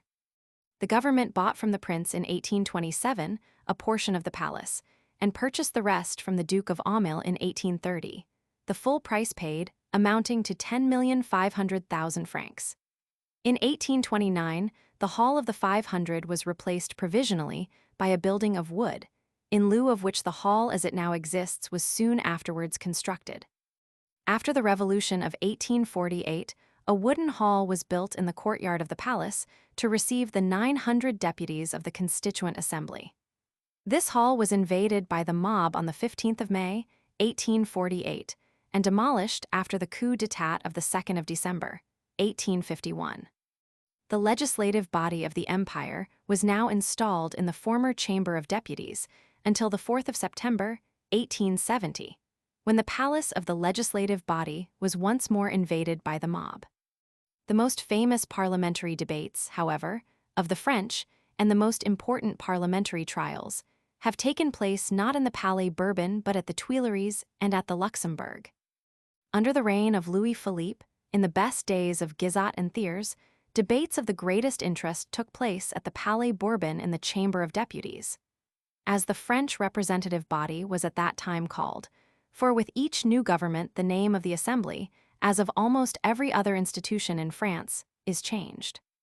All public establishments are from time to time royal, national, or imperial, and the body which corresponds in France to the House of Commons in England is called, turn by turn, Chamber of Representatives, Chamber of Deputies, or Legislative Body. No country, indeed, has had so many legislative and governing assemblies as France, which until the Revolution was as nearly as possible an absolute monarchy. The States General, under the ancient regime, were convoked from time to time by the king, but had no real power. The most that can be said in their favor is that they at least preserved among the people the idea of popular representation. In 1788, the year before the Revolution, there was a general demand for a convocation of the States General, to which an unexpected reply was made by the calling together of constituent and legislative assemblies. These bodies both admitted the royal veto as a bar upon their decisions. But the convention, the revolution having now been accomplished, recognized no counterbalancing power, no control of any kind. It governed the country through its commissaries and its committees. The Constitution of the year 3 of the Republic, 1792, divided the legislative power into two assemblies, the Council of the 500 and the Council of the Elders. To the former belonged the initiative, to the latter the final decision. Dissatisfied with the working of these two bodies, Bonaparte introduced a parliamentary reform of the most remarkable kind. According to his constitution of the year 1797, the legislative body was to be divided into two assemblies, one of which was to discuss the laws submitted to it by the government, the other to accept the decisions in the upper chamber without debate and simply by way of registration. After the fall of Napoleon, the restored monarchy, obliged by the circumstances of the time to tolerate the existence of a parliament, formed the Chamber of Representatives, which, under the government of Louis Philippe, was succeeded by the Chamber of Deputies, destined to play an important part in the political history of the country. Under the Second Empire, the governmental forms of the First Empire were as much as possible introduced. The legislative body and the Senate came now once more into existence, the former being empowered to discuss the laws proposed by the government, the latter to prevent their promulgation should they, under the influence of the debates, have taken a form which the government might consider objectionable. Under the Third Republic, the French chambers have resumed something of the importance they possessed under Louis Philippe. Their powers, indeed, have been increased, though they contain no such distinguished men as those which gave character and brilliancy to the Chamber of Deputies between the years 1830 and 1848. Illustration: Façade of the Chamber of Deputies on Place du Palais Bourbon. The Assembly of the States General held at Versailles in May 1789 preceded by 3 months the taking of the Bastille. And it was in this assembly that the taskwork of the peasants' their serfdom, that is to say, was abolished, that obnoxious feudal rights of various kinds were suppressed, and that religious liberty, individual liberty, liberty of the press, and general equality before the law were proclaimed. The Bastille was taken while the assembly was in full deliberation, and this event gave to its discussions and decisions a more liberal, more revolutionary turn than ever. The Assembly of the States General followed the king to Paris, and soon afterwards installed itself in the riding school of the Tuileries. After the flight of Louis Roman XVI, June 21, 1791, it took possession of the executive power and held it with a firm hand until the acceptance of the Constitution by the king on the 14th of September. On the 30th of the same month it dispersed, to be replaced by the Legislative Assembly, to which, in virtue of a resolution proposed by Robespierre, no member of the previous assembly could belong. The number of laws, acts, and decrees passed by the assembly afterwards to be known as the Constituent amounted to not less than 3,250. The Legislative Assembly of 1791, in which, as just mentioned, no member of the famous Constituent Assembly could sit, began by swearing allegiance to the Constitution just proclaimed. A number of émigrés having assembled on the frontier, it confiscated their property, and took proceedings against the king's brothers, the chiefs of the fugitive royalists now threatening return. It replied to the coalition against France by a declaration of war, called the country to arms, and decreed the formation of a camp of 20,000 men beneath the walls of Paris. The king making objection to these vigorous measures, the assembly declared the monarchy at an end, and on the 10th of August it was abolished, or rather suspended, by law. On the 10th of August, 1792, the Legislative Assembly, in presence of Louis Roman XVI, decreed the provisional suspension of the chief of the executive power, and the convocation of a national convention that is to say an extraordinary assembly invested by the people with full powers for reconstituting the government of the country. The members of the new legislative body were to be chosen by double election.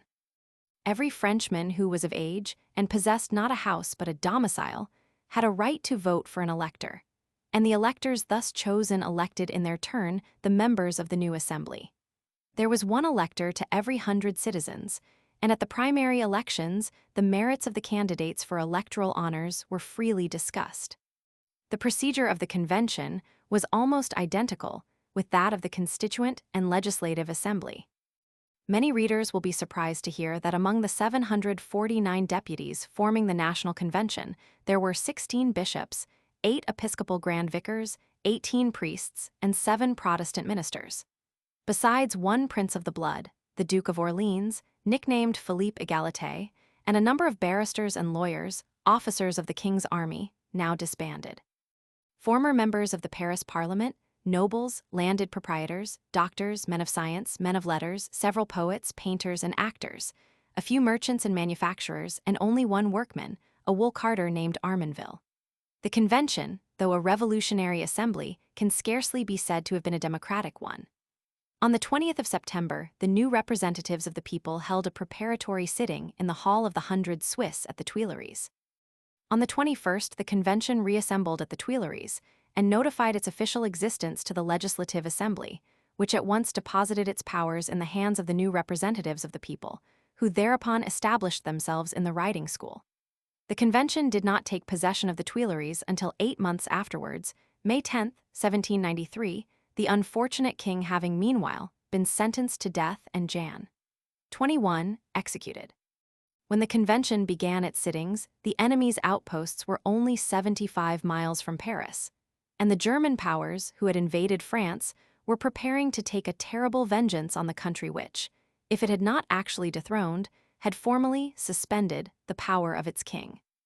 Kings, exclaimed the Bishop of Blois in an excited debate, are in the moral order what monsters are in the physical. And in the midst of general acclamation, the Assembly adopted unanimously this declaration. Royalty is abolished in France. The Girondists, who for some time had the upper hand in the convention, wished to spare the king, and some of them proposed to leave the decision of his fate to the people at large, confident, no doubt, that the verdict of the nation would be, if not altogether favorable, at least not fatal to the unhappy monarch. The Girondists, however, could not get their views adopted by the Assembly generally, and in the end many of them voted for the king's death. The king having been tried and found guilty by the Assembly, each member was called upon to declare in writing what sentence the convicted monarch deserved. Some were for keeping him in prison until peace was made with the invading powers, and then sending him into exile on condition of his never attempting to return. The greater number, however, of the deputies were in favor of death. One, more brutal than the others, is said to have recorded his view as to the sentence that should be passed in these cynical words. La mort sans phrase.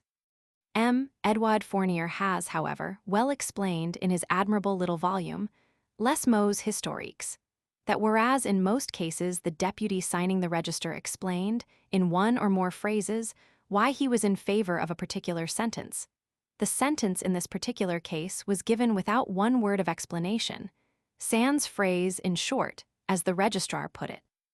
The day of the king's sentence, one of the deputies, Lepelletier Saint Fargeau, who had voted for death, was assassinated just after he had left the assembly by a former member of the bodyguard named Paris.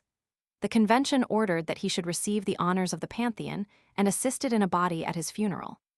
This incident caused a deep sensation, deeper, it is said, even than the execution of the king, which took place on the 21st of January, 1793. The deepest indignation, too, was excited by the news that among those who had voted for the king's death was his cousin, the Duke of Orleans, the so-called Philippe Égalité, whose son, Louis Philippe, was 37 years afterwards to ascend the French throne. Writing in the Revue des Deux Mondes a few years after the latter event, Chateaubriand reproached the reigning king in plain terms with being the son of a regicide, arguing that since the execution of Louis Roman XVI, and as a punishment for that crime, it had become impossible to establish monarchy in France, he added. Napoleon saw the diadem fall from his brow in spite of his victories, Charles X, in spite of his piety. To discredit the crown finally in the eyes of the nations, it has been permitted to the son of the regicide to lie for one moment in the blood-stained bed of the murdered man. That Louis Philippe suffered this outburst to be published unchallenged has been regarded as a proof of his extreme tolerance in press matters. Probably, however, he thought it prudent not to invite general attention to words which, by a large portion of his subjects, would have been accepted as justifiable.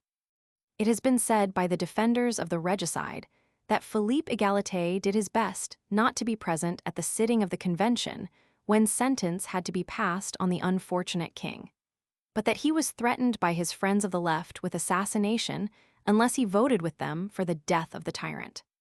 However that may be, he took his seat among the judges by whom the fate of his royal kinsman was to be decided, and when it became his turn to deliver his opinion, did so in the following words. Occupied solely with my duty, convinced that all those who have attacked, or might afterwards attack, the sovereignty of the people deserve death, I pronounce the death of Louis. Philippe Égalité had looked for general approval, and had voted in fear of death which awaited him all the same, and came to him in the very form in which a few months before it had been inflicted on the unhappy Louis. When his vote was made known, cries of indignation from all sides warned him that he had transgressed one of the great moral laws which are observed even by men who violate all others. Then it was that a former soldier of the king's bodyguard, hearing of Philippe Égalité's unnatural offense, resolved to kill him, but not being able to find him, killed another less guilty regicide in his place. Very different was the feeling excited by the conduct of Philippe Égalité in the breast of the king himself. I don't know by what chance, says the Abbé Edgeworth in his Relation sur les derniers moments du roi, the conversation fell upon Philippe. The king seemed to be well acquainted with his intrigues and with the horrid part he had taken at the convention, but he spoke of him without any bitterness and with pity rather than with anger. What have I done to my cousin, he exclaimed, that he should so persecute me? What object could he have? Oh, he is more to be pitied than I am. My lot is melancholy, no doubt, but his is much more so. Meanwhile, the faction of the Assembly, which in the beginning of September 1792 had, by its excited declamation and denunciation, brought about the massacre of the prisoners, was constantly attempting, in combination with other factions, to arrest some of the most influential members of the majority, accuse them of treason, and bring them before the Revolutionary Tribunal. On the 2nd of June, 1793, they struck their first blow, and on the 3rd of October in the same year they denounced 44 deputies, ordered the arrest of 71, and compelled many more to take to flight and seek safety in concealment. The majority was thus diminished by 150 members. The minority, in fact, became the majority. Then one of the authors of these measures, Robespierre, hoping to monopolize whatever fruits they might bear, and finding no further obstacle to his ambition, became dictator in fact, bent everything beneath his will, and reigned by terror. During 14 months he subjected the French to a ferocious tyranny. At Paris alone 30, 40, 60 heads fell daily. At length, on the 27th of July, 1794, this monster, together with his chief accomplices, paid his reckoning, and France was delivered from an intolerable yoke. To the general desolation, grief and alarm now succeeded the liveliest joy. The doors of many prisons were thrown open, the instrument of death ceased to ply its blade. The Convention, free and tranquil, despite the difficulties it experienced from foreign factions, was now to pursue its way and to give France a constitution. On the 26th of October, 1795, it terminated its session. The Conventional Assembly, at war with all the states of Europe, at war even with the French inhabitants of some of the western provinces, surrounded by distractions and dangers to which some of its own members fell victims, did not omit to encourage the arts and sciences, particularly those of practical utility, nor to found public institutions of the highest importance. The development it gave to the national schools and hospitals, to mention these alone, has already been touched upon in previous chapters. A report drawn up in the 3rd year of the Republic by the savant Fauquet, in the name of the Committee of Public Safety, on the arts which had served for the defense of the Republic, contains some interesting details. Within 9 months, it was boasted, 12 million pounds of saltpeter had been manufactured and stored in the magazines of the Republic, whereas, previously, the merest fraction of that quantity had been yearly produced. A method had been introduced, moreover, for manufacturing gunpowder in a few hours with machines of the greatest simplicity. Hitherto, France had been dependent on the neighboring nations for the manufacture of steel. England and Germany had been accustomed to furnish her with this metal at a charge of about 4 million francs a year. Now several factories rose in places where the production of steel had been hitherto unknown. During the same period, many improvements were introduced in the manufacture of muskets. The number of cannon foundries was greatly increased. A species of balloon was used as a war vehicle.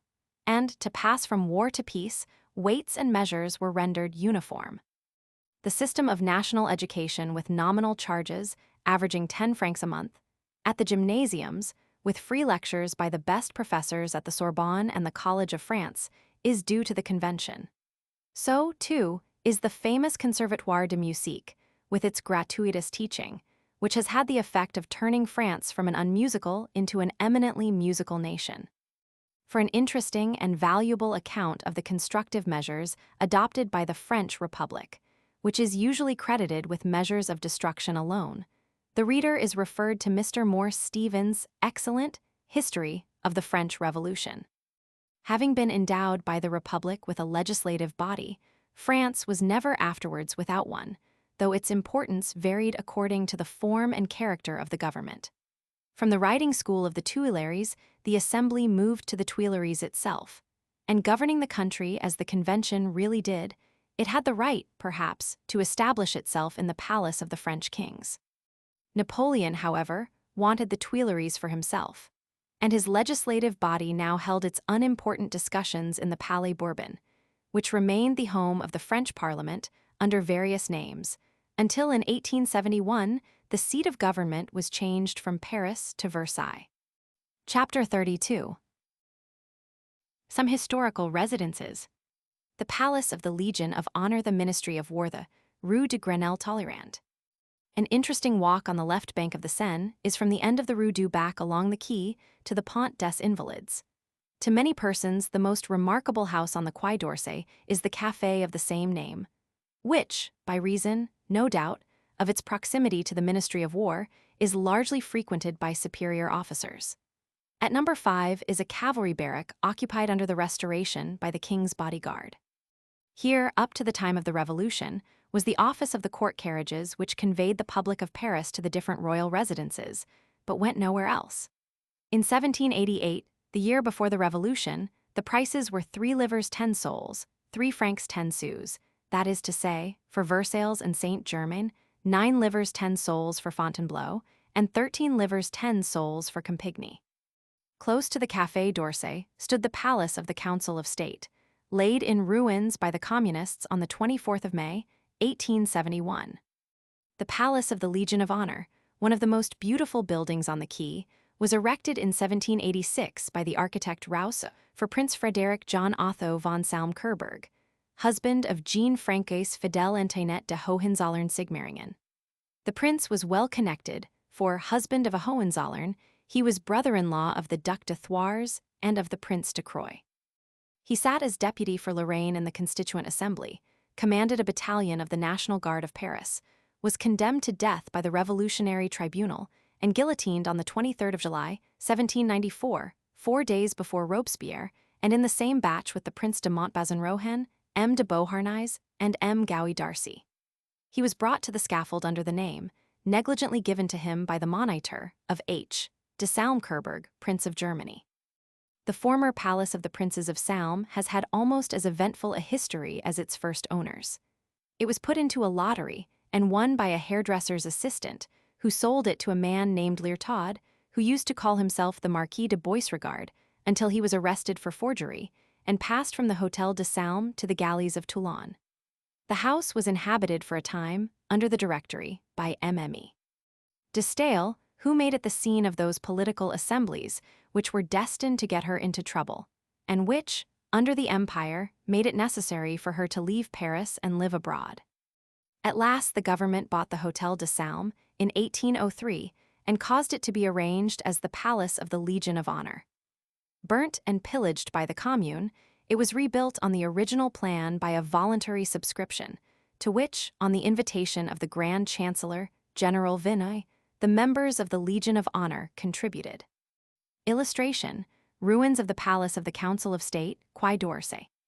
At the corner of the Quai d'Orsay, just where the Boulevard Saint-Germain terminates, is the Cercle Agricole, or Agricultural Club, composed almost exclusively of landed proprietors, and one of the best clubs in every respect that Paris possesses. The Potato Club, it is humorously called by those who have no sympathy with agricultural pursuits, and who hold with a cert writer that cultivators of wit have generally no land, and cultivators of land generally no wit. There are several government offices in this neighborhood, the Ministries of Agriculture, of Public Works, and of War. The Ministry of War occupies a sort of island comprised between the Rue Saint-Dominique, the Rue de Solferino, and the Rue de Bourgogne, with its principal entrance on the Boulevard Saint-Germain, number 231. The Dowager Princess of Conti inhabited the mansion until 1775, the year of her death. The next occupant was the Duc de Richelieu, who was succeeded by Lamanic de Brienne, Archbishop of Toulouse, and at the same time Minister of War in the year 1786, and by his brother, the Comte de Brienne, in 1789. Without being designated Ministry of War, the house seemed destined to be occupied by a succession of war ministers. At last, however, it became national property, and from 1802 to 1804 it was inhabited by Lucien Bonaparte. After the proclamation of the Empire, Napoleon gave it to Mme. Laetitia Bonaparte, and it was not until the Restoration that the Hôtel de Brienne became finally the official residence of the Minister of War. Close by, on the Boulevard Saint-Germain, formerly Rue Saint-Dominique, is installed the Central Depot of Artillery. It occupies the whole of the ancient cloister of the monastery of the Reformed Dominicans, whose church is dedicated to St. Thomas Aquinas. To the right of the church portal, the little Rue St. Thomas Aquinas conducts the visitor to a space surrounded by symmetrical buildings. He is now in the heart of the ancient convent. The large door to the right is that of the historical cloister, where the Museum of Artillery found a home until it was transferred to the Hôtel des Invalides. The religious establishment, of which nothing but the church survives, was the convent of the General Novitiate of the Reformed Dominicans or Jacobins, founded by Cardinal Richelieu in 1631. The construction of the church did not commence till 1638. The architect was Pierre Bullet, and the foundation stone was laid by the Duchesse de Lines. It was not until nearly the middle of the next century, 1740, that the edifice was completed. The interior is richly adorned with paintings from the brush of Blondel, Picot, Guillemot, Lemaine, Lagrenet, Mitchell-Vanloo, and Ari Scheffer. The Church of St. Thomas Aquinas is the most aristocratic in Paris, and a wedding within its walls possesses enormous fascination for the curious sightseer. The Rue de Grenelle, which runs parallel to the old Rue Saint-Dominique, is remarkable for a sculptural masterpiece, the fountain designed by Edmé Bouchardon, who himself executed the whole of the figures and bas-reliefs. The central figure, representing the town of Paris, and the two figures to right and left of it, symbolizing the Seine and the Marne, are exquisite. Between the columns and beneath the pediment is a long Latin inscription, addressed by the provost of the merchants of Paris to the glory of Louis Roman XV, the father and delight of his people, who, without shedding blood, has extended the frontiers of France. On the left, from number 73 to number 85, there is a whole series of remarkable houses, each associated with some person of distinction. At No. 73 died in 1856, Viscount Darlincourt, once a popular novelist, now absolutely forgotten. His family was of ancient origin, and his father, a farmer general, was guillotined during the Reign of Terror. Young Darlincourt became one of Napoleon's chamberlains, and afterwards held some post in connection with the Council of State. At the Restoration, he wished to attach himself to the service of the court, but he was not successful, and returning to his castle in Normandy, gave himself up entirely to literature, in which, under the Empire, he gained some reputation. In the year 1825, he gave an entertainment in honor of the Duchess of Berry, which became celebrated, and was made the subject of elaborate descriptions in the newspapers. Running through the Viscount's estate was a winding stream, on which a bark had been prepared for the reception of the Duchess, which was attended by the ladies of the neighborhood costumed as shepherdesses. The young people of the surrounding villages, in Arcadian attire, towed the boat with chains of flowers towards a Greek temple, where ballads of a chivalric kind were sung in praise of the honored guests. White flags embroidered with fleurs de lis were waved in the air, and in the evening, after a sumptuous banquet, there were illuminations and a grand ballet. More than 1,000 persons took part in these operatic scenes, which were marked by the same theatrical taste that distinguishes the Viscount's romances. He had begun under the Empire an epic poem called the Carolid, on the subject of Charlemagne, in which beneath the features of Carolus Magnus, the physiognomy of Napoleon could be recognized. These passages were, however, marked out when, under the Restoration, the Viscount published the complete work. The most successful of all M. Darlincourt's books was Le Solitaire, which when it first appeared went through a number of editions and was translated into many languages. It may be added that Bellini's last opera, I Puritani, was based on a novel by M. Darlincourt, called Cavaliers and Roundheads. At No. 75, Talleyrand resided as Minister of Foreign Affairs under the Directory. Before entering political life, Charles Maurice de Talleyrand Perigord studied theology and took holy orders. His family would have placed him in the army, but for an accident of rather a frightful kind, which happened to him in his childhood. His nurse had put him down in a field, while she walked away in conversation with her lover, and during her absence, the child under her care was attacked by a pig, which bit away part of one of the calves and of one of the feet of the future diplomatist. At the age of 21, young Talleyrand was named Abbé of Saint Denis in the Diocese of Reims. He led the dissipated life common among the young abbés of his day, but he cultivated the society of intellectual men and was on friendly terms with Mirabeau, Buffon, and Voltaire. In 1780, he was appointed Agent General of the French clergy, a lucrative post which placed him in relations with the minister, M. de Calonne, from whom he acquired ideas on the subject of finance, which enabled him to repair his shattered fortune. Leading at the same time a life of pleasure and of affairs, Talleyrand did not remain insensible to the changes that were taking place around him. And in a letter addressed to his friend, Choiseul Gouffier, ambassador at Constantinople, he showed himself an intelligent advocate of political reform. A separate administration for the province's provincial self-government, in fact, was one of the remedies he proposed. He declared war against all privileges and ended his letter by observing that at last the people must count for something. In 1788, the year before the Revolution, Talleyrand was made Bishop of Autun, with an income of 80,000 francs. A member of the Assembly of Notables in the month of November in this year, he showed himself one of the warmest advocates of the new ideas and became at this time the friend of Necker. The clergy of his diocese sent Talleyrand as deputy to the States General of 1789. Here he ranged himself on the popular side and voted for the union of the two privileged orders, nobility and clergy, with the tiers états. He voted, too, for the suppression of tithes and for the constitution of an executive with responsible ministers. At the Great Federation Festival in the Champs de Mars, it was Talleyrand who celebrated Mass on the altar of the country, and a few months afterwards he gave up the bishopric of Autun. For supporting the civil constitution of the clergy, he drew upon himself a decree of excommunication. In 1791, Talleyrand undertook his first diplomatic mission, being sent to London in order, if possible, to obtain a declaration of neutrality from England. In this, he was unsuccessful. The atmosphere of London, however, suited him better than that of Paris, and Talleyrand kept away from France until after the Reign of Terror. From England, he had passed to the United States. But on the formation of the Directory, he thought the time had come for him to go back to France, and though his name had been placed on the list of émigrés, he had no trouble in obtaining permission to return.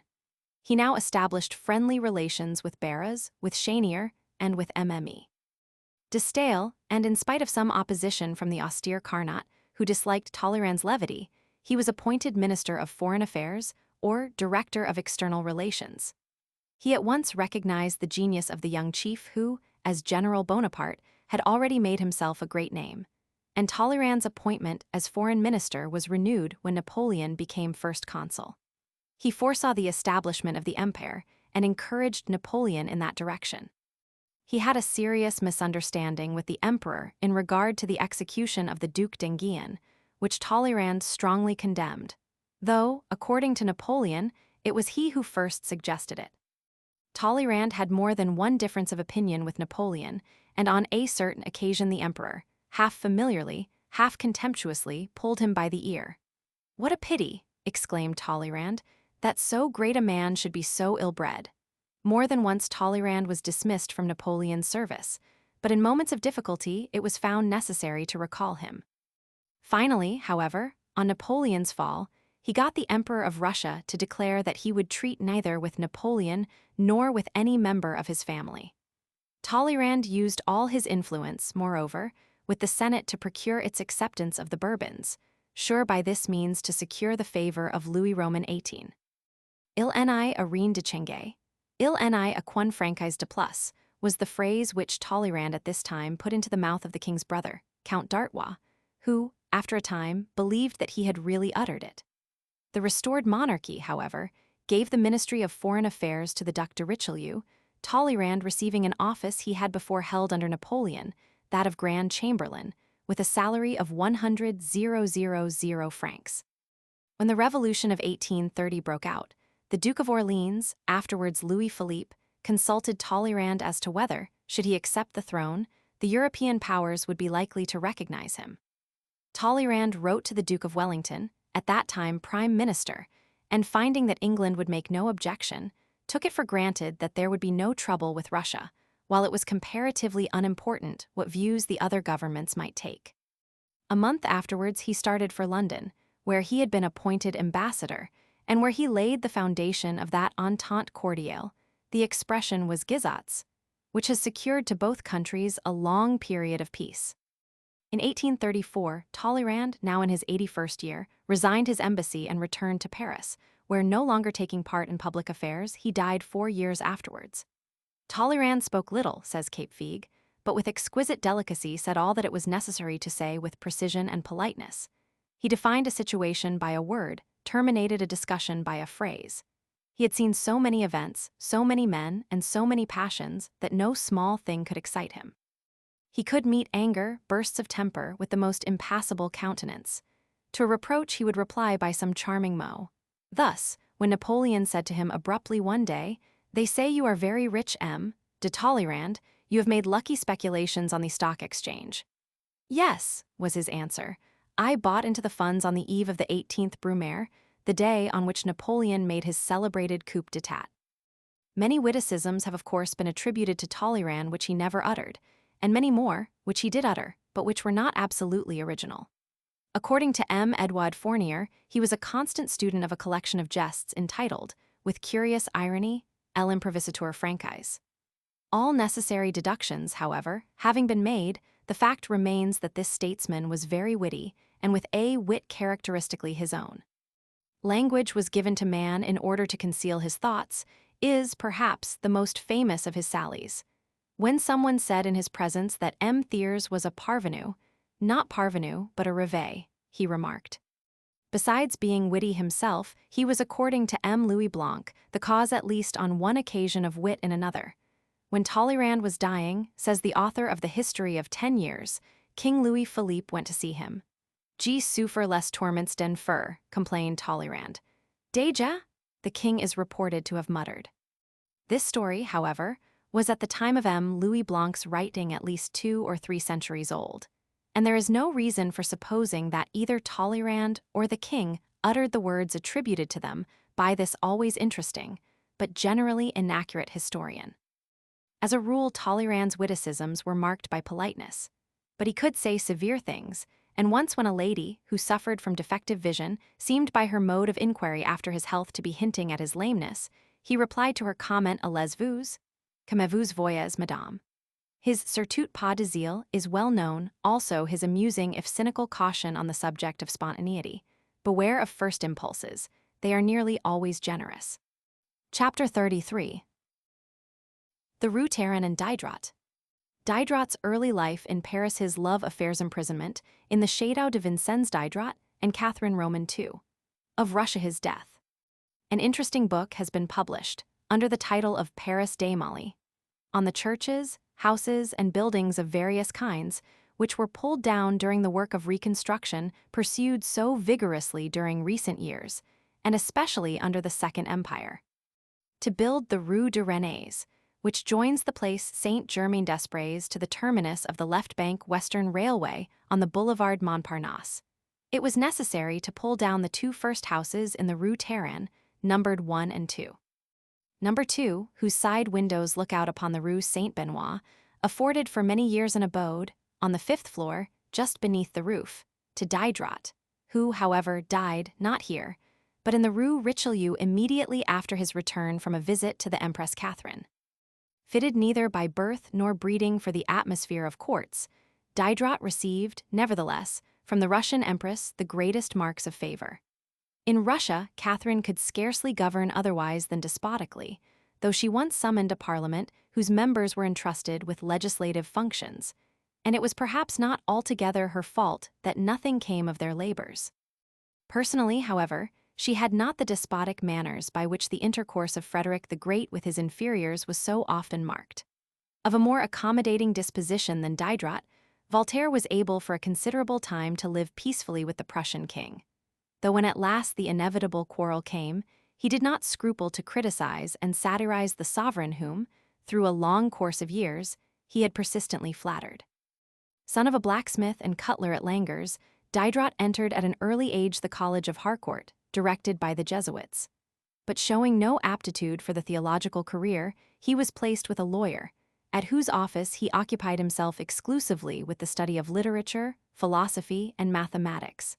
After a time, the chief of the office remonstrated with him and asked him how he expected to live. "I am fond of study," he replied. "I can exist on very little. I am perfectly happy. Why then should I trouble myself about a regular profession?" On being informed of these views, Diderot's father began by stopping his son's allowance. Then Diderot gave lessons, but not, it would seem, on very remunerative principles, for if the pupil pleased him, he was ready to go on teaching him all day, whereas, in the contrary case, he did not give a second lesson. He accepted payment in the form of books, clothes, or anything else which, in the absence of money, the pupil could offer. After a time, he was engaged in a private family, where for 3 months he taught incessantly, walking out with his pupils, taking all his meals with them and not leaving them for a moment. He disliked, however, living in another person's house and retired after 3 months to his own garret. He was now in the direst poverty. He was often without food, and one Shrove Tuesday, in 1741, he was then 28 years of age, he returned home in a fainting condition from having eaten nothing all day. His landlady, seeing his enfeebled state, gave him some toast steeped in wine. "And I then swore," said Diderot afterwards to his daughter, "that if ever I possessed anything, I would not, so long as I lived, refuse help to a fellow creature who might find himself in a similar position." On the whole, however, apart from occasional bad days, Diderot led a lively existence. He could write in any style and was ready to execute any kind of literary work. He even composed sermons. He wrote 6 for a missionary, who paid him 300 crowns, about £36, for the half-dozen. This he afterwards declared to be one of the best strokes of business he had ever done. From time to time, he wrote to his father, who did not answer him. His mother, however, sent him, from time to time, a portion of her savings by a faithful servant who, without saying anything about it, added to the amount some savings of her own. On these occasions, the poor woman had to make a journey on foot of some 300 miles, 150 each way. In spite of this assistance, Diderot was often in distress. It may be, as Heine somewhere suggests, that writers and artists, like medlars, ripen best on straw. It is certain, in any case, that the talent and courage of Diderot developed in spite, if not in consequence, of his poverty. His energy grew in proportion as he exercised his power of resistance. Unable to be much poorer than he actually was, Diderot now resolved to get married. He heard one morning that 2 ladies had come to live in the same house as himself. One was Mme. Champion, widow of a man who had ruined himself and his family by his mania for speculation. The other her daughter, Emile. Annette Champion, a tall, handsome, well-mannered girl. They had their own furniture, had saved a little money, and were trying to support themselves by needlework. Diderot wished to be introduced to them. "They will decline to make your acquaintance," was his landlady's reply. He determined to order some shirts. By one means or another, he had resolved to make their acquaintance. On seeing the daughter, he fell in love with her and soon afterwards proposed to marry her. "You wish to get married?" said Mme. Champion. "And upon what? You have no profession, no property, nothing whatever except a tongue of gold, with which you have managed to turn my daughter's head." The girl's mother, however, gave her consent, and Diderot had next to obtain the consent of his own father. Old Diderot, however, treated his son as a madman, and not only would not hear of the marriage, but threatened to curse him if he persisted in his intentions. Troubled on all sides, Diderot now fell ill, and the illness sealed his fate. He was waited upon and nursed by his 2 kind-hearted neighbors. On his recovery, he was profuse in his expressions of gratitude towards the mother. Nor did this prevent him from marrying the daughter in secret. The young woman whom he now made his wife was more remarkable for good nature than for intelligence. The strangest stories are told about her want of brains. Thus, on one occasion, when a publisher had in her presence purchased a manuscript from Diderot for 100 crowns, she expressed her astonishment at his taking so much money for a few scraps of paper, and urged him to return the sum. About a year later, Diderot, finding that injurious stories had been told to his family concerning his wife, sent her without invitation on a visit to his father, who received her with kindness and kept her in his house for 3 months. Meanwhile, Diderot made the acquaintance of a Mme. de Pincia, who, unlike the wife, was more remarkable for intellectual than for moral qualities. She was extravagant in her tastes, and to gratify them, Diderot plied his pen with ceaseless activity. To furnish her with money, literary spendthrift that he was, he wrote books of the most varied kinds, from Pensées philosophiques, one of his most admirable works, to Les Bijoux Indiscrets, one of the most objectionable. No one complained of the licentious tale. But the philosophical work, a pamphlet of some 60 pages, full of profound truths expressed with vivacity and originality, was first attributed to Voltaire and next burnt by the common hangman. In his Letter on the Blind, Diderot gave further offense, and this time he was imprisoned in the castle of Vincennes. Everyone thought that the materialism professed by Diderot in his essay was the cause of his arrest, which, however, was due to something quite different. His Letter sur les Aveugles had been written on the occasion of an operation for cataract performed by Réaumur on a patient who had been blind from birth. Diderot had wished to study the first sensations produced upon the blind man by the effect of light, but the famous operator would admit no one except a lady of fashion, MME, Dupré de Saint-Maur, and at the beginning of his letter, Diderot complained of the man of science who had preferred to have his experiment witnessed by two beautiful eyes rather than by men capable of appreciating it. MME. Dupré de Saint-Maur is said to have had considerable influence with M. d'Argenkin, the Minister of Police, and without judgment or accusation Diderot was arrested on the 24th of July, 1749, and taken to the Château of Vincennes. Thus religion was avenged, and MME. Dupré de Saint-Maur also. That Diderot's arrest was due in a great measure to the general contents of his book, and not merely to his by no means uncomplimentary mention of MME. Dupré de Saint-Maur seems proved by the fact that after imprisoning him, the police visited Diderot's house and made a search for his manuscripts. The unhappy author remained for 28 days in secret confinement. At the end of that time, he wrote to d'Argenkin begging the minister to liberate him from a captivity in which he might make him die, but could not make him live. He was now transferred from the castle dungeon to the castle itself, where his wife and several of his friends were allowed to visit him, among others Jean-Jacques Rousseau, with whom for some time past he had been on intimate terms. In the 8th book of his Confessions, Rousseau relates how a visit he made to the prisoner of Vincennes marked an epoch in his life. The Academy of Dijon had just proposed the following subject for a prize essay: Has the revival of arts and letters contributed to the purification of manners? It was during his visits to Diderot in the Château that Rousseau claims not only to have conceived the idea of treating the question proposed, but also to have written the greatest part of the essay, which was to cause such a sensation in the world. Diderot, however, gave a very different account of the matter to his friend Marmontel. I was prisoner at Vincennes, he said, where Rousseau came to see me. He had made me his Aristarchus, as he himself declared. One day, when we were walking together, he told me that the Academy of Dijon had just proposed an interesting question, and that he wished to treat it. The question was, has the revival of arts and letters contributed to the perfection of morals? Which side shall you take? I said to him. The affirmative, he replied. That is the pons asinorum, I said. All the mediocre people will take that view, and you can only support it by commonplace ideas, whereas the contrary side offers to philosophy and eloquence a new and fertile field.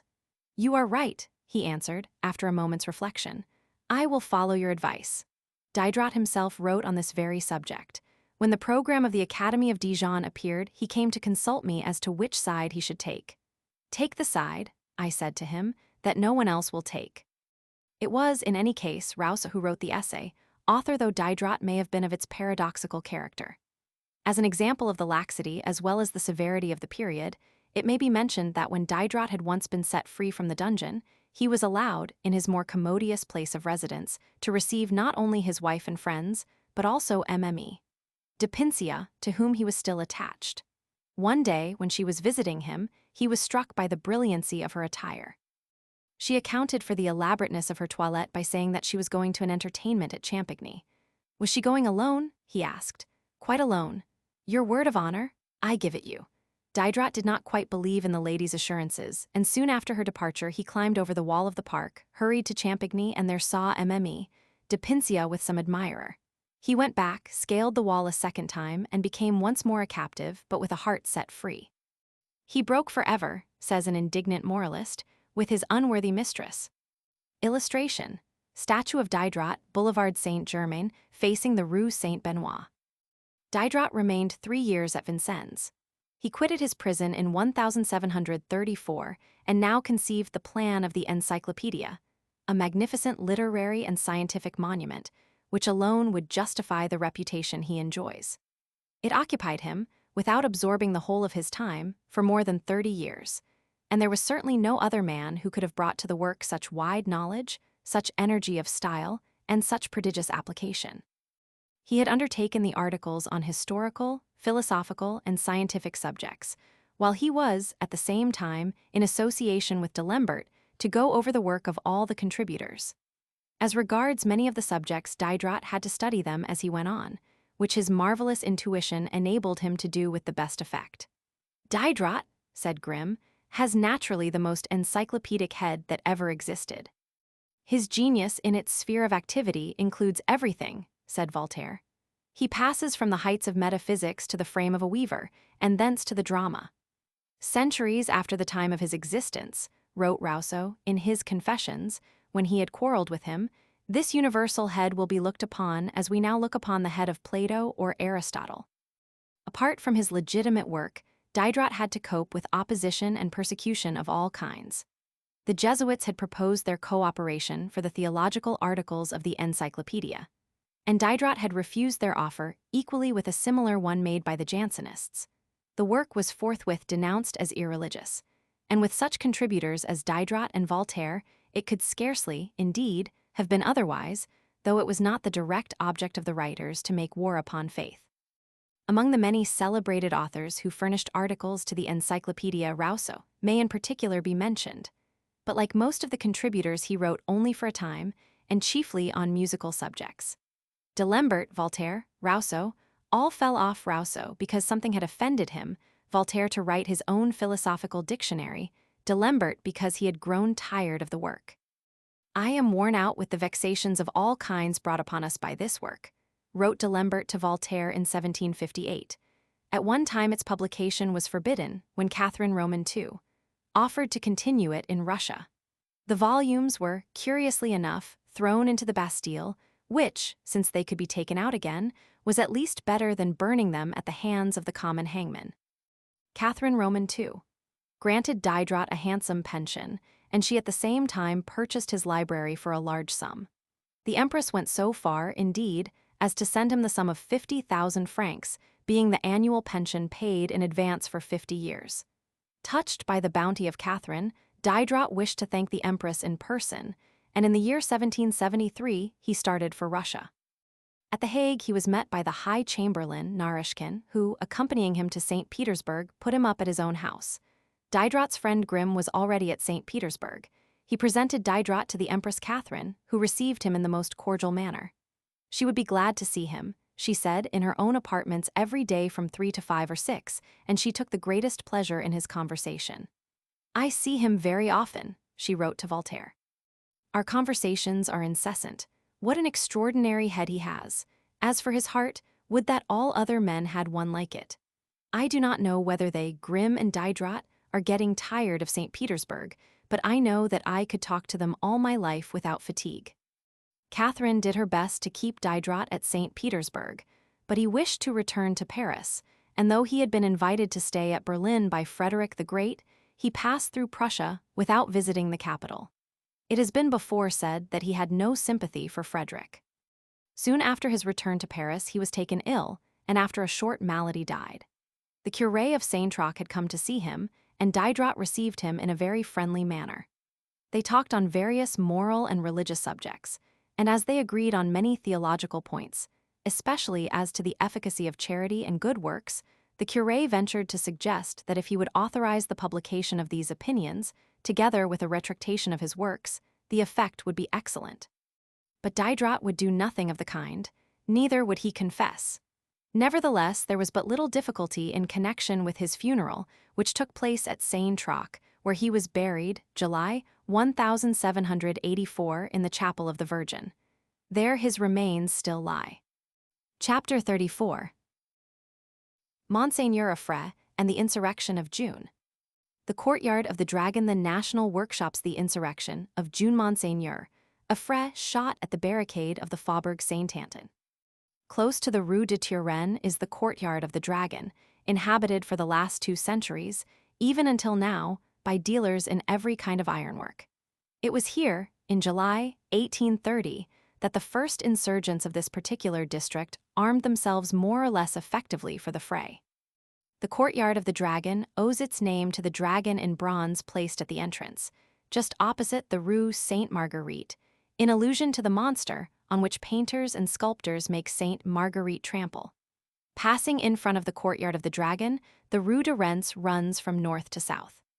The Rue du Four, the Rue du Vieux Colombier, and the Rue d'Asses are at the back of the monastery of the Carmes d'Échasses or Shoeless Carmelites, which occupies the interior of the angle formed by the Rue de Rennes and the Rue d'Asses.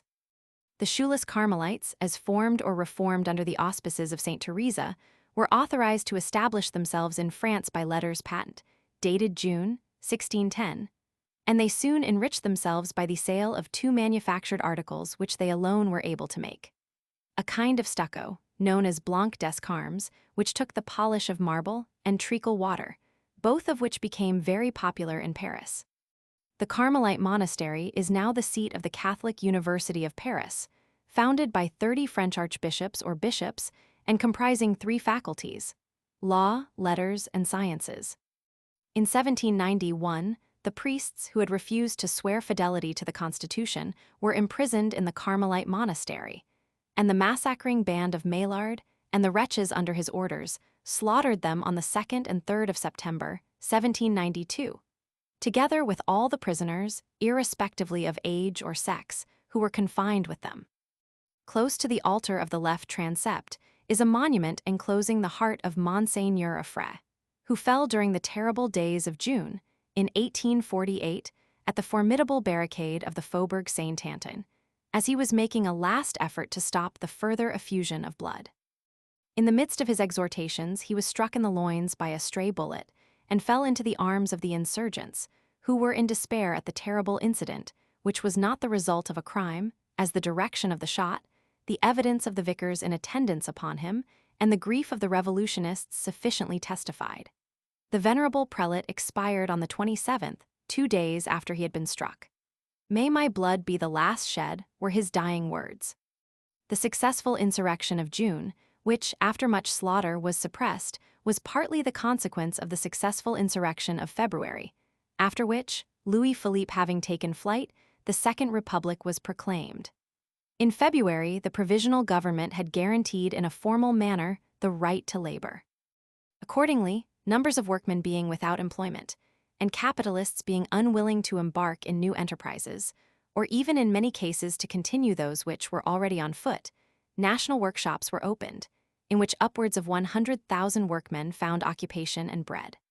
Apart from the drain upon the exchequer caused by the employment of these 100,000 men, the inevitable moment at which it would be necessary to close the workshops was regarded by everyone with alarm. Each workman was employed 1 day out of 4 in useless labor, and the more prudent hoped that the national workshops would be closed gradually, and the men induced gradually to seek service with private employers. Among other measures, it was proposed to colonize Algeria with the men out of work, and it was calculated that 200 millions of francs would be necessary for this purpose. According to the calculations of many wise economists and politicians, an expenditure of 200 millions in order to get rid of a menacing army of 100,000 men was not excessive. Others, including, it may be, some secret enemies of the Republic, who did not object to a violent collision, in which the Republican form of government might disappear, thought the workshops ought to be closed, and the men left to shift for themselves. The national workshops were at the same time declared to be nests of idlers, thieves, and incendiaries. On the 17th of June, after long and passionate debates in the Assembly, the immediate dissolution of the national workshops was proposed. The next day the workmen, by way of reply, exhibited on all the walls of Paris placards in these terms: "There is no unwillingness on our part to work, but useful and appropriate work according to our trades is just what we cannot obtain. We call for it, we ask for it with all our force." The immediate suppression of the national workshops is demanded, but what is to become of the 100,000 workmen who find in their modest pay the sole means of existence for themselves and their families? Are they to be delivered over to the evil counsels of famine, to the suggestions of despair? Are they to be placed at the mercy of factions? A proclamation was at the same time issued to the workmen, calling upon them to be calm and warning them against the emissaries of different political parties. "Nothing is any longer possible in France," concluded the proclamation, "but the democratic and social republic. We will have neither emperor nor king, nothing except liberty, equality, and fraternity. It was decided in the first place to expel from the national workshops and, with the consent of the expelled, enroll in the army all workmen of from 17 to 25 years of age. Other detachments were to be sent to the marshes of Ceylon in order to drain them, or to be employed on earthworks in distant departments. Others, again, could be sent to Algeria.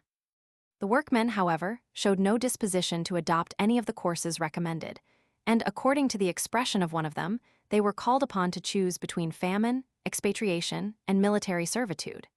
They were threatened indeed by famine, but more than one means of escape was offered to them. After a stormy day, an immense meeting was held in the place St. Sulpice, at which, after many impassioned speeches, it was decided to meet the next morning at 6 o'clock in the place du Panthéon. The Executive Commission appointed by the government to watch over the peace of Paris and prevent, if possible, its being broken, ordered General Cavaignac, Minister of War, to occupy the place du Panthéon the next morning, June 23rd, at 5. But at 6 not a soldier was to be seen, and the square was taken possession of by the people. The absence of troops at important points was observed elsewhere. Two plans had been discussed. The executive commissioners wished the troops to be disseminated in such a manner that no barricade could be erected without being at once destroyed, so that the hostile popular movement would be crushed from the beginning. Cavaignac, however, wished to be allowed to mass the entire army beneath his orders, and then to send columns of attack wherever necessary. It was represented to him that by such a system Paris would be covered with barricades, and the final victory of the troops caused torrents of blood. The stern soldier cared nothing for that. As for the National Guard, let it take care of its own shops, he haughtily added. I do not wish to run the risk of a single one of my companies being disarmed. Cavaignac was afterwards accused of having purposely allowed the insurrection to grow, in order that he might play the part of a savior. But the question being purely a military one, the Executive Commission found itself bound to give in. The insurrection had neither chief nor settled plan. Enjoying full liberty of extension during the first few hours, it had spread rapidly over half the city, extending in a semicircle from the Clos Saint-Lazare on the right bank to the Panthéon on the left. Its center seemed to be the Place de la Bastille, and its strategic object to converge upon the Hôtel de Ville. In spite of Cavaignac's sarcasm about the shopkeepers and their shops, the National Guard played a very active part in the suppression of the insurrection. Cavaignac entrusted the command on the right bank and the boulevards to Lamoricière, on the left bank to Domassouil, and around the Hôtel de Ville to Bidault. He himself took charge of a few battalions in the Faubourg du Temple, not far from the Place de la Bastille. It was on the evening of the first day that Monseigneur Offret, accompanied by his two grand vicars, went to the Place de la Bastille to address some conciliatory words to the insurgents, in the hope of prevailing upon them to abandon the contest. And it was here, as before set forth, that, received with every mark of sympathy by the insurgents, he fell while he was addressing them. It was not till 9 on the day following that the formidable insurrection of June was, after terrible slaughter, brought to an end. Chapter 35. Some occupants of Montparnasse. The Boulevard Montparnasse, the Cemetery Father, Loriquet Hegesip Moreau Saint-Beuve. To return to the Carmelite Monastery and the Rue de Rennes, which continues its course until it reaches the Boulevard Montparnasse. This boulevard is a section of the road round Paris, formed under Louis Roman 15, together with all the southern boulevards, in virtue of letters patent.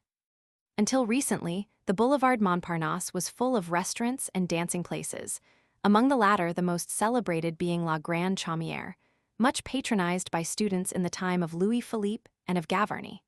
Since the construction of the great terminus of the Western Railway, the boulevard in question has become transformed. It has been invaded by industry and commerce. The hovels, booths, and public gardens of former days have been replaced by well-built houses, many of which, with the studios attached to them, are occupied by painters and sculptors. The name of this boulevard has a genuine literary origin. The land was given in the 16th century, with the high ground in the immediate neighborhood, to the scholars of the different Paris colleges, who assembled on its slopes and summit to read poems and to discuss matters of literature and art. The height of the so-called mount is on a level with that of the roof of the railway station, but the railway line is itself considerably above the level of the boulevard. The region of Mount Parnassus has its theater and its cemetery. At the former many a dramatic author, afterwards to become celebrated, has brought out his first piece.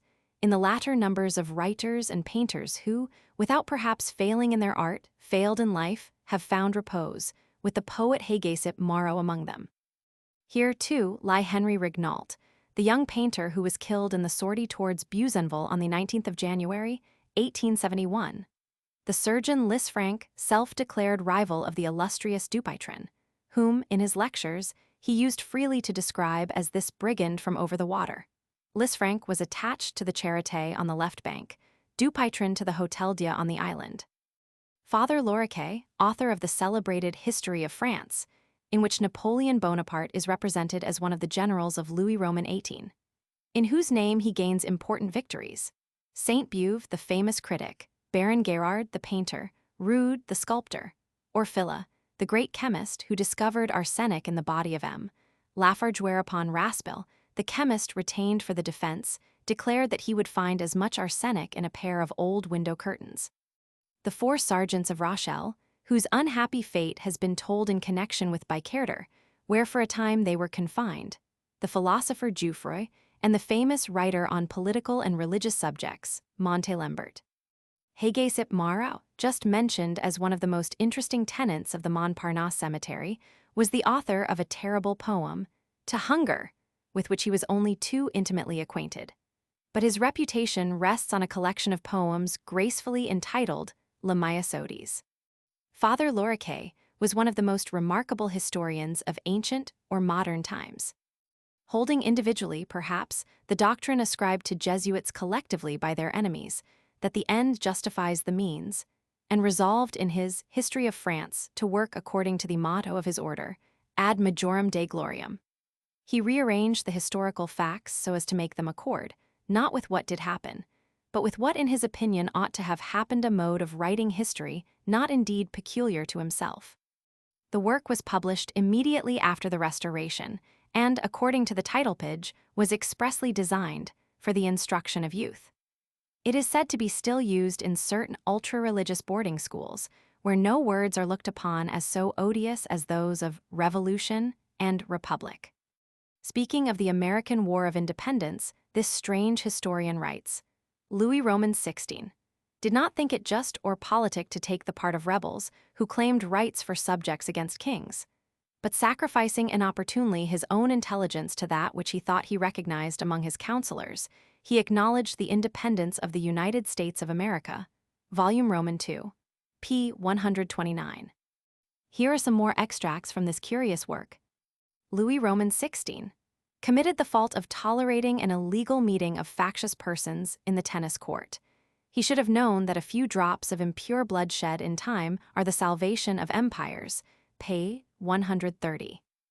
In the midst of convulsive movements, the Assembly, after a splendid repast, held the midnight meeting so well known under the name of the sitting of the 4th of August. There, without discussion, without deliberation, inspired solely by the vapors of wine, it decreed a number of unjust things against landed proprietors and the owners of feudal rights. Page 144. It was the evening of the 5th of October. The most alarming news was being circulated in Versailles. The days of the royal family, above all those of the Queen, were seriously menaced. The aim of the conspirators was, by intimidating Louis Roman XVI, to compel him to fly and quit the throne, which the Duke of Orleans proposed to seize. But the king having declared that he would not take flight, the Duke and his accomplices resolved to get rid of him by assassination. It was in a church dedicated to St. Louis that the horrible plot was prepared. At daybreak, the signal was given. 30,000 assassins, intoxicated with wine and debauchery, threw themselves into the palace, calling out, "Long live our Orleans king!" Page 146. Bonaparte, having by his crimes reached the summit of power, was proclaimed emperor. In his narrative of the retreat from Moscow, Father Loriquet compares the French to Pharaoh's Egyptians lost in the snow instead of being drowned in the Red Sea. At Fontainebleau, in 1814, when the Allies were approaching Paris, Napoleon, according to the historian in question, was suddenly informed by his generals that he was no longer emperor, and that France had a king. This information made him shed many tears, and he only seemed to be consoled when the Allies ceded to him the little island of Elba with an income of 6 million francs. The poet Hégésippe Marot had but little in common with the Jesuit father whose last resting place he shares. As a writer, he is remembered solely by the volume of poems previously referred to, called Les Myosotis. As a man, little is known of him except that he was miserably poor obliged, during one period of his life, to sleep in the trees of the Champs-Élysées and of the Bois de Boulogne. In a touching letter of his, preserved by one of his biographers, he tells his correspondent how, being invited to a fashionable evening party, he found nothing there to eat but a little fruit jelly, when he had hoped to have the opportunity of dining. He was, in fact, in the position of that unfortunate young man in M. Ponsard's Henneur et Argent who exclaims pathetically, "Je porte des gants blancs, et je n'ai pas dîné." I have white gloves on, and I've had no dinner. One terrible incident is related of Hégésippe Marot. During the cholera year of 1832, he was carried in a state of exhaustion, caused solely by hunger, to the hospital of La Charité, where, in the hope of catching the epidemic and dying of it, he rolled himself up in the sheets of a cholera patient who had but lately expired. Contagion, however, spared him, and wanting nothing but food and rest, he was soon restored to health. On leaving the hospital, he walked on foot to his native town of Provins, where, such was the unpractical character of his mind, he not only started a journal, but a journal in verse. Diogenes it was called, and his only reason for starting it in the little town of Provins, where it could not possibly find a sufficient number of readers, seems to have been that he had influence and credit at a local printing office, where he had at one time been employed as proofreader. Diogenes had doubtless been suggested by the Nemesis of Barthélemy, which, however, was published not in a little provincial town, but at Paris. Only a few numbers of Diogenes appeared, and in his rage at not being appreciated, the satirist filled his dying number with the bitterest attacks on leading inhabitants of the town. This led to a duel, and obliged him once more to quit Provins for Paris. It is related of Hégésippe Marot that in the revolutionary days of 1830, fighting at the barricades, he wounded a Swiss soldier, and then, taking pity on the man, gave him his own coat, to enable him to get away in disguise. Let us pass, however, to a writer enjoying far more celebrity than either the graceful poet Hégésippe Marot or the grotesque historiographer, Father Lorquet. It was probably from his English mother that Sainte-Beuve derived that taste for certain English poets, with Cowper, Wordsworth, and Shelley among them, whom he attempted to imitate in his earliest flights. His mother, having been left a widow, sent him for preliminary study to the College of Boulogne, his native town, afterwards transferring him, for the completion of his general education, to Paris. At length, he commenced the study of medicine, urged by his mother, who is said to have distrusted the literary aspirations which her son had already manifested. But after waiting for a year as assistant physician at the Hospital of St. Louis, he felt that he had missed his true vocation, and, without completely abandoning medicine, wrote a series of historical, philosophical, and critical articles for the Globe, directed at that time by M. Dubois, formerly one of his professors.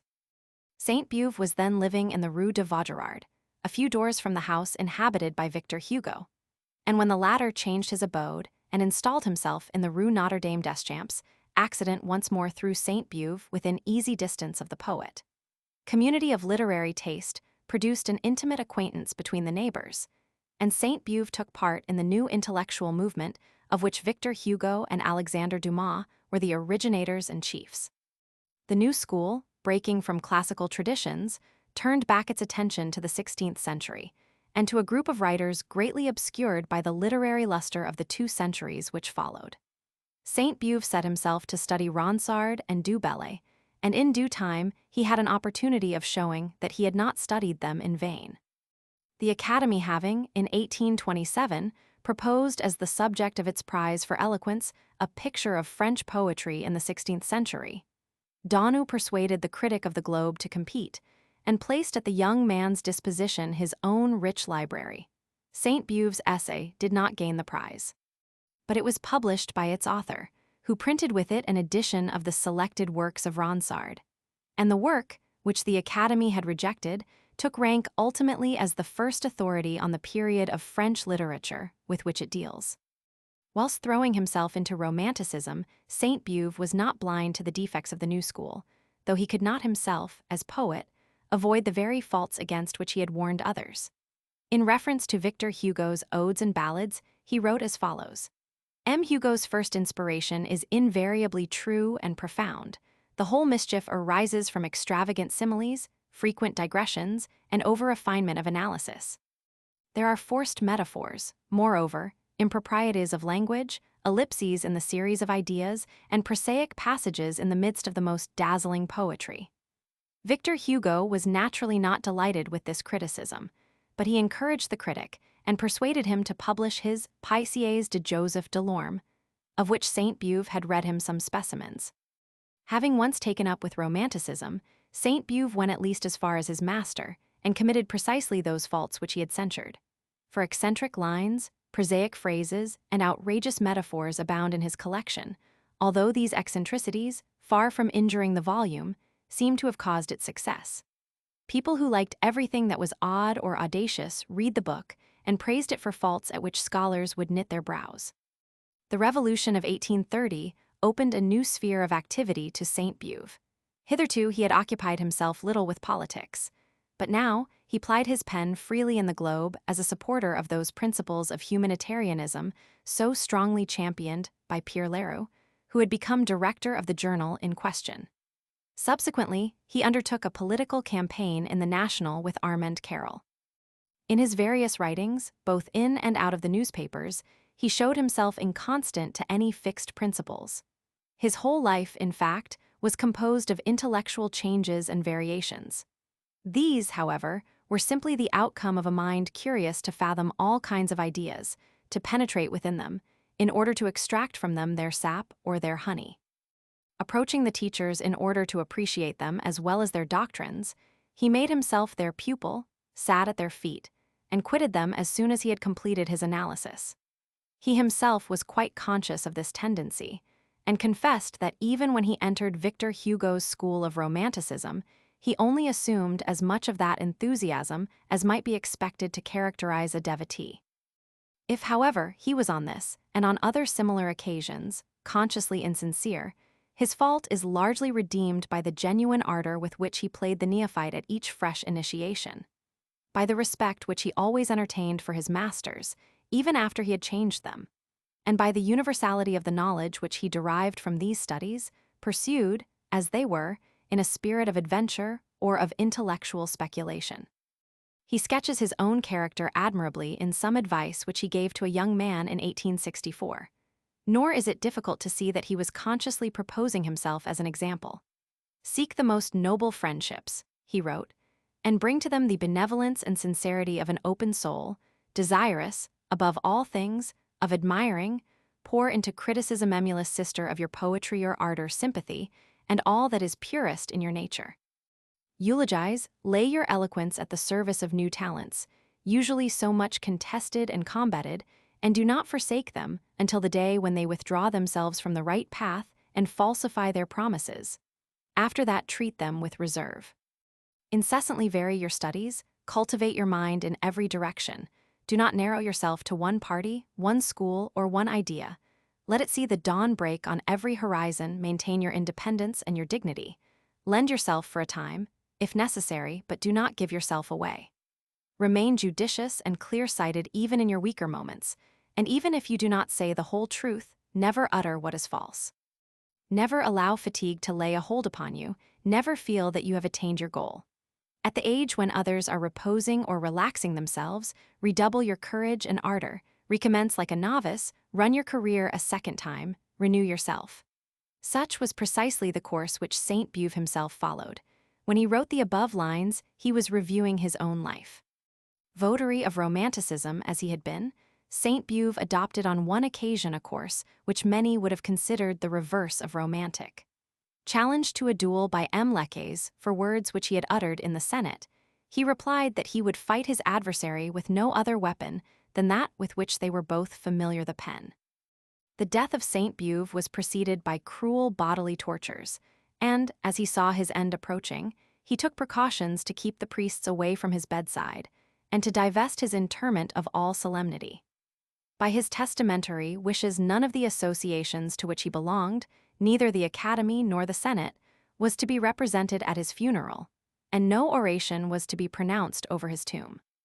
Finally, he added, "I wish to be carried straight from my home to the cemetery of Montparnasse, and to be placed in the vault where my mother lies, without passing through the church, which I could not do without violating my sentiments." His dying directions were obeyed to the letter. Chapter 36. Sports and Diversions. Le Sport, Longchamps, Versailles, Races, Fontainebleau, Seine, Swimming, Baths, the art of book collecting. The Seine at Paris is the scene not of much boating, but of a good deal of swimming. Baths on the Thames have never been successful. They abound on the Seine, and the Parisians, whatever they may be as boatmen, canotiers, to use their own word, excel as swimmers. The French are not naturally a sporting nation. In the first place, they have found it necessary to borrow our English word for their pastimes, and their spelling of sportsman as sportman is somewhat indicative of their generally unsuccessful imitation of English sports. The French are themselves conscious of the failure of this imitation. Sport, says a French writer, is an English word which signifies literally relaxation, distraction, and which the English employ, by extension, to designate the pleasures to which powerful aristocrats or opulent citizens abandon themselves as a relaxation from the serious labors of political life or the absorbing occupations of commerce. In sport, they include large hunts and shooting expeditions such as can be practiced on vast estates, together with betting, which involves millions of pounds sterling, riding and driving, fencing, boxing, swimming, skating.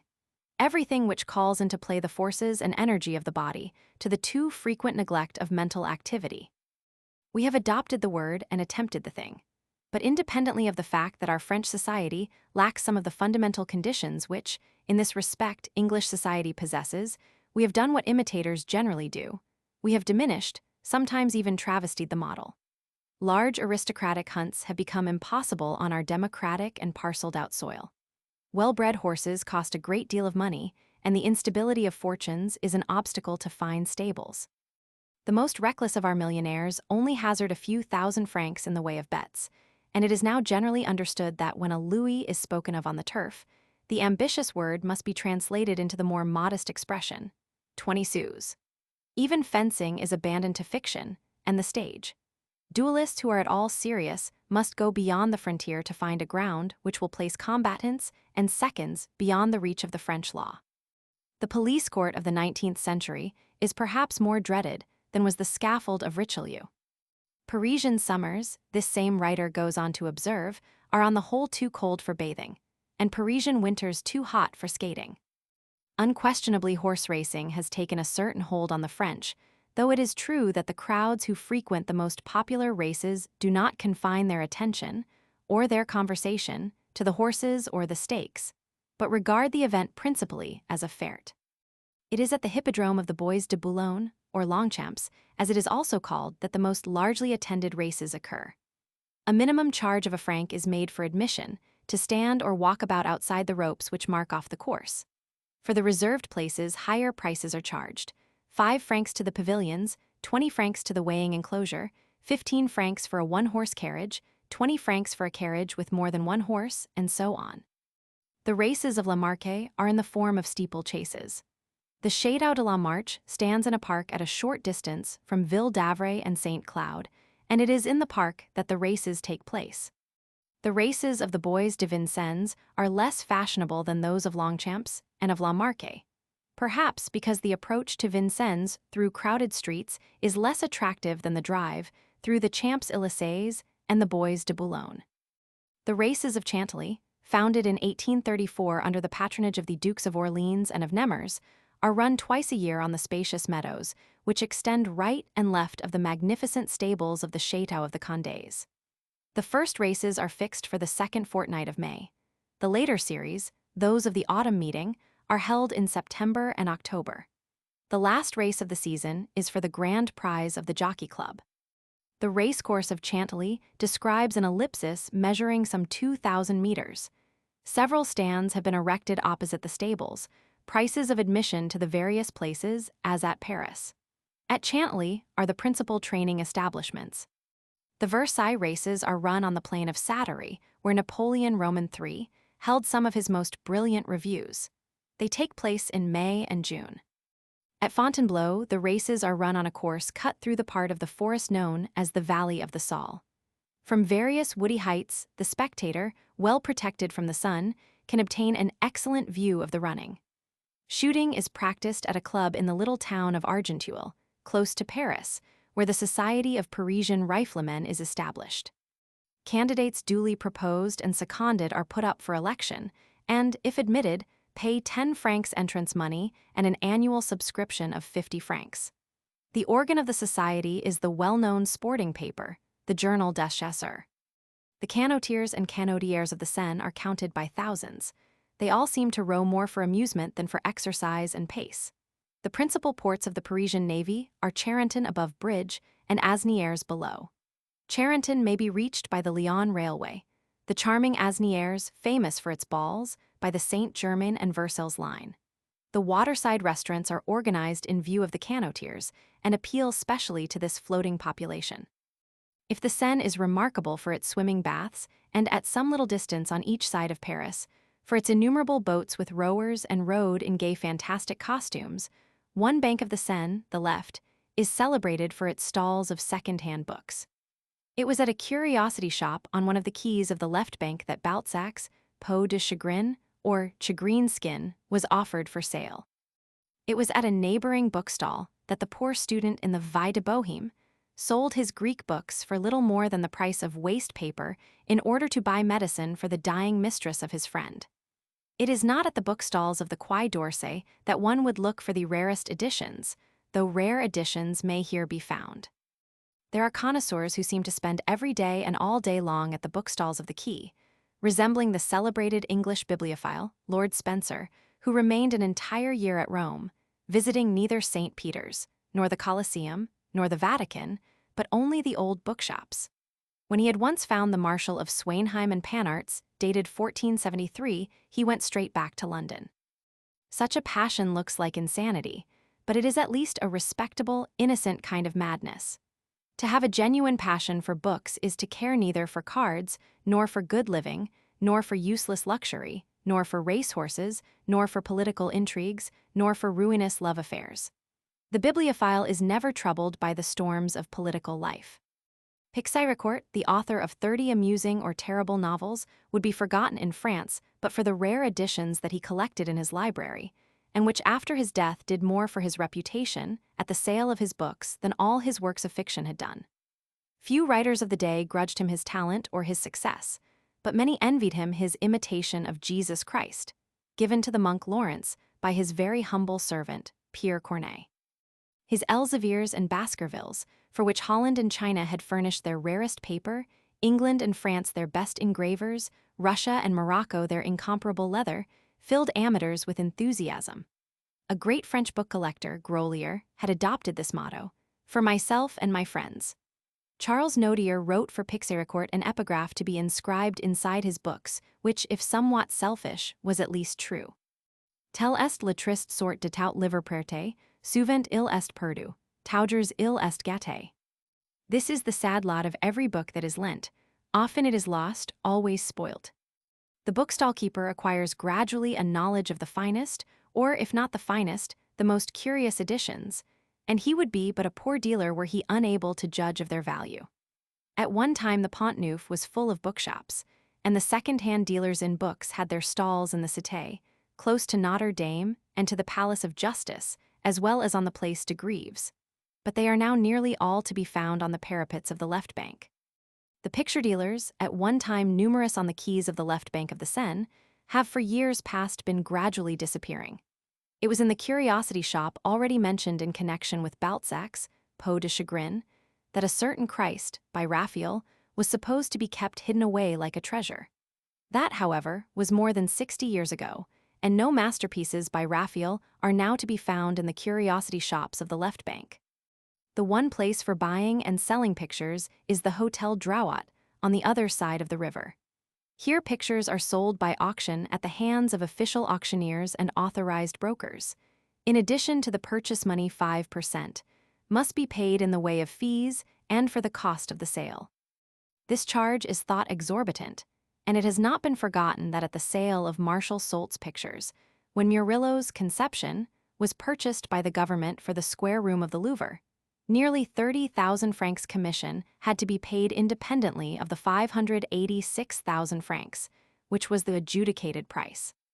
The sales about to take place are announced on the walls of the Hotel Drouot, also in the columns of certain journals, such as the Moniteur des Ventes or the Chronique des Arts. Illustration: the Bureau de Bienfaisance Asylum at Vincennes. 1. The Façade. 2. The Bowling Green. Chapter 37. Fencing Schools. Fencing in France. A national art. Some extracts from the writings of M. Legouvé, one of its chief exponents. The old style of fencing and the new. Fencing is in England the pastime of a few amateurs. In France, it is a national art. An ingenious reason has been adduced by M. Legouvé why proficiency with the rapier should be acquired by everyone. The sword, he writes, possesses the finest of all advantages. It is the only weapon with which you can avenge yourself without an effusion of blood. What is nobler for a man of chivalry and skill when he finds himself confronting the man who has offended him and whom he is privileged to kill, than at once to punish this adversary and to spare his life to disarm him, that is to say. It is in his character of dramatic author, however, that M. Legouvé chiefly values dueling. What would become of us wretched playwrights without the sword duel? He asks. The pistol is a brutal contrivance, suitable only to dark melodramas and to dénouements. What do you think could be done in a comedy with a man who haply had received a bullet wound? He is no longer good for anything. But if he has been wounded with a sword, he returns 2 minutes afterwards with his hand thrust in the folds of his waistcoat and an attempted smile on his face. The young woman says to him, "How pale you are." "I, mademoiselle?" Then the end of a bandage is somehow perceived. "Gracious heavens, you have been fighting a duel," she exclaims. M. Legouvé must now be allowed to continue in his own language. "Ah, el admirable verbe que le verbe si batter, tous les temps and sont bons. Vous battez. Battez-vous, ni vous battez pas, et comme il vous baille avec les exclamations, mon ami, par grâce, monsieur vous êtes un lâche, Arthur, Jimmy jetta tespides. Speak not to me of dramatic writing without those two indispensable collaborators, love and the sword. Fencing interests me, moreover, simply as an observer. A fencing school is a theater at which as many amusing characters may be seen as on any stage. First of all, there is a class of fencers who do not fence and never will. Then there are the men who fence in order to reduce their bulk, who have been told by their doctor or their wife that they are too fat, and who, after sweating like oxen, blowing like seals, steaming like boiled puddings for a couple of hours, tell you in the calmest manner that they have been fencing. Then there are the fencing masters, or professors of fencing, as they prefer to be called. They are generally gay, good-natured, well-meaning fellows, devoted body and soul to their pupils, especially to those pupils who have done them the honor to kill someone in mortal combat. Their weak point is said to be veracity, not on all occasions, but whenever they have the foil in hand. I have never, says M. Legouvé, met a single fencer who would not say once every year deny that he had been touched when the hit was palpable. It is so easy to say, I did not feel it, and a hit not recognized does not count. Ah, if we dramatists could only annul hisses by saying, I did not hear them. My first professor, continues M. Legouvé, was an old master known as Pierre Doularvis. He had a daughter of whom he was exceedingly proud. She was employed in a milliner's shop, which caused her father some uneasiness as to her possible conduct. There was nothing to justify his uneasiness, but he was uneasy. At last, unable to rest, he wrapped himself up in a cloak and took up his position at the corner of the Rue Traversière, close to the Rue Saint-Honoré, where his daughter worked. You may imagine, he said to us, how my heart beat when I saw her appear. I approached her, and averting my face, whispered in her ear a graceful little compliment which I had invented for the occasion. Oh joy, she turned round and administered to me with all her might a box on the ear. I guarded myself en tierce and said, My child, you are truly virtuous. Fencing has, moreover, its utilitarian value. It teaches you to judge men. With the foil in hand, no dissimulation is possible. After 5 minutes of full play, the false varnish of mundane hypocrisy falls and trickles away with the perspiration.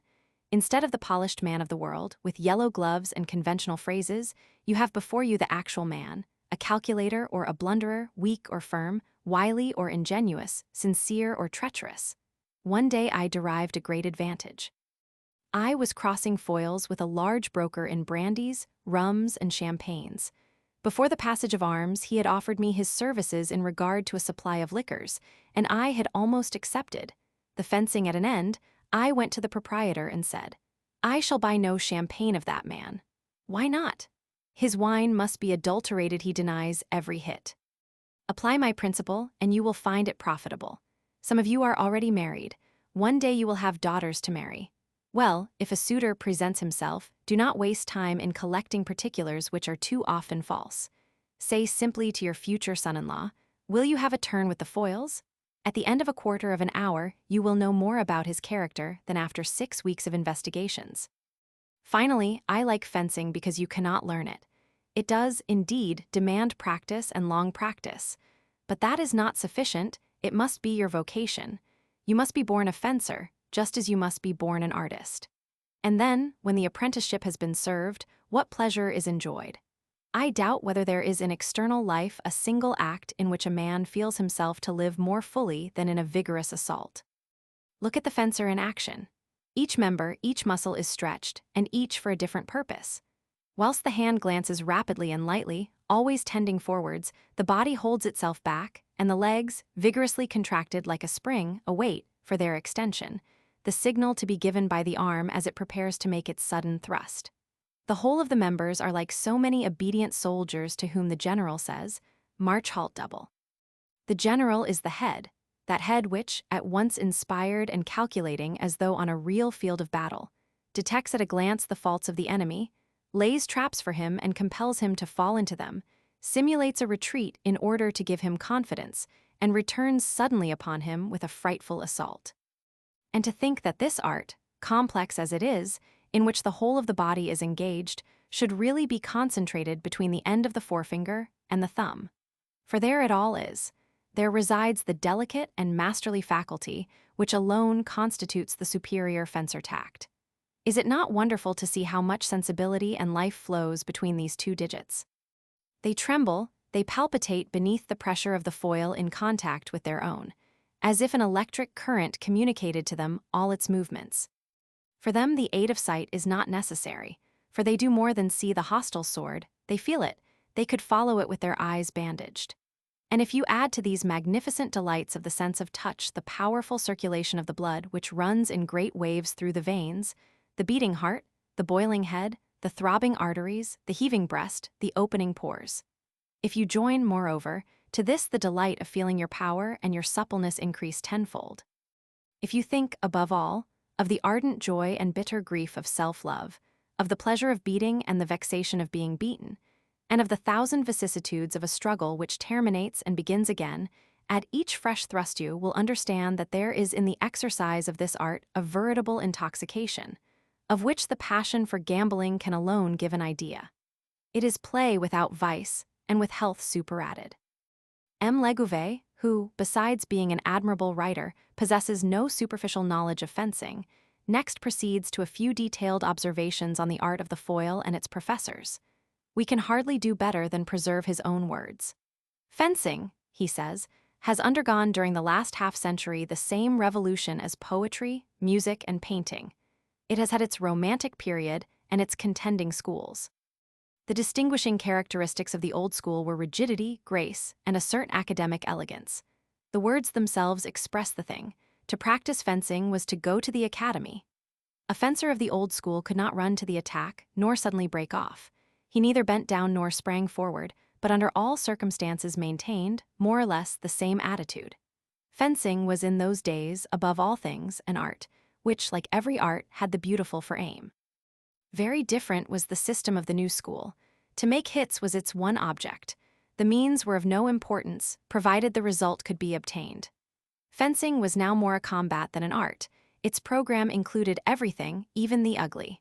Fencers would now lie on the ground, would avoid a thrust by ducking their head, aim below the belt, and reduce all the qualities of the fencer to one only: rapidity.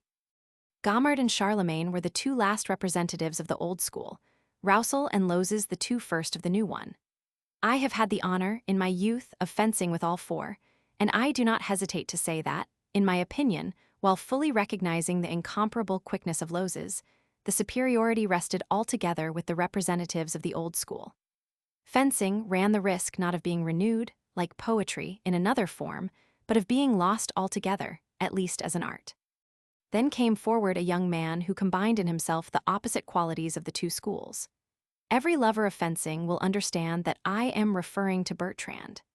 As rapid as Lozes and as regular as Gamard, he borrowed from Romanticism its audacity, its inspiration, its occasional rashness, and preserved at the same time the elegance of bearing, the severity of attitude, the caution and the science of the classical school.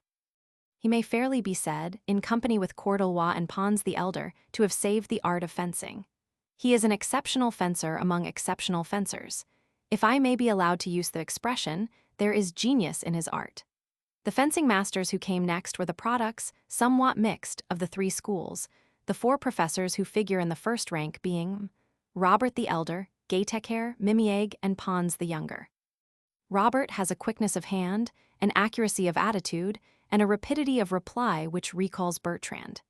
Gayteker is the most academic of the masters of the present day.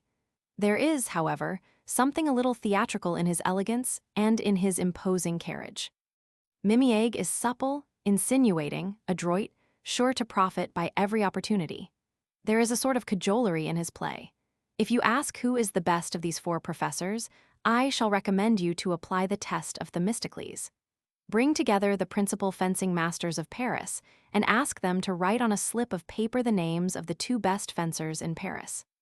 Each of them will give the first vote to himself, but Robert will have all the second votes, from which I conclude that he deserves the first.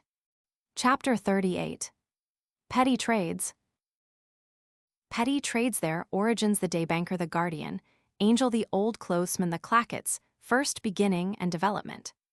The police of Paris are very strict in suppressing those trades bordering upon mendicancy, which in London are somewhat freely allowed. Many of the former hawkers of inexpensive trifles have been permanently swept away from the streets of Paris. The Galileo of the Place Vendôme, however, is still permitted to carry on his business. As soon as the gas is alight, this personage, somewhat fantastically dressed, levels his telescope, after having traced in chalk on the pavement a picture of the moon, with its mountains, ravines, and so forth. In consideration of a slight recognition, varying from 25 to 50 centimes, he shows his clients all the astronomical phenomena, including some which have escaped the notice of the observatory. Nearly all the petty industries not classed in the Dictionary of Commerce are, says a French writer, the product of an imagination overexcited by the gnawings of the stomach. The first person who picked up, on the highway, a cigar end, and then another and another, and who, after chopping them all up, sold the results as smoking tobacco, did not deliberately adopt this profession in the same way that a person becomes an administrator or a lawyer. It was the necessity of eating that launched him into this career. Presently he held this argument, based upon statistics. Every day in Paris, at least 300,000 cigars are smoked. There must, therefore, be somewhere, and particularly beneath the outdoor tables of the boulevard cafés, 300,000 fag ends. Thus the horizon opens to him. He perceives a magnificent commercial enterprise and takes partners. A new kind of manufacturer has now come into being, a manufacturer of unlicensed tobacco. Apparently the commodity sells well, and in the retort of a pipe, the eclectic composition is as agreeable to the taste as the privileged product of the imperial factories. Some of the contraband dealers in cigar ends have made a small fortune. It was simply chance which created the daybanker, or banquier à la journée. 30 or 40 years ago, an individual named Poildeloup, living in the quarter of the markets, lent 5 francs one day to a woman dealing in old clothes, on condition that she should return him the same evening 5 francs 10 centimes. She kept her word, and again borrowed from him. Then other tradeswomen, also out of funds, applied to Poildeloup, who at once saw what a profit he might derive from this daily lending organized on a big scale. The 2 sous brought to him each evening in excess of the 5 francs lent in the morning looked less than nothing at first sight. But in 50 days, the banker doubled his capital, and in a few years had amassed wealth. Later on, rival banks were established, which reduced the interest by half, charging only 5 centimes a day on 100 sous borrowed in the morning and returned at night. These day banks, content with half the interest charged by the inventor of the business, still do an excellent trade. One of the most interesting of the small professions is that of the guardian angel. This ethereal personage conducts drunkards home to their dwellings. Attached to every large Paris tavern is a guardian angel, whose duty it is to escort any late-staying customer whose legs decline their office and who needs a guide. He must not quit the person entrusted to his charge until the latter is out of the reach of thieves and safely installed in his own house. The chief quality requisite in this angel is sobriety. We were speaking just now of the man who collects cigar ends. Another curious picker-up of unconsidered trifles is the man who is always on the lookout for crusts of bread. A crust of bread is found in all sorts of places: in the street, at the corners of lanes and alleys, on heaps of rubbish. Do not imagine that this man, on the hunt for hard, dirty, disgusting pieces of bread, has fallen so low as to be obliged to live on the fruits of his discoveries. He is the sort of person who believes firmly that nothing in this world is lost, and that one morsel of dry bread, added to another, may be the beginning of a sack of fragments which he will be able to sell for some 20 sous to breeders of rabbits. The rabbit, beloved by the frequenters of barrier taverns, does not feed on grain and cabbage alone. It also eats a good quantity of bread. It is in order to procure it this article of diet that the trade of crust collector was invented. Of the ragpicker mention has been made elsewhere.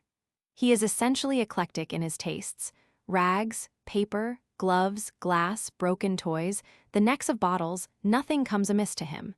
He puts into the basket he carries on his shoulder whatever he can find. It is the trier or sorter whom the classification of the different objects concerns. Another petty trade which should not be forgotten is that of the old clothesman, who is seen everywhere early in the morning uttering his piercing and well-known cry. He is above all to be met with in the districts where young men abound, in the environs, that is to say, of the school of law and of the school of medicine. The old clothesman is of all the gutter merchants the most cunning and the most merciless. He wanders around the abodes of the students, knowing well the time when they will probably find it necessary to ease themselves of a portion of their wardrobe. It is, above all, when the carnival is going on that he does good business. The allowance from home being insufficient for the cost of the masked ball, with its concomitant expenses, he realizes money by the sale, now of a light overcoat, now of some other summer garment which can be dispensed with in the depths of winter. If the old clothesman is waiting for the student is on the lookout for the old clothesman. The latter enters and the bargaining is at once begun. Whatever the dealer may offer, it is sure, after some haggling as if for form's sake, to be accepted. Having made his purchase, the old clothesman hastens with the clothes he has bought for a mere nothing from an improvident student in order to sell them at a moderate rate to a provident one. A story is told of 2 students, of about the same height and figure, who after a time found that their clothes passed from one to the other, the middleman in the shape of the old clothesman taking on each transaction his own particular profit. It struck them that the middleman might as well be suppressed.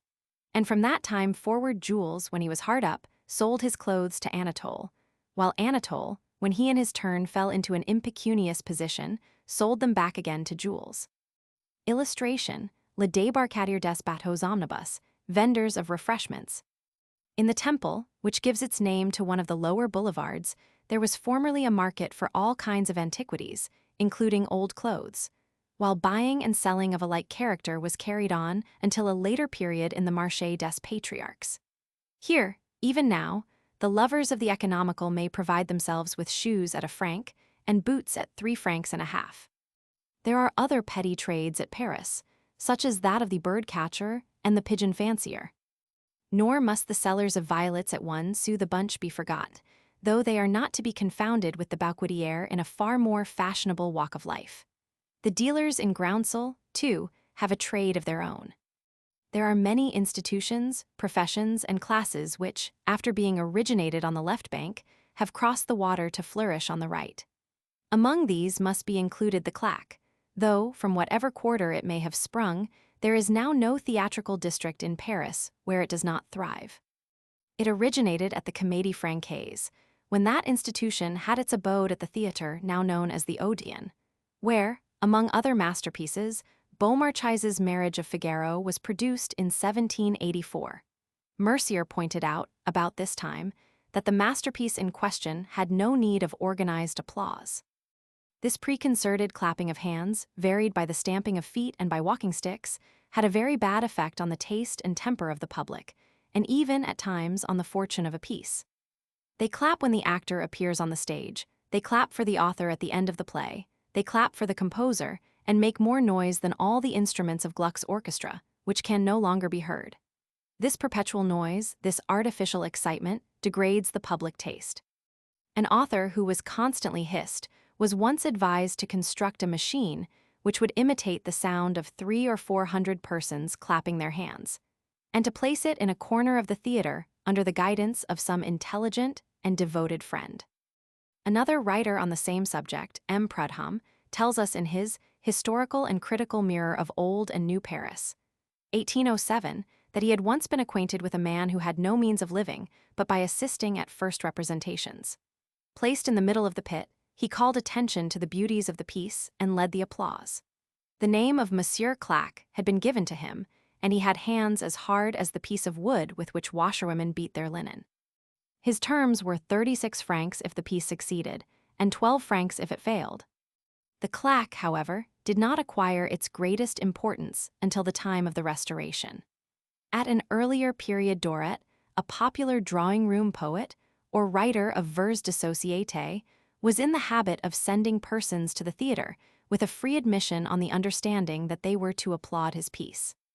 By this stratagem, he managed to secure a run of several nights for more than one of his works, but at each success he might have applied to himself the exclamation of Pyrrhus after the Battle of Esculum: "One more such victory, and I am ruined." Doré did indeed ruin himself at the game he is said to have invented, but his invention was not lost to posterity. The claque, however, did not work in these comparatively primitive days as an organized body. There was a certain Chevalier de la Morlière, a retired musketeer, who undertook the criticism of all new pieces and offered to dramatic authors his support or his condemnation. His terms were moderate. A few dinners, a few louis, lent without any fixed term of repayment, a little commission on the pit tickets that passed through his hands, that was all he asked. He had volunteers and paid agents equally at his disposal, the former acting under his advice, the latter at his command. The Chevalier de la Morlière placed himself, moreover, at the service of debutants and debutantes, or rather he imposed his services upon them.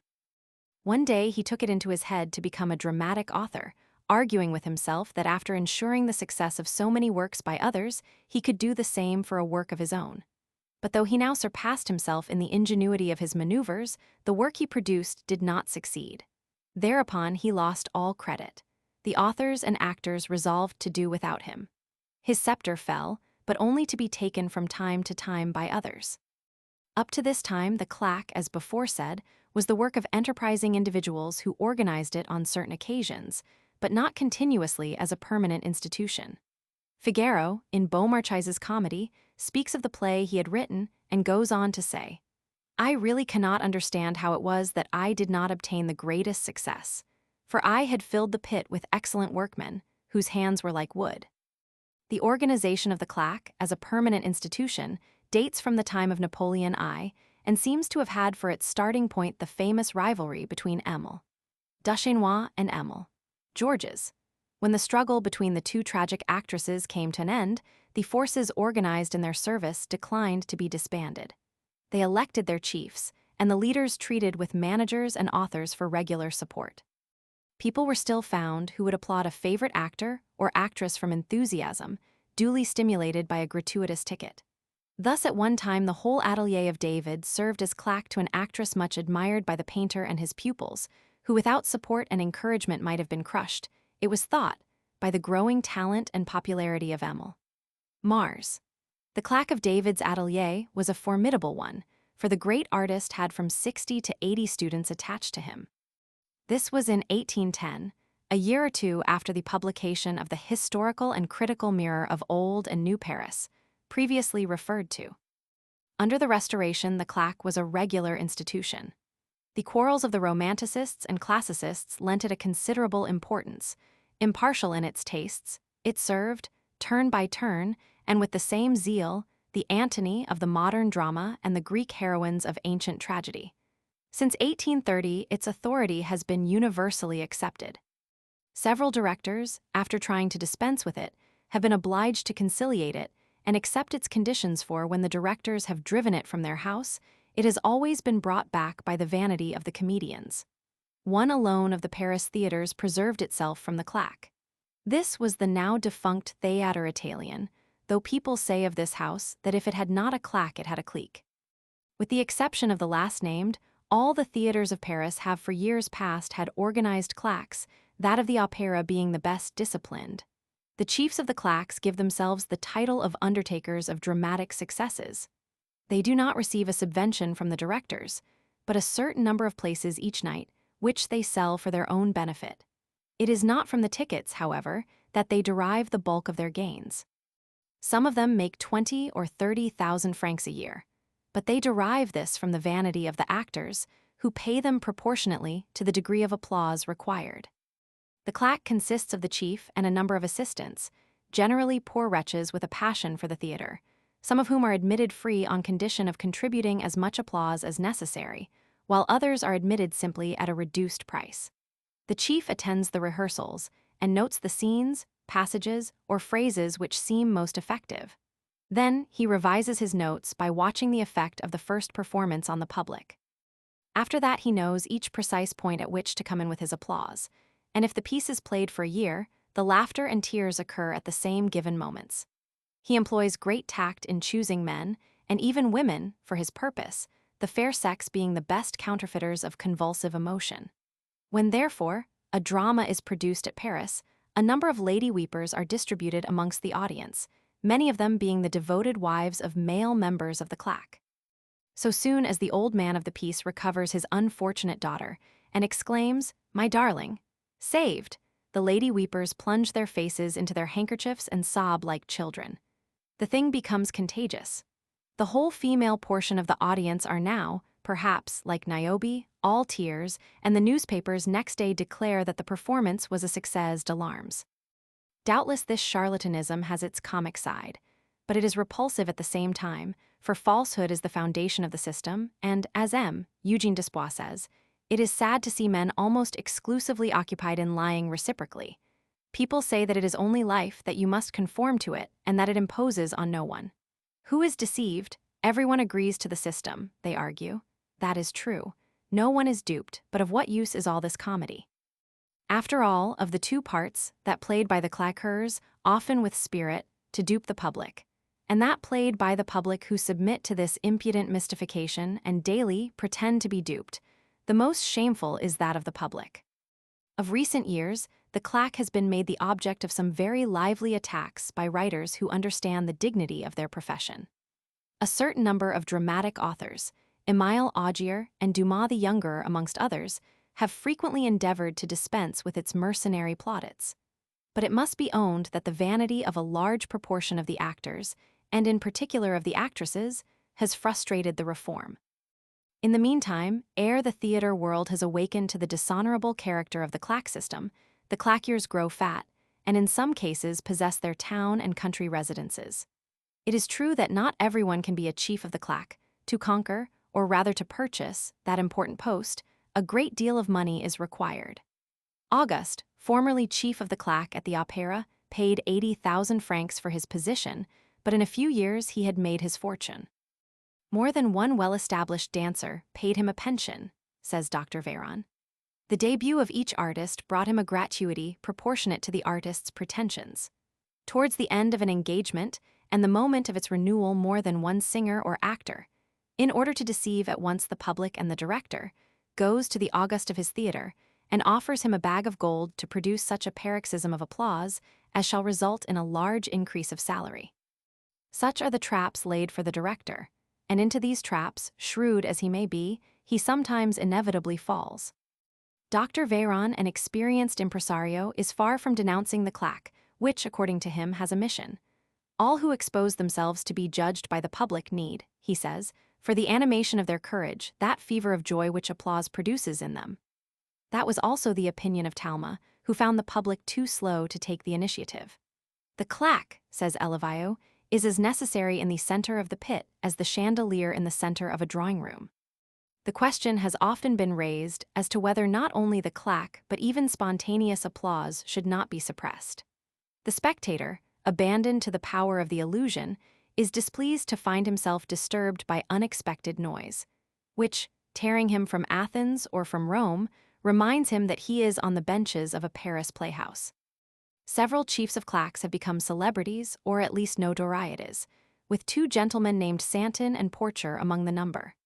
One of these Knights of the Chandelier, as they are familiarly called, has published his reminiscences entitled Memoirs of a Claqueur, containing the theory and practice of the art of obtaining success, by Robert Castel, formerly chief of the Dramatic Insurance Company, Paris, 1829. Different opinions are entertained in theatrical circles as to the utility of the claque, some contending that it is indispensable, while others take a higher view and hold that the work represented and the actors representing it may advantageously be allowed to stand upon their own merits. Meanwhile, apart from the claque maintained at all the Paris theaters by the management, there are often special claques which are paid by leading members of the company, jealous of one another's reputation. This is looked upon by the company generally as unfair, and the practice is never avowed. Even in London, especially, if not exclusively at the opera, a number of energetic men may sometimes be seen and, above all, heard working together with a view to the success of some particular artist. The claqueurs, at least, at the opera are usually Italians, from the shops of the Italian wine merchants and dealers in macaroni, vermicelli, truffles, and olives in the neighborhood of Soho. Wagner is known to have been absolutely opposed not only to the claque, but to the most legitimate bursts of applause. The frame of mind in which to enjoy beautiful music should not, indeed, be broken in upon by disturbances from the outside. Not only in Germany, but wherever Wagner is played, the claque is, for the occasion, dispensed with. Even at the Grand Opera of Paris, there was no claque when Lohengrin was performed. And it may be that if a representation is witnessed in absolute silence from the beginning to the end of each act, the applause is more enthusiastic when at last the moment for plaudits arrives. In opposition to what takes place at Wagnerian performances wherever given, it may be mentioned that at the dramatic theaters of Paris, as at the lyrical theaters of Italy, when Wagner is not being played, the leading performers are not only applauded, but walk forward and bow their acknowledgment of the applause at the end of any effective scene in which they may have pleased the public, or perhaps only the claque. This destroys all verisimilitude. The singer is applauded as Violetta or as Adrienne Lecouvreur, and acknowledges the applause in the character of Mme. Adelina Patti or of Mme. Sarah Bernhardt. But whatever may be said against it, the claque is great and in France at least will prevail. Nor can it be denied that in some instances and on some individuals it imposes opinions which but for its authority would not be accepted.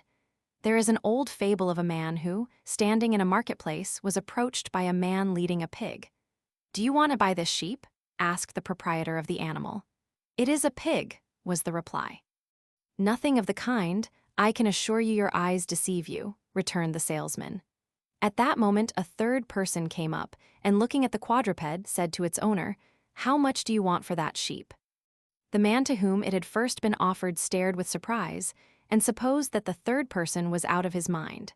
But when a fourth, fifth, and sixth person had come up, and likewise demanded the price of that sheep, he came to the conclusion that his own eyes must be at fault, and bought the animal as mutton. The business of the claque is to pass off a theatrical pig as a theatrical sheep, and it sometimes succeeds. Chapter 39. Obsolete Paris shops. The old wooden stalls of 40 years ago, the Lucky Fork, the cobblers, shops, the old cafes. The quays on the left bank of the Seine were at one time remarkable for their shops, and the bookstalls of the Quai Voltaire are still celebrated. It was on one of the quays of the left bank that the old curiosity shop stood, so picturesquely described by Balzac, in which the hero of the Peau de Chagrin, who had entered the shop merely to pass the time, until it should be dark enough for him to throw himself from the Pont Neuf without attracting too much attention, purchased his fatal talisman. 30 or 40 years ago, Paris contained thousands of antique little shops or covered stalls, of which now very few specimens remain. They were painted wooden structures, 6 feet high by 3 feet broad, picturesquely situated at the corners of squares or public monuments, by the side of churches or city houses, with plank roofs through which a stove chimney protruded, and with the street pavement for their floor. The extermination of these quaint establishments necessarily accompanied the general improvement of the city. They were an eyesore when the thoroughfares had become elegant. By degrees, the keepers of these huts, who were once the gaiety and life of the streets, disappeared. They took refuge for the most part in overcrowded houses which had escaped the pickaxe of the architectural improver, though this removal was only a prelude to their final departure. These petty shopkeepers were often intellectually superior to the proprietors of the finest shops on the boulevard, for many a scholar who found that the art or science to which he had sacrificed his life proved ungrateful, would for the sake of his daily bread set up in one of these street huts as a public writer. There, as set forth in a previous chapter, writing love letters for domestic servants or grooms who could not express the sentiments of their bosom with a pen. Schoolmasters without pupils, students who had been plucked at their examinations, and professors without chairs formed a large proportion of this hut-inhabiting population. Amongst these primitive establishments were a number of fried potato shops, which were besieged by street urchins in quest of the traditional halfpennyworth of tritters. In the Rue de la Ville Estrapade flourished a shop well known under the sign or title of the Lucky Fork. Here might be beheld an enormous metal cauldron, in which constantly simmered a dark-colored broth of somewhat too odoriferous a character. Floating in this gigantic vessel, tossed hither and thither by the bubbling of the hot liquid, were pieces of tripe, pork, and other even less inviting viands, which the customer had to make a stab at with a sharp fork of huge dimensions. Yet, although the aspect of these establishments was not altogether appetizing, cleanliness was by no means a quality in which they were deficient. For a halfpenny, the consumers had the privilege of a stab with the fork. The patrons of these shops were numerous and varied: porters, workmen, students, tinkers, artists. The poet Berthold, author of the Fil du Pupil, was famed for his skill with the weapon in question. Chartelet the painter and Fourier, the philosopher, frequently tried their hand with it, not to mention other votaries of the arts and sciences who, unknown at that time, were destined to become celebrated. It used to be a source of great amusement to watch the customers, whatever their trade or profession might be, as, with keen gaze, they awaited some unusually big morsel which was floating towards them, and then suddenly made a thrust at it like ill-spearers. The piece of meat, incessantly dancing and revolving as it was, frequently eluded the prongs of the fork, whereupon cries of irony would escape from the attentive crowd. But when, at the first stab for a halfpenny, that is to say one of the combatants had secured a bulky morsel, this victor paraded through the ranks of the spectators, who, as they made way for him, applauded vociferously. Many, however, of the vanquished went to bed on nothing but water and a crust of bread. There were fruit stalls, where apples, pears, and even peaches were sold at prices which have quintupled since then, and huts kept by knife grinders, who, at a later period, resumed their daily pilgrimage through those quarters of Paris where blunt instruments were most likely to be requiring a cheap edge. There was a bird shop on the island of St. Louis where the feathered stock was confided to the care of 2 enormous white cats, besides other like establishments, unprovided with cats, which were numerous enough in that space which is today occupied by the square of the Louvre. Then there were cobblers who, within their little pavement cabins, had no bills to deliver, no rent to pay, no reproaches to bear, no masters whose caprices must be humored, since their toil from one hour to another produced immediate payment. The spirit of independence which was a characteristic of these artists in leather dated back, indeed, to ancient times. Simon of Athens, the friend of Socrates and the author of the 33 Dialogues, in which a system of philosophy is set forth with great lucidity, received from Pericles an invitation to quit his shop and go to live with that magnate. "I would not sell my liberty for all the treasures in Greece," was the reply. The street cobblers of Paris have frequently given heroic instances of devotion and patriotism. During the massacre of St. Bartholomew, they saved many Protestants from the edge of the sword. Their little shops were divided into two compartments, of which the upper one, approached by a small ladder, served as lumber room for a mass of leather scraps and old shoes. It was here that more than one of the companions of Admiral Coligny found safety. Some time afterwards, defying the terrible edicts of Richelieu, a Paris cobbler transmitted some vitally important correspondence to the prisoners in the Bastille by cleverly sewing the letters between the soles of shoes. Later on, his shop became a sort of literary rendezvous. Politics were indeed talked there, but it was the latest prose and the latest verse which chiefly occupied the frequenters. The cobbler was at that period accustomed to combine with his leathern functions those of public writer. French authors and poets have always had a kindness for the cobbler. François Villon wrote what is considered the best of his odes in honor of the pauvres hausseurs, makers, that is to say, of a species of boots worn in the 15th century. It is known that the great Corneille did not think it beneath his dignity to make an intimate friend of the cobbler of the Rue d'Argenteuil.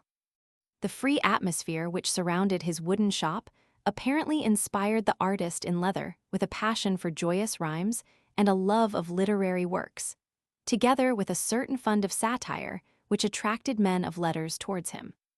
The most celebrated Paris cobbler of the 18th century was Henry Sellier, whose shop stood in the Rue Coquereau, today the Rue Cocher. This shop was a vile hut of rotten planks, the roof of which, a piece of old cloth held up by a couple of broom handles, was riddled like a sieve. Nevertheless, the proprietor wrote spirited verse, and the success of his poems was such that Louis Roman XIV received a copy of them together with their author in his shade-out at Fontainebleau. The effusions of Sellier, moreover, gained the approbation of Fontenelle, whose good opinion brought them greatly into fashion and even excited the jealousy of contemporary poetasters. One of Sellier's critics published a couplet charging him with being assisted by famous collaborators, to which the cobbler, who, whether poet or not, was always ready with a repartee, penned in reply another couplet to the effect that the absence of wit and every other quality from the verses of his accuser sufficiently proved that he, at least, wrote everything himself. In 1789, the cobbler's shop promptly and proudly bore aloft the tricolor cockade. It became a rendezvous for patriots, and a political cabinet in which more than one great popular resolution was passed. When the Legislative Assembly had declared that the country was in danger, all the young shoemakers hastened to enlist. The paternal artists in leather offered their children to France. In those battalions of volunteers, which were sometimes disdainfully described as an army of vagabonds, tailors, and cobblers, the last-named contingent, a numerous one, fought heroically enough. Under the Restoration, the hut of the cobbler was a political and secret rendezvous for the Bonapartists and the Republicans. Much whispering and much writing went on there. Many a song, penned by a literary cobbler, issued thence in manuscript, to travel rapidly from workshop to workshop and inflame the political sentiments of partisans. After 1830, the cobbler openly showed his disapprobation of the citizen royalty. The interior of his shop was completely papered with political caricatures. One manuscript satire or cartoon, torn down by the police today, was succeeded by another tomorrow. The police, however, were so vigilant that the cobbler at length found it advantageous not to meddle too much with politics, and developed a tendency for frequenting cheap taverns in which his songs and conversation procured him a satisfactory measure of admiration. He did not become a drunkard, but he sought inspiration in moderate potations. A celebrated advocate had lived for 16 years in the Rue Cocher, and just beneath the walls of his mansion, a cobbler had long been accustomed to hammer at the soles of shoes. A provincial visitor one day asked this cobbler whether he knew the advocate in question. "No, sir," was the imperturbable reply. The advocate overhead was told of it, and, mystified at such an instance of ignorance, came down to reproach his humble neighbor. "You do not know me," he said, "and yet we have lived 16 years side by side." "Just so," answered the cobbler, without the least embarrassment. "You have been next door to me for 16 years, and have not once asked me to drink with you." Among the shops and other establishments that have disappeared from Paris may be mentioned the ancient café, properly so called, where coffee was served but smoking forbidden, and the café estaminet, where smoking was permitted. Every café is now a café estaminet, though it is the latter term, not the former, which has gone out of use. The serving of beer at cafes was of course an innovation, but the drinking of beer has become so general in Paris that there are now numbers of so-called brasseries, literally breweries, which these places are not, where beer is the principal if not the only beverage served. In a history of cafes, the introduction of music and the development of the café concert, the French music hall, would have to be noted. Of late years, too, music of a certain kind, especially the music of the Hungarian gypsies executed by members of the gypsy race more or less authentic, has been introduced into restaurants. Chapter 40. The Paris Press. French governments and the press under Napoleon. Some account of the leading Paris papers, the Figaro. Under the ancient monarchy, journalism could scarcely be said to exist in France, and the censorship exercised over books was so severe that all political works of a critical character, written by Frenchmen, had to be published in Holland or in England. Arthur Young saw in the absence of newspapers one of the causes of the panic, which seized whole classes and entire neighborhoods on the outbreak of the Revolution. Absurd rumors were put into circulation, and there were no journals by which to test their accuracy, for if the press is sometimes a purveyor of gossip, it is above all a corrector of false intelligence. A decree of the year 1728, to go back no further, punished by branding, the pillory and the gallows those who printed, composed, or distributed works considered criminal.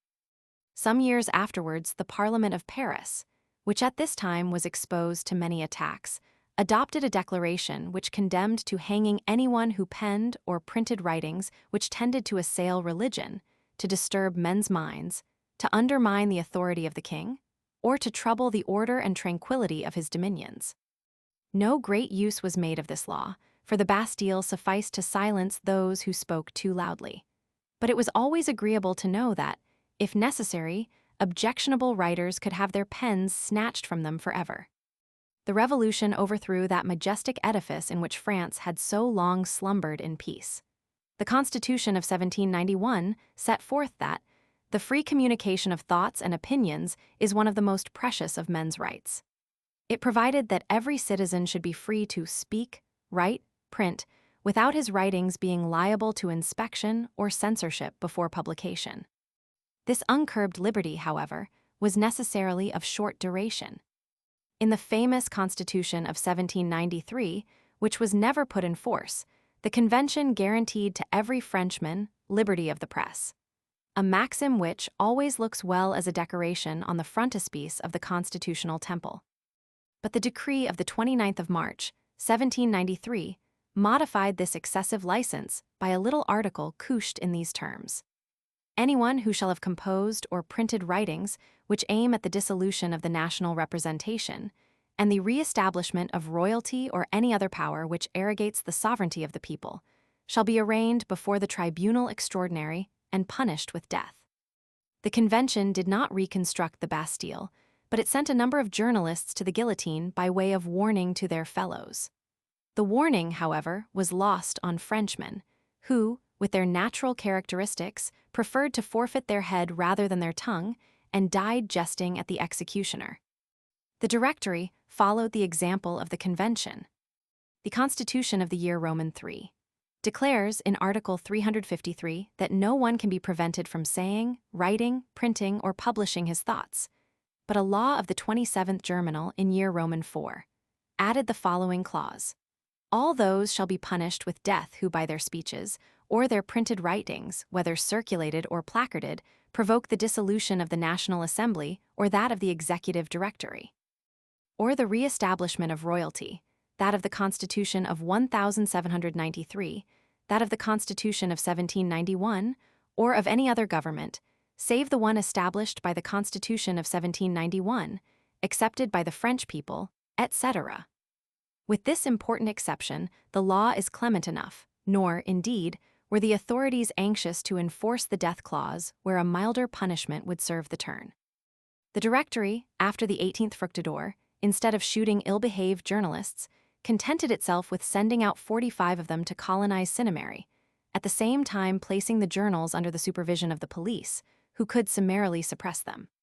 The Directory, moreover, acting perhaps on the principle of equality before the law, imposed a stamp duty on all journals. So that thought, like other commodities, began to contribute its share to the state by which it was protected. With the consulate, France, as regarded press matters, went straight back to the time of Louis Roman XIV. The first article of a consular decree, issued January 17, 1800, disposed of journalism once and, if not forever, at least for a considerable time. It sets forth that the Minister of Justice shall, so long as the war lasts, allow no more than 13 political journals, each of which is specified by name, to be published at Paris.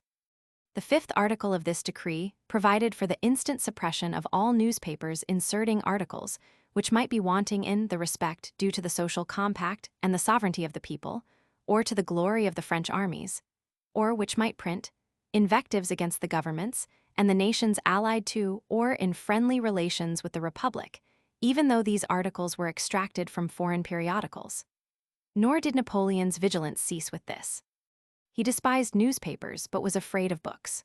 Accordingly, while the censorship was re-established for journals, printing and publishing offices were made monopolies and placed under surveillance as in the best days of the old monarchy. It was for the master to think, to will, to act for all his subjects.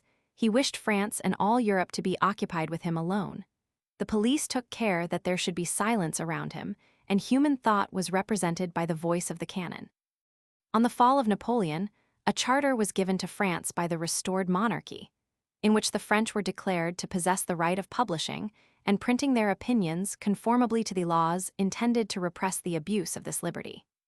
But the very first bill introduced into the new assembly subjected pamphlets to the censorship, and newspapers to the authorization of the Crown, while printers were required to take out licenses, which would only be continued on good behavior. In 1815, during the 100 Days, the Emperor established the liberty of the press, and the Second Restoration maintained this concession. Only for a time, however. On the assassination of the Duc de Berry, someone discovered that the real dagger which had stabbed the Duke was a liberal idea, and a law was passed by which a government authorization was required before starting a newspaper. The censorship was at the same time re-established, while police courts were empowered to suspend and suppress newspapers on the ground of evil tendencies. Finally, the notorious Ordinances of 1830 suppressed liberty of the press altogether. This led to the Revolution of July, and the charter accepted by Louis Philippe on his accession to the throne declared that the censorship was not only abolished but could never be re-established. But the newspaper stamp was maintained, and no one could start a journal without previously depositing a large sum as caution money, with which to pay damages in case of libel. After the Revolution of 1848, liberty of the press was once more proclaimed, and it seemed as though France might at last accustom itself to free newspapers, even as Mithridates accustomed himself to poison. Then, however, in 1851 came the coup d'etat, and once more the press was fettered. A system of warnings and of communiques was now adopted. The communique was a notice addressed to the journal by the government, which the editor of the journal was obliged to insert. The warnings were of two kinds, first and second. A first warning, administered at will by the authorities, had no immediate effect, but after a second warning, the journal receiving it could be at once suppressed. This ingenious system was so much admired that it was forthwith adopted, says M. Laboulaye in an article on the subject, by the four great states which march at the head of modern civilization: Spain, Turkey, Austria, and Russia. It was necessary, moreover, under the Second Empire to obtain, before publishing a new journal, an authorization from the government. The first newspaper established in France was the Gazette de France, founded by the physician of Louis Roman XIII. In 1631, the most widely known and the most highly esteemed being the Journal des Débats, founded by the Burton brothers in 1789, the great revolutionary year in which also the official organ under all systems of government, Le Moniteur Universal, was started. Among the contributors to the Journal des Débats may be mentioned Michel Chevalier, Saint Marc Girardin, John Lemming, Prévost Paradol, Renan, and Taine. The dramatic criticisms of the journal were for many years written by Jules Janin, and the musical criticisms by Berlioz. The Constitutional was founded at the time of the Restoration in 1815. The most celebrated of its editors was Dr. Véron, for some years manager of the opera, in which character he produced Meyerbeer, S. Robert le Diable. The most famous of the contributors to this journal was Sainte Beuve, who for a long succession of years published in it every Monday one of those literary articles which, in their collected form, are known throughout the civilized world as causeries du lundi. Before contributing the causeries to the Constitutional, they were continued and concluded in the Moniteur. Sainte Beuve had published, under the title of Portraits, a long series of biographical and critical articles in the Revue de Paris, which, after the cessation of that periodical, he went on within the Revue des Deux Mondes. M. Nestor Roqueplin, who, like Dr. Véron, was for some time manager of the opera, contributed dramatic criticisms for many years to the Constitutional, and no more brilliant articles of the kind were ever penned. The musical critic was at this time the notorious P.A. Fiorentino, who afterwards joined the staff of the Moniteur. La Presse was founded in 1836 by Émile de Girardin, and it must always be remembered as the first cheap journal started in France, and indeed in all Europe. Paris has now newspapers at 2 sous and even 1 sou, but in 1836, a journal at 3 sous, the price at which La Presse was issued, seemed a marvel.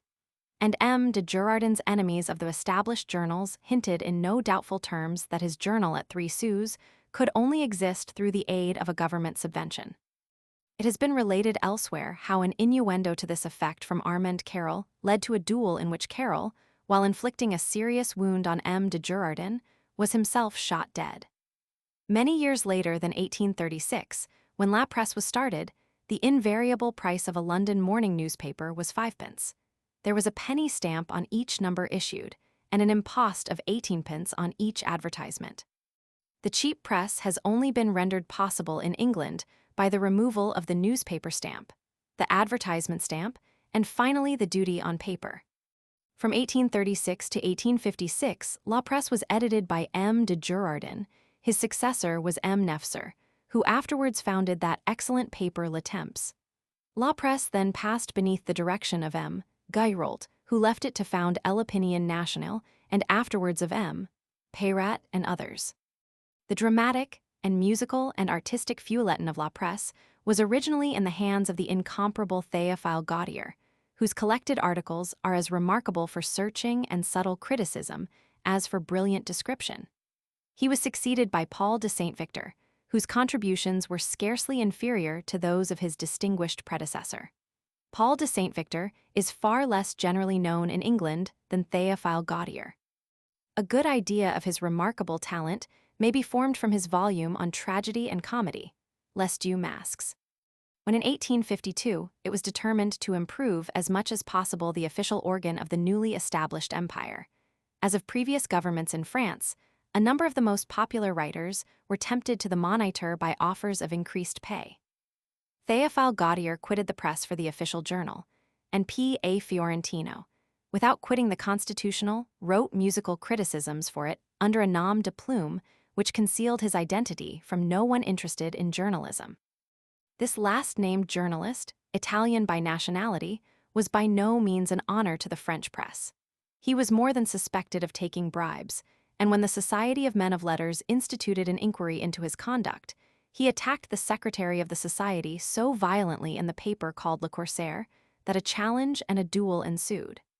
Amédée Achard was run through the body, and Fiorentino passed some weeks in prison. Achard did not die, nor did Fiorentino lose his position on the press.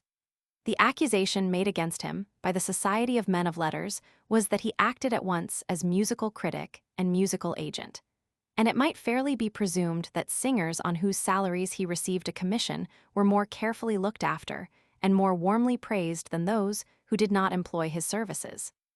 He is said to have attempted to justify himself to some of his friends by representing himself as the artist's advocate, l'avocat des artistes. Though his true function, the one which he was understood by the editor of his newspaper and by his readers to have undertaken, was that of critic or judge.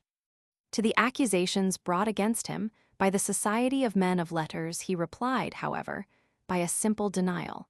And the object of the duel he had sought with Amédée Achard was evidently to prevent such accusations from being brought against him in the future. Another journal, started under the Empire with imperial support, and with M. Granier de Cassagnac, father of the well-known writer, deputy and duelist of the same name, as editor called Le Pays, was well and daringly written, but found no favor with the public. Neither, as a matter of fact, did the Moniteur, notwithstanding the brilliancy of the writers attracted to its columns from other journals. L'Opinion Nationale first appeared in 1859, at the time of the war for the liberation of Italy. The unity of Italy and the independence of Poland were for many years its watchwords. And during the Polish insurrection of 1863, as also during the long agitation that preceded it, this journal was the recognized organ of oppressed nationalities. By English readers interested in theatrical matters, L'Opinion Nationale will be remembered as the journal in which M. Sarcey, the well-known critic, made his literary debut. M. Sarcey possesses, as a writer, neither the ingenuity and charm of Jules Janin, nor the dazzling style of Théophile Gautier, or of Paul de Saint-Victor, nor the delicate observation of Nestor Roqueplin, but he is inspired, more perhaps than any other critic, by taste, love, passion for the stage. Le Monde was started under that name in 1860 as a substitute for L'Univers, which, placing the Pope before the Emperor and preferring Rome to Paris, had got itself into trouble with the government. It was edited for many years by M. Louis Vuillet, most vigorous of ultramontane journalists, and author of several remarkable books, including Les Odeurs de Paris, Les Parfums de Rome, and a curious study of feudal rights and privileges, as, according to M. Vuillet, they really existed in France before the Revolution. Le Temps, one of the best of the Paris papers, after having been discontinued for some years, was revived in 1861 by M. Nefzer, previously editor of La Presse. Le Temps soon took rank as what the French call a serious journal. For many years, one of the most interesting features of Le Temps was the letter on English affairs contributed from London by M. Louis Blanc. Among the other distinguished contributors to Le Temps may be mentioned M. Scherer, the literary critic, and M. Louis Ulbach, chiefly known as a novelist, but who for many years wrote for this journal its theatrical feuilleton. There are plenty of papers published in Paris besides those we have mentioned, some of them in the enjoyment of large circulations, but distinguished by no marked features, or by none that possess special interest for English readers. The best known, however, of all the Paris journals is the Figaro, published originally under the Restoration and edited for some time by Nestor Roqueplin. After numerous prosecutions, it ceased to exist, suppressed practically if not formally by the government. Illustration, Edmond About. From the portrait by Paul Baudry. But in 1854 the Figaro, which, it need scarcely be said, derived its name from the celebrated barber invented by Beaumarchais, was revived by MME. Villemessant, and it played an important part, though by no means a consistent one, under the Second Empire. This it still continues to do, and whatever its political views may be, it is the most amusing, the most interesting, and one may almost say, the most literary journal in Europe. Among the celebrated writers who have from time to time contributed to its columns may be mentioned Edmond About, Théodore de Banville, Henry Rochefort, B. Juvin, Albert Wolff, and Henry Depine, who, for criticizing the manners of French subalterns, found himself exposed to the necessity of fighting all the lieutenants and sub-lieutenants of the French army, a task from which he was saved by being almost mortally wounded by the first of his antagonists. The cause of M. Depine's encounter with the junior officers of the French army, as represented by the clever swordsman who ran him through the lungs, was an article written by the contributor to the Figaro, on a ball given at the École Militaire. The youthful officers were, he declared, too constant and too eager in their attendance at the buffet, and he added that when one of them had a plate of cakes offered to him by a waiter, he said he was not sure that he could eat them all, but that he would accept them nevertheless. The jest was an ancient one, but it angered the young bloods of the military school, and their indignation demanded a victim, who at once offered himself in the person of the author of the injurious statement. The case of Henry Depine, and of so many other fighting journalists, with the redoubtable Henry Rochefort and Paul de Cassagnac among them, suggests that in France a newspaper writer should be as much a master of the sword as of the pen.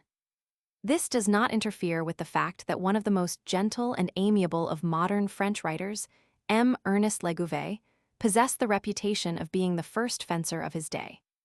Chapter 41. From the Quai Voltaire to the Pantheon. The Quai Voltaire's changes of name Voltaire his life in Paris, and elsewhere his remains laid in the Pantheon Murray Barroso Vincennes.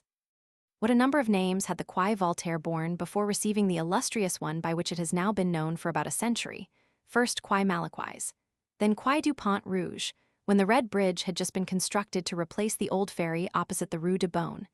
In 1648, Quai des Theatins, after the religious order of that name established by Mazarin. Finally, on the 4th of May, 1791, by decision of the Commune of Paris, Quai Voltaire. During 40 years, Voltaire had almost uninterruptedly been absent from France, when, on the 10th of February, 1778, he returned, and the mansion he had purchased in the Rue Richelieu for himself and his niece Denise not being ready for his reception, accepted the hospitality of the Marquis de Villette, in whose house, on the quay now known as that of Voltaire. He died May 30th, 1778. The fact is recorded in an inscription placed on the façade of the former Hôtel de Villette. Before conferring upon the quay the name borne by one of the most witty and most powerful writers that France ever produced, the Commune received a report and pronounced through one of its members a eulogium in his honor. Until the time of the Revolution, it was the custom in France, as in other countries at a much later period, to name streets and other thoroughfares after some aristocratic family. Since the Revolution, however, it has become usual to substitute, in connection with the thoroughfares and public places of Paris, the names of national celebrities and national benefactors. In this latter character Voltaire will not be universally accepted, though his aim was certainly to do good. And that he had done some good was, he once declared, the only epitaph he aspired to. According to an observation attributed to M. de Tocqueville, Voltaire possessed in greater abundance than anyone else the wit that everyone possesses. And D.F. Strauss, in the 6 lectures on Voltaire which he wrote for and dedicated to the Princess Louise of Hesse, says much the same thing when he admiringly declares that every quality of the French mind belonged to Voltaire in a more marked degree than to any other Frenchman. Goethe seems to have thought still more highly of him. Voltaire, he said, will always be looked upon as the greatest man in the literature of modern times, and perhaps even of all times, as the most astonishing creation of nature, a creation in which it has pleased her to collect for once in a single frail organization every variety of talent, all the glories of genius, all the powers of thought. Illustration: the late Albert Wolff of the Figaro. From a photograph by G. Camus, Paris. Very different, indeed, was the opinion entertained by the great supporter of absolute monarchy and of the Roman Catholic Church. Paris, wrote Count Joseph de Maistre, crowned him, Sodom would have banished him. How am I to picture to you what he makes me feel? When I think of what he might have done and what he did, his inimitable talents inspire me with a sort of holy rage for which there is no name. Midway between admiration and horror, I sometimes wish to see a statue erected to him by the hand of the executioner. It must be remembered, however, that in Voltaire's time there was no such thing in France as either political or religious liberty, and that he took the part of the persecuted whenever he had an opportunity of doing so. His life, says M. Arsène Houssaye, is a comedy in 5 acts, in which, through French genius, shines human reason. The first act takes place in Paris, among distinguished noblemen and popular actresses, beginning with the entertainments of the Prince de Conti and ending with the death of Adrien Lecouvreur, whose hurried secret burial by torchlight inspired Voltaire with so much indignation. This was the period of the Bastille and of banishment. The second act takes place at the castle of Sillery and at the court of King Stanislas. This second act might be called the love of science and the science of love. The third act takes place at the court of Frederick Roman II, at Berlin, Potsdam, and Sanssouci. The fourth act is that of Ferney, where he builds a church with Dio Erexit Voltaire inscribed over the portal, gives a dowry to Corneille's niece, defends the family of the persecuted Callas, pleads for Admiral Byng, for Montpellier, for La Barre, for all who are in need of an advocate. The fifth act takes place at Paris, like the first, but the man who at the beginning of the drama was a prisoner and a proscript has come back as a conqueror. All Paris rises to salute him. The Academy believes that Homer, Socrates, and Aristophanes are to be found again in Voltaire, The Theater Francais crowns him with immortal laurels. But the poet has reached the last point of greatness. Paris smothers in its embraces this ruler of opinions, who with his last breath proclaims the rights of man. Born in 1694, this powerful writer was so weak as a child that it was not thought safe to baptize him until he was 9 months old. His father was treasurer in the Exchequer Chamber, and he had for godfather the Abbé de Chateauneuf, one of those skeptical abbés who helped to give a character of its own to the 18th century. As a youth he was in the good graces of Ninon de l'Enclos, the celebrated beauty who, living to a prodigious age, is said to have preserved her charms to the last. She recognized Voltaire's precocious talents, as he, on his side, was delighted by her personal fascinations. She left him by will 2,000 francs for the purchase of books. The Abbé de Chateauneuf introduced him meanwhile into the most brilliant society of Paris. This did not suit the views of his father, who wished his son to enter the magistracy. He accordingly separated him from the Abbé de Chateauneuf to attach him as page to the Marquis of the same name, who took the young Voltaire or Arouet to call him by his proper name in his suite to Holland. Returning to Paris, the youthful Arouet began to write, when he adopted, for literary purposes, the name of Voltaire, which will be recognized as an anagram of Arouet L.J. Lejeune. According to most historians, the name of Voltaire was borrowed by the youthful Arouet from an estate belonging to his mother. But there seems to be no authority for this supposition, and the anagrammatic or quasi-anagrammatic explanation is probably the true one. Voltaire had not long exercised his pen when he was thrown into the Bastille as the author of a satire which he had not written. Here he sketched out the plan of his Henriade and of his Cycle de Louis Roman XIV. Both suggested to him, it is said, by the Marquis de Chateauneuf. The true author of the satire having been discovered, Voltaire was set at liberty, and, according to the custom of the time, received a money indemnity from the regent, whom he thanked for providing him with food, while expressing a hope that he would not in future furnish him with a lodging. Besides making notes for his historical work, and for his epic poem, Voltaire had written in the Bastille a tragedy on the subject of Oedipus, which in 1718, when the author had just attained his 24th year, was produced at the Théâtre Francais with a success which no other tragedy had obtained since the days of Corneille and Racine. Voltaire's literary life in Paris was cut short by a painful incident. In an animated discussion, he had taken the liberty of contradicting the Chevalier de Rohan, who was cowardly enough to lay a trap for his antagonist, and getting him to leave the room, subjected him to violent maltreatment at the hands of his servants. Voltaire challenged the Chevalier, who, however, not only refused him satisfaction, but had him shut up in the Bastille for 6 months and then banished from France. Taking refuge in England, he studied the language, literature, and especially the philosophy of the country. After a residence of 3 years, he was able to make known to his countrymen, through a volume entitled Letters sur les Anglais, the philosophy of Bolingbroke and of Locke, the scientific theories of Newton, the poetry of Shakespeare, and the prose of Addison. It was during his residence in England that he wrote the tragedies of Brutus, the death of Caesar, Zyra, and C, which, however un-Shakespearean, were evidently the outcome of a study of Shakespeare's plays. Voltaire's position in regard to Shakespeare has been somewhat misunderstood. He did not fully appreciate Shakespeare, he even undervalued the great dramatist. But he saw that genius was in him, which is more than can be said of some of our own writers of the 18th century, not excluding Addison, who, in The Spectator, points to Shakespeare and Lee for examples of the false sublime. During his stay in England, Voltaire mixed freely in literary society and made the acquaintance of some of our best writers. Johnson, it will be remembered, thinking only of his irreligion, would not shake hands with him, though afterwards, when he heard that Voltaire had praised his Rasselas, he said that there was some good in the dog after all. When Voltaire was introduced to Congreve, the brilliant dramatist explained that he wished to be looked upon, not as a writer of comedies, but as an English gentleman, to which Voltaire replied that if the latter had been his only character, he should never have taken the trouble to seek his acquaintance. Voltaire for long enjoyed the credit of having acquired sufficient knowledge of the English language to be able to express himself gracefully and correctly in English verse.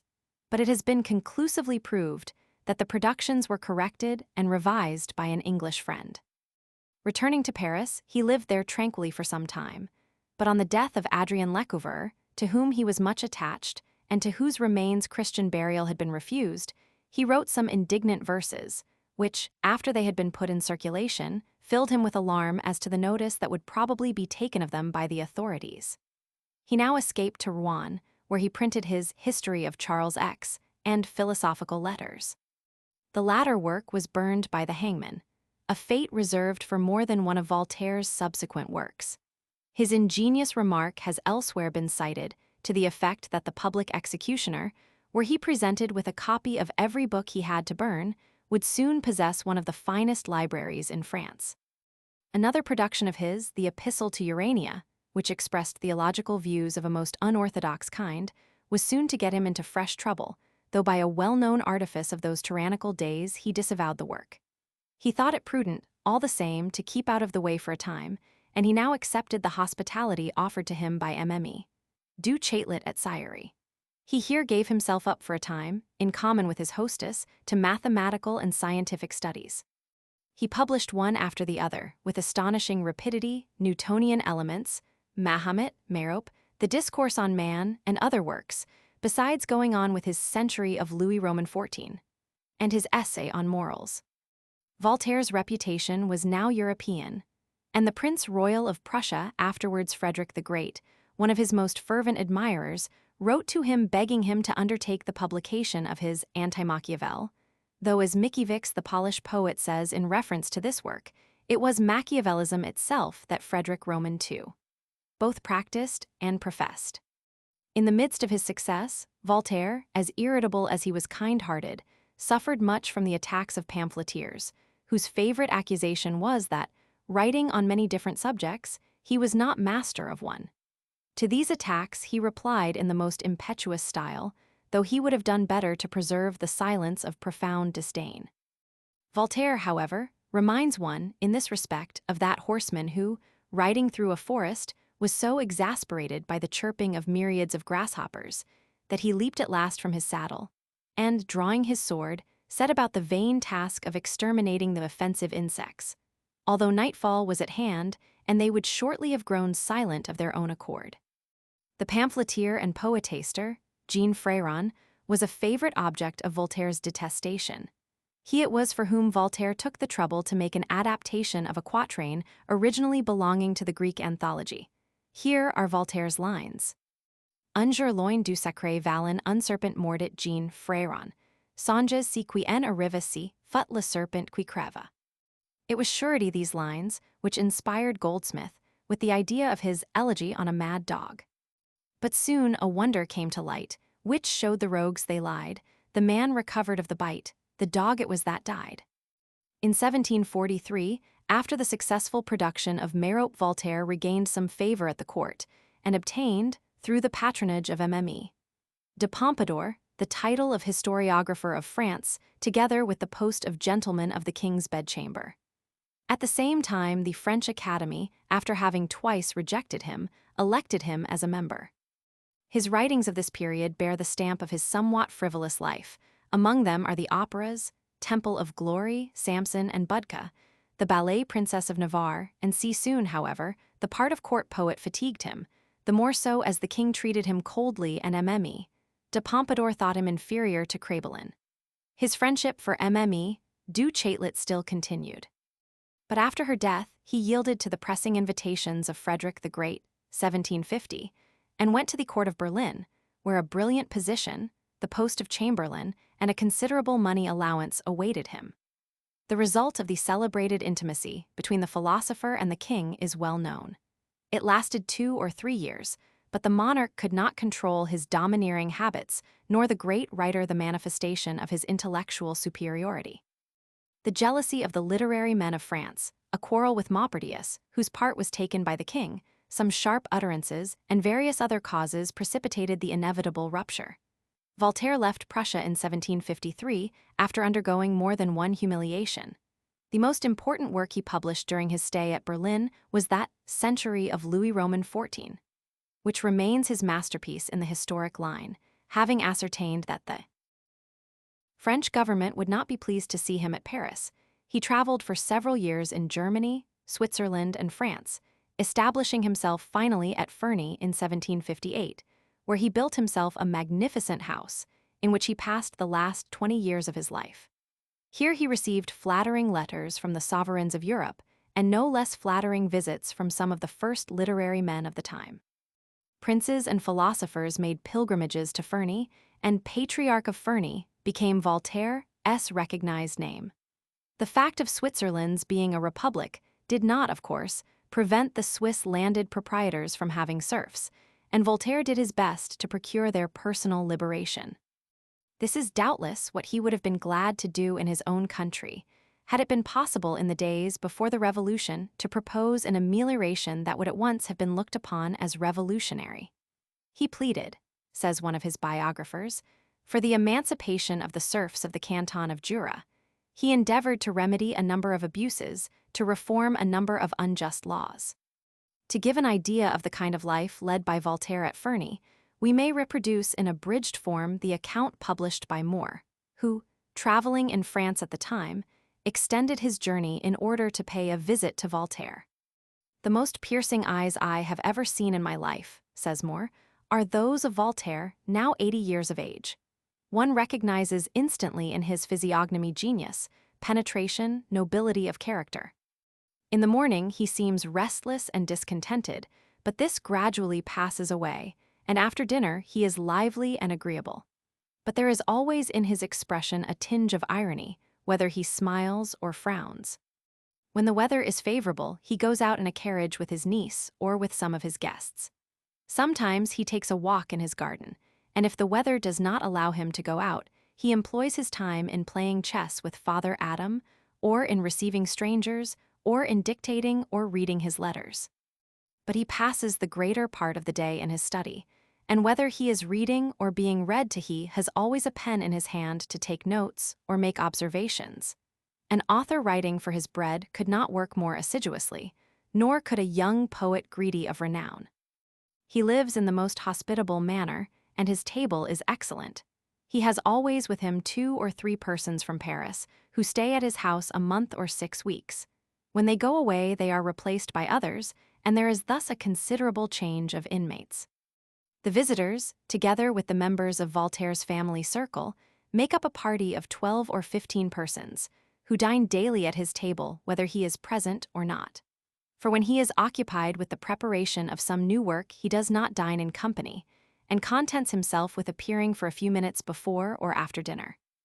The morning is not a favorable time for visiting Voltaire, who cannot bear any interference with his hours of study. Such a thing puts him at once in a rage. He was often ready, moreover, to pick a quarrel, whether by reason of the infirmities inseparable from old age or from some other cause. He is in any case less genial in the early part of the day than afterwards. Illustration: Voltaire. From the statue by Houdon in the Comédie Française. Those who are invited to supper see him at his best. He takes an evident pleasure in conversing with his guests, and makes a point of being witty and agreeable. When, however, a vivacious remark or a good jest is made by another person, he is the first to applaud. He is amused, and his gaiety increases. When he is surrounded by his friends, and animated by the presence of women, he seems to enjoy his life with the sensibility of a young man. His genius, disengaged from the burdens of age, shines in the brightest manner, and delicate observations, happy remarks fall from his lips. His aversion for the clergy makes him often speak about them, to the scandal of people not sufficiently witty to make their raillery acceptable. He compares the English nation to a barrel of beer, of which the top is froth, the bottom scum, while the middle part is excellent. With his inferiors, Voltaire appears in a most favorable light.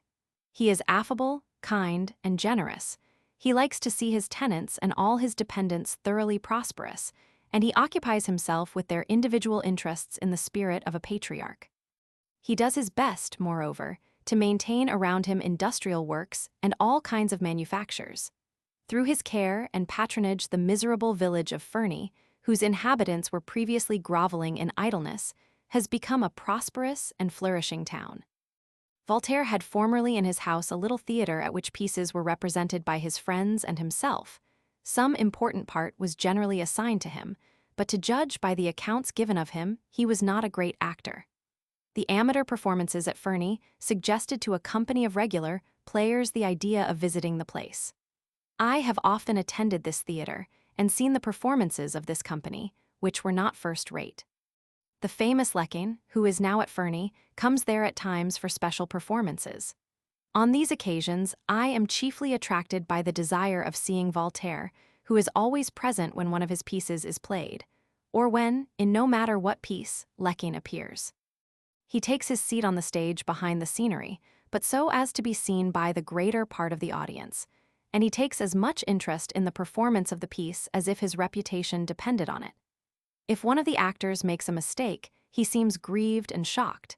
If on the other hand the actor plays well, he gives him, by gestures and by word of mouth, the liveliest marks of approbation. He enters into the spirit of both situations with all the signs of genuine emotion, and even sheds tears with the effusiveness of a young girl assisting for the first time at the performance of a tragedy. Voltaire reconstructed at his own expense the church of Ferney, which he thereupon dedicated to the Supreme Being. Dieu erexit Voltaire. He had often, however, sharp disputes with the curé of the parish, who more than once complained to the bishop. He is said on one occasion to have gone through the Easter ceremonies at the church of Ferney without having previously confessed, desiring, he said, to fulfill his duties as a Christian, an officer of the king's household, and a village squire. Encroaching another time on the prerogative of the curé, he appeared in the pulpit and preached a sermon. Some of these stories, it must be added, rest on no more authentic basis than hearsay and the well-known changeableness of Voltaire's disposition. In 1778, Voltaire quitted Ferney to visit Paris, where he had not been seen for 20 years. He was received in triumph. The Academy and the Théâtre Français sent deputations to meet him. The most illustrious men by talent or birth, women of the highest rank, waited upon him to present their homage, and the people generally offered him ovations whenever he appeared in public. A performance of his tragedy of Iron was given at the Théâtre Français. His bust was crowned with laurels, and after the representation he was conducted home with acclamations from an enthusiastic crowd. "You are smothering me in roses," cried the old poet, intoxicated with his glory. Such emotions, such fatigue had, indeed, the worst effect upon his health. He was nearly 84 years of age, the age at which Goethe died, and the excitement was too much for him. On his deathbed, he was surrounded by priests who wished to obtain from him something in the way of concession, if not retractation, but his only reply to the curé of Saint Sulpice was, "Let me die in peace." A written report from the hand of this ecclesiastic is said to exist in the archives of his church. Meanwhile, that Voltaire did not die reconciled to the church is sufficiently proved by the fact that Christian burial was denied him. His nephew, the Abbé Mignot, had the corpse hastily carried to his abbey at Celières, where it remained until the days of the Revolution, when it was brought back in triumph to Paris and placed in the Pantheon, the former church of Saint Genevieve. On the 30th of May, 1791, the National Assembly decreed that Voltaire was worthy of the honor which should be paid to great men, and that his ashes were to be transferred to the Pantheon. This translation was the occasion of a national celebration, which, under the direction of David the painter, took place on the 12th of July in the same year.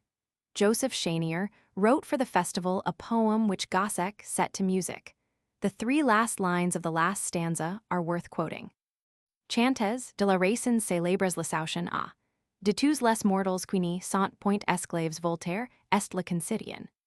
Literal translation, sing, celebrate the upholder of reason. Ah, of all men who are not slaves, Voltaire is the fellow citizen. Mirabeau, who next to Voltaire was declared worthy of the honors of the Pantheon, was descended from an ancient and powerful family of Florentine origin. Riquetti, originally a Riquetti, was the name of the family, that of Mirabeau being derived from an estate which they acquired when, after being banished from Florence in the 13th century, they settled in Provence. The Mirabeaus were celebrated from father to son for their energy, independence, and daring. One of their boasts was that they were all of a piece, without a joint. Gabriel Honoré Riquetti, Comte de Mirabeau, the greatest orator that the Revolution produced, was the son of the Marquis of Mirabeau, who is reputed to have introduced the study of political economy into France. Disfigured at the age of 3 by the smallpox, he preserved that remarkable ugliness which produced such a strong impression upon his contemporaries, together with that leonine countenance in which intelligence and expression triumphed over superficial hideousness. It was an allusion to his ugliness as well as to his violent passions and his indomitable character that Murray-Bow's father, who never loved him, said of his son that he was a monster, physically and morally. Placed under different masters, he learnt with surprising facility ancient and modern languages. Lagrange taught him mathematics, and he also studied drawing and music, besides occupying himself with gymnastics. Having revealed at an early age his impetuous disposition, he was placed by his father at the École Militaire, as if with a view to his correction. Here he devoured all the works on the art of war, and at the age of 17 came out of the school as officer. At this point begins the romance of his life. His debts and a love intrigue caused his father to shut him up in the island of Ré, in virtue of a lettre de cachet obtained for that purpose. Nor was this the only one that the severe parent procured in view of his son's better behavior. Sent to Corsica with his regiment, Murray-Bow distinguished himself in various ways, among others by writing a history which his father destroyed because it contained philosophical ideas which, according to the parent's view, were unorthodox. The youthful Murray-Bow made a better impression on one of his uncles, who wrote about him. Either he will be the cleverest satirist in the universe, or the greatest European general on land or sea, or minister, or chancellor, or pope, or anything else that may please him. In 1772, he married at Aix, in Provence, a rich heiress, Emilie de Mérignac by name, whose dowry he was rapidly spending when the ever-watchful father came forward and procured against him a legal interdict, which cut him off from all credit and obliged him to reside within the limits of a particular town. Here, inspired, no doubt, by the situation, he composed in hot haste his essay on despotism, which deals, however, not merely with the arbitrary exercise of power, but with such concomitants of political despotism as immoderate taxation and standing armies. An insult having been offered to one of his sisters, Murray-Bow broke through the rules imposed upon him, and always at the suggestion of his father was captured, this time to be imprisoned in the castle of If, familiar to the readers of Dumas' Monte Cristo. Here he paid so much attention to the wife of the steward that it was found necessary to transfer him to another fortress. His new abode was close to Pontarlier, and he obtained permission to quit the fortress and take up his residence in this town. At Pontarlier, he made the acquaintance of Sophie de Ruffy, the young wife of the Marquis de Monnier, to whom, under the name of Sophie, he was a few years afterwards, as a prisoner in the Bastille, to address the passionate letters generally known as Letters à Sophie. His relations with Sophie, whom he induced to leave her husband in order to accompany him to Holland, brought upon him a criminal action and a tragic sentence. He was condemned to death, and not being present at the time and place fixed for his execution, was decapitated in effigy.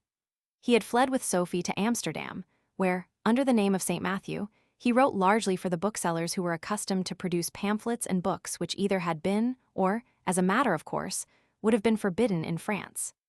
Besides original works, Murray-Bow supplied the Dutch booksellers with translations from the English and the German. But the French government would not leave him in peace, and in 1777, his extradition having been applied for, he was arrested at Amsterdam, carried back to France, and imprisoned at Vincennes. He was allowed to write freely to his adored Sophie, and freely enough he did write to her. Illustration: the Pont du Carrousel and the Louvre. From the Quai Malaquais. The passionate letters were all copied in the secretary's office, and it is only from these copies, as printed and published in 1792 by Manuel, procureur of the Commune of Paris, that the epistles are now known. They were obviously not written for general reading. Jotted down from day to day, without thought of anything but the woman he loved and the passion by which he was inspired, they contain passages which even persons without prudery, a fault charged by Murray-Bow against Sophie's mother, might have desired to see omitted, but they are eloquent, impassioned, and, though affected by the senses, written from the heart. During his captivity at Vincennes, which lasted 42 months, Murray-Bow composed a number of works, many of which, as mentioned in the letters to Sophie, seem to have been lost. He made for Sophie's own private reading some edifying translations from the tales of Boccaccio and from the Basia of Johannes Secundus, and he wrote a novel that everyone would not care to read, called Ma Conversion. Liberated from prison in December 1780, he went straight to Pontarlier, where he constituted himself a prisoner. He wished to obtain a divorce for Sophie from her husband and for himself from his wife, and it is related that in the former case the husband was only too happy to pay the expenses of the suit. He also wrote an eloquent, indignant attack against letters de cachet, which, not daring to publish it in France, he brought out in Switzerland. From Switzerland he went to London. After a time he returned to France, and in 1786, anxious as ever to play an active part in life, got himself sent by the government on a secret mission to Prussia, where he was to study the effect that would probably be produced in Germany by the death of Frederick the Great, then imminent, the character of the Prussian prince who was to succeed him, and the possibility, moreover, of raising in Prussia a loan for France. Such missions, of which the precise object was never clearly defined, belonged to the system of the ancient regime. Murraybau was present at the death of Frederick and at the inauguration of his successor, when with marvelous confidence he gave the new sovereign some advice as to the art and method of governing a great country. Murraybau, meanwhile, did his work conscientiously as agent of the French court, addressing to the minister Calonne 70 letters, which were published in 1789, the year of the Revolution, under the title of Secret History of the Court of Berlin, Letters of French Traveler, from July 1786 to January 1787. The book, full of satirical portraits and still more satirical observations, caused considerable scandal, and the Parliament lost no time in ordering it to be burnt by the public executioner. During his stay at Berlin, Murraybau collected materials for his Prussian Monarchy, published in 1788, 4 volumes in quarto or 8 volumes in octavo. A vast composition which at least bore witness to Murraybau's capacity in matters of politics, legislation, administration, and finance. In his address to the Batavians, he set forth all the principles which were afterwards to serve as basis to the Declaration of the Rights of Man. His observations on the prison of Beikerter, and on the effects of the severity of punishments, may be looked upon as the complement of his Letters de Cachet. Writing in great haste, he astonished the reader by his energy and intellectual fecundity, in the midst of the constant embarrassments of a precarious and harassed life. Murraybau, says M. Nissard, learns as he writes and writes as he learns. To conceive and to produce are with him one and the same thing. The convocation of the States General opened to him a theater worthy of his genius and of his immense ambition.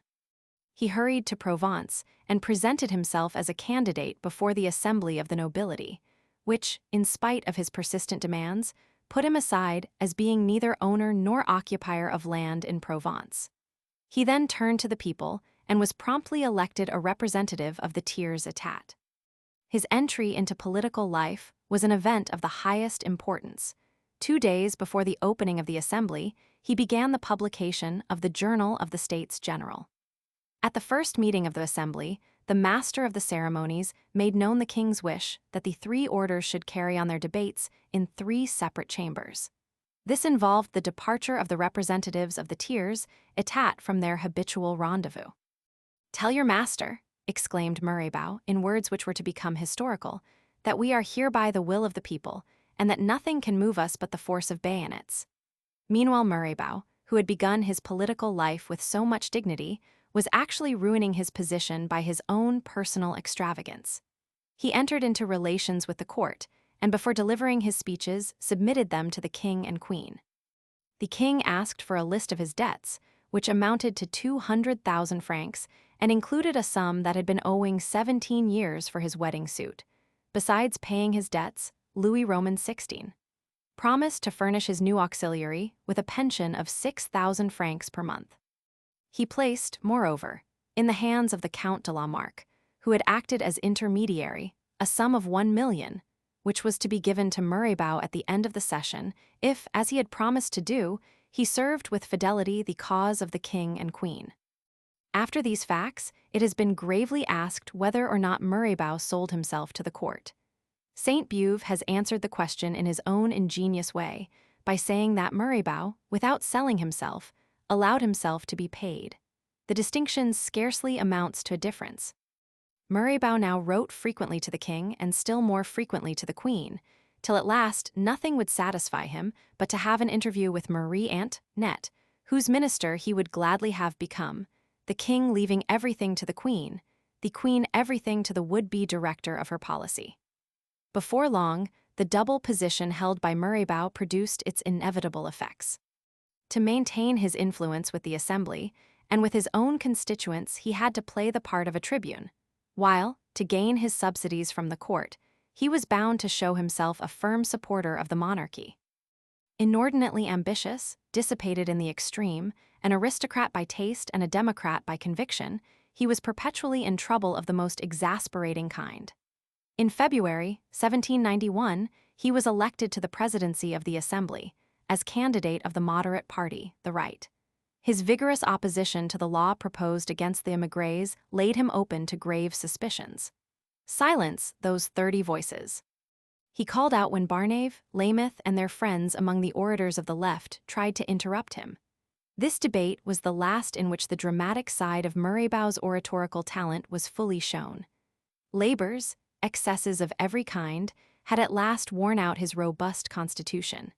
It was said that poison had been administered to him, but he was the author of his own destruction. The very day after his not too creditable understanding with the court, he rushed into expenditure of every sort, so that one of his best friends could not help saying, "Murraybao is badly advised in making such a display of his opulence. He must be afraid of passing for an honest man." He knew that he was killing himself, and though his doctor, Cabanis, begged him to lead a more moderate life, the advice passed unheeded. He was taken ill on the 27th of March at Argenteuil, near Paris, which did not prevent him from participating next day in an important debate. He triumphed, but left the assembly exhausted, depressed, and with death written on his face. On the morrow he was hopelessly ill, and at the end of April he expired. The news of his death caused universal grief, and it was at once voted that his remains should be deposited in the former church of Saint Genevieve, known since the Revolution as the Pantheon.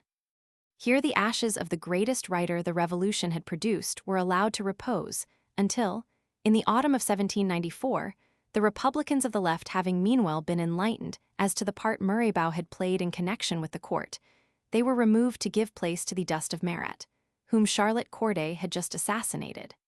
What honest man, asked someone at the time, could desire his remains to lie by the side of Murraybao? The great orator was now worse treated by the Republic than Molière, Voltaire, and Adrien Lecouvreur had been by the clergy of the ancient monarchy. His relics were disturbed from what should have been their last resting place, and conveyed at night without form or ceremony to Clamart, the graveyard of those who died at the hands of the executioner. There is nothing sadder in the modern history of France than the story of the entries and exits of its reputed great men into and out of the church or temple, now once more known as the Pantheon. A longer period of hospitality than Murraybao was allowed to enjoy fell to the lot of Jean-Jacques Rousseau, whose remains, disinterred from his first place of burial in the middle of the lake of Ermenonville, were carried to the Pantheon that same autumn which saw the relics of Murraybao ejected from the Grand National Mausoleum. Rousseau was the third of the great men to whom, in the language of the well-known inscription, their native land was grateful. Aux grands hommes, la patrie reconnaissante. Rousseau was, no more than Napoleon, a Frenchman. His family, however, unlike that of Napoleon, is said to have been of French origin. He was descended from a Protestant bookseller, who was forced to quit France by the persecutions of the 16th century and afterwards settled at Geneva. Rousseau's birth cost his mother her life. "My mother died when I was born," he says in the Confessions, "so that my birth was the first of my misfortunes." His father, a watchmaker by trade and a man of some education, had the greatest affection for his son, but was unable to forget at what cost he had been brought into the world. Thus Rousseau's first impressions were of the saddest kind. The little boy was brought up by his father's sister, and many were the novels or rather romances that he read under her guidance. Soon, however, he turned to more serious studies, his favorite authors being now the Greek and Roman historians, and particularly Plutarch. When the boy was old enough to adopt a trade, he was apprenticed to an engraver. But such was the severity of his master that his sole thought was how to escape from the tyrant.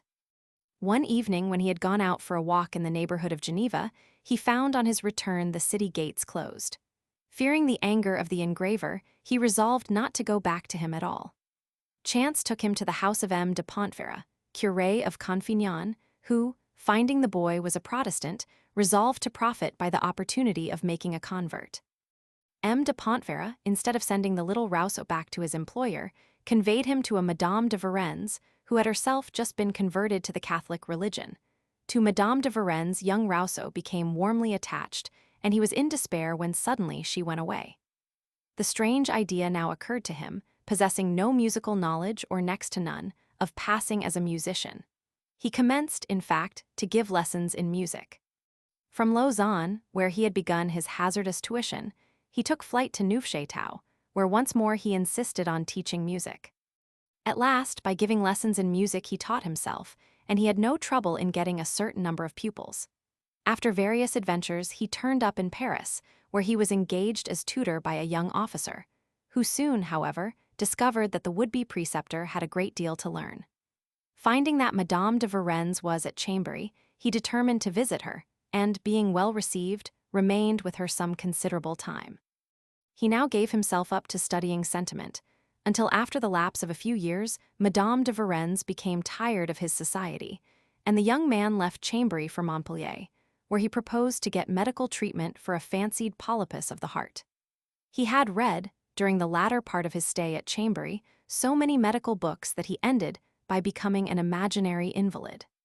From Montpellier, where the doctors professed their utter inability to recognize the polypus complained of, he went to Lyon, where he got an engagement as tutor in a family. A year afterwards, in 1841, he left Lyons for Paris, now fired by literary ambition and excited by the news that constantly reached him of the triumphs of Voltaire. He took with him to the French capital a new system of musical notes, a 5-act comedy, and 15 louis d'or. His musical innovations, submitted to the Academy, were not understood, but perhaps for that reason they made some noise and facilitated his introduction into many good houses. For some little time, he led a life of elegant leisure, during which he made the acquaintance of several of the first literary men of the day.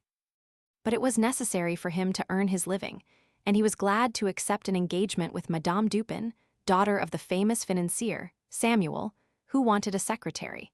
And soon afterwards, Madame de Broglie got him sent to Venice as secretary to the French ambassador, Count de Montaigne. Before long, however, Rousseau had a violent quarrel with his chief, who seems to have been a man of unbearable disposition. Returning to Paris, he resolved once more to adopt a literary career. He wrote articles on musical subjects for the Encyclopédie, and made sketches of operas, ballets, and divertissements, until one day, going to see his friend Diderot, imprisoned at the time in the castle of Vincennes, he happened to read as he walked along, in the Mercure de France, an advertisement offering a prize to the author of the best essay on this subject. Has the progress of science and art tended to corrupt or to purify manners? According to Diderot and his friends, it was he, the imprisoned philosopher-critic, tale writer, and dramatist, who suggested to Rousseau that, instead of taking the commonplace view of the matter, he would do well to maintain, as paradoxically as he pleased, that the development of art and science had exercised not a healthy but a baneful effect. Rousseau, however, maintained that the idea of treating the subject from the negative point of view originated with himself alone. If ever anything, he wrote long afterwards, resembled a sudden inspiration, it was the movement that at once took place in my mind on reading the advertisement. Suddenly my intelligence was dazzled by 1,000 lights. Crowds of ideas assailed me with a force and a confusion which caused me inexpressible trouble. My head was seized with a giddiness resembling intoxication. Whoever suggested to Rousseau the idea of his essay, it was to him that the Academy of Dijon adjudged the prize. His paradoxes wounded many a writer, many a poet, many a would-be philosopher. But meanwhile, all the literary and scientific society of Paris had been thrown by Rousseau's arguments into a state of commotion. Rousseau, however, instead of profiting by the striking success he had achieved, resolved in the first place to put in practice the principles of simplicity and even asceticism which he had expounded in his treatise. At the time of the essays being published, he occupied the lucrative post of cashier to M. de Francuil, one of the farmers general. But he now refused to have anything to do with finance, preferring to gain his bread by copying music. This resolution did but increase his reputation and cause his writings to be in greater demand than ever. Soon afterwards, in 1762, his opera, The Village Seer, Le Devin du Village, was represented at Fontainebleau with immense success. The king wished the author of the graceful pastoral to be presented to him, and a pension awaited him. But he turned his back on the seductions of fortune and resumed his copying. There were not wanting detractors, who saw in this fine spirit of independence simply the pride of Antisthenes visible through the holes in his coat. In 1753, Rousseau published his Letters on French Music and his Discourse on the Origin of Inequality. Then he journeyed to Geneva, where he returned to Protestantism in order to recover the title of citizen, which in due time he lost once more, after the publication of Emile. Tired of the world, he now accepted an asylum which was offered to him by his friend Madame d'Épinay in the valley of Montmorency, where he wrote nearly the whole of his famous Nouvelles Héloïses. The work would doubtless have benefited by the omission of many a rhetorical phrase, but the passion for nature, the exalted delirium of the heart and the senses, the storms, the tears which it contained, were things so new that the whole generation allowed itself to be carried away with the transports of Rousseau. He had found inspiration for the book, it was said, in his unfortunate love for Madame de Hautelat, a love which almost degenerated into a mental derangement and which commenced his series of misfortunes. Madame d'Épinay, who was then in relationship with Grimm, saw with no kindly eye the affection of Jean-Jacques for another than she. Rousseau soon found his position so disagreeable that, breaking with Madame d'Épinay, he abruptly quitted her house although it was the depth of winter. Hospitality was offered to him at Montlouis, near Montmorency, and there he wrote his Letter to D'Alembert on stage plays, a pamphlet which caused a considerable stir. Voltaire was then the king of the theatre, and to attack one was to attack the other. Voltaire was enraged and could not keep within bounds. He insulted his adversary, who, however, did not reply in the same tone. This quarrel, which ended to the advantage of Rousseau, had the effect of diverting his mind for a moment. But very soon he became once more a prey to that morbid melancholy and suspicion which were to accompany him to his grave, and which rendered the remainder of his life painful to contemplate. He died in 1788 at Ermenonville, whither he had been invited on a country visit by M. de Girardin, at a time when old age, infirmities, and misery had already driven him to distraction. The eccentricities and weakness of his character, however, vanish in presence of his literary fame. Although his remains are not at Ermenonville, the place is often visited by strangers interested in Rousseau's last days. M. Thibaut de Bernode, in his Voyage at Ermenonville, 1826, declares that when 11 years earlier, in 1815, the chief of one of the hostile armies arrived at Plessis Belleville, and, examining his topographical map, found himself close to Ermenonville, he asked whether this was not the place where Jean-Jacques Rousseau had breathed his last, and receiving an affirmative reply, declared that as long as there were Prussians in France, Ermenonville should be exempt from war contributions. The unnamed warrior marched, says M. Thibaut de Bernode, towards the last abode of the sentimental philosopher, and, uncovering himself as he drew near, ordered his troops to treat Ermenonville, its inhabitants, and all that belonged to it, with respect to command which was religiously observed. Rousseau was one of the few distinguished men of letters in France who cared for country life, and he must be allowed to share with Bernardin de Saint-Pierre the credit of having introduced not only sentiment, but landscape into the French novel. He could not have lived permanently in Paris, though he was a resident in the capital when he declared that if the officers of the crown insisted on his paying exorbitant taxes, he would go on to the boulevards, sit under a tree, and die of hunger. Even at that time, he took constant rambles in the Bois de Vincennes, through which he had to pass to visit his friend Diderot, confined in the château. Apart from the fine foliage and the exhilarating air which served to attract visitors to Vincennes, the place is celebrated for its fortress, which neither centuries nor revolutions have swept away. The dungeon, which is now the only remnant of the citadel commenced by Philippe de Valois, and completed by Charles the Wise on the ruins of the castle, to which Philippe Augustus used to resort in view of the pleasures of the chase, was formerly encircled by 8 towers, grouped around its walls like vassals around their lord. These, however, have been demolished by revolutions and by time. Today, the redoubtable citadel in which so many kings have sojourned is a military establishment, which includes an artillery arsenal, barracks, hospitals, a cannon foundry, a factory of arms, a château, a church, and a great number of storerooms. Its precincts are immense. Other fortresses are hidden in the immediate vicinity and guard the approaches. Artillerymen incessantly go and come between the fortress and the village and the practice ground. Penetrating the somber vault which leads from the door of entrance to the interior court, the visitor finds before him the ancient royal residence, whose facade preserves something of the majesty of antiquity. To the left stands the chapel built by Charles V in imitation of the Sainte-Chapelle of Paris, and which he dedicated to the Trinity and the Virgin, the fencing room, and the tower of the reservoir.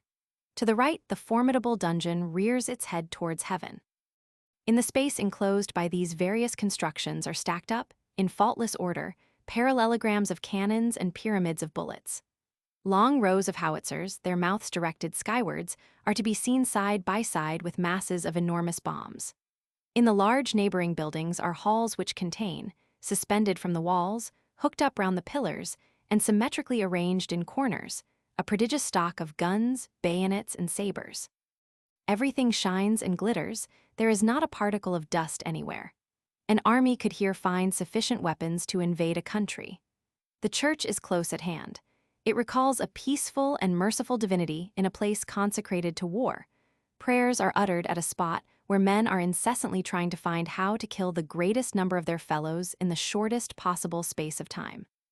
The Gothic church, with its fine exterior masonry, is void of all ornamentation within.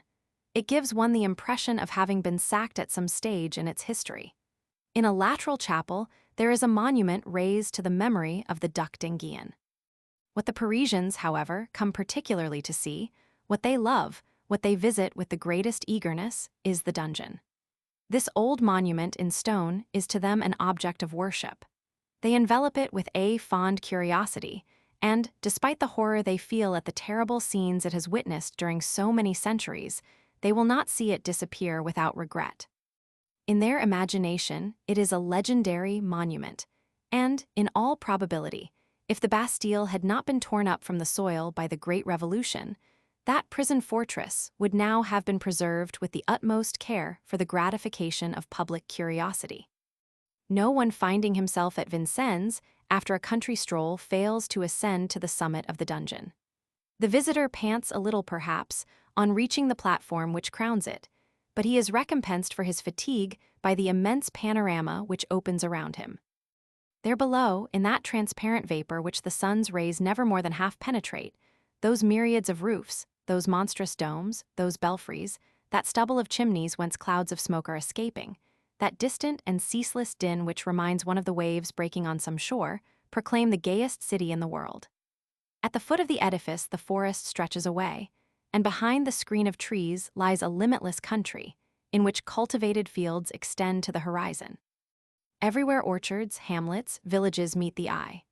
The Seine is not far off, and at no great distance, like a band of silver, the Marne meanders capriciously through an immense plain studded with clumps of trees. On one side, a view is obtained of Montreuil, famed for its peaches. On the other, by the river bank, a congregation of villas and cottages in picturesque disorder shows the site of Port Cruel, where Frédéric Solier sought literary repose. At a little distance lies Saint-Maur, where verdure-loving Parisian businessmen like to spend Sunday with their families. Some of them, indeed, reside there permanently, and year by year bricks and mortar may be seen to encroach further and further upon the surrounding country.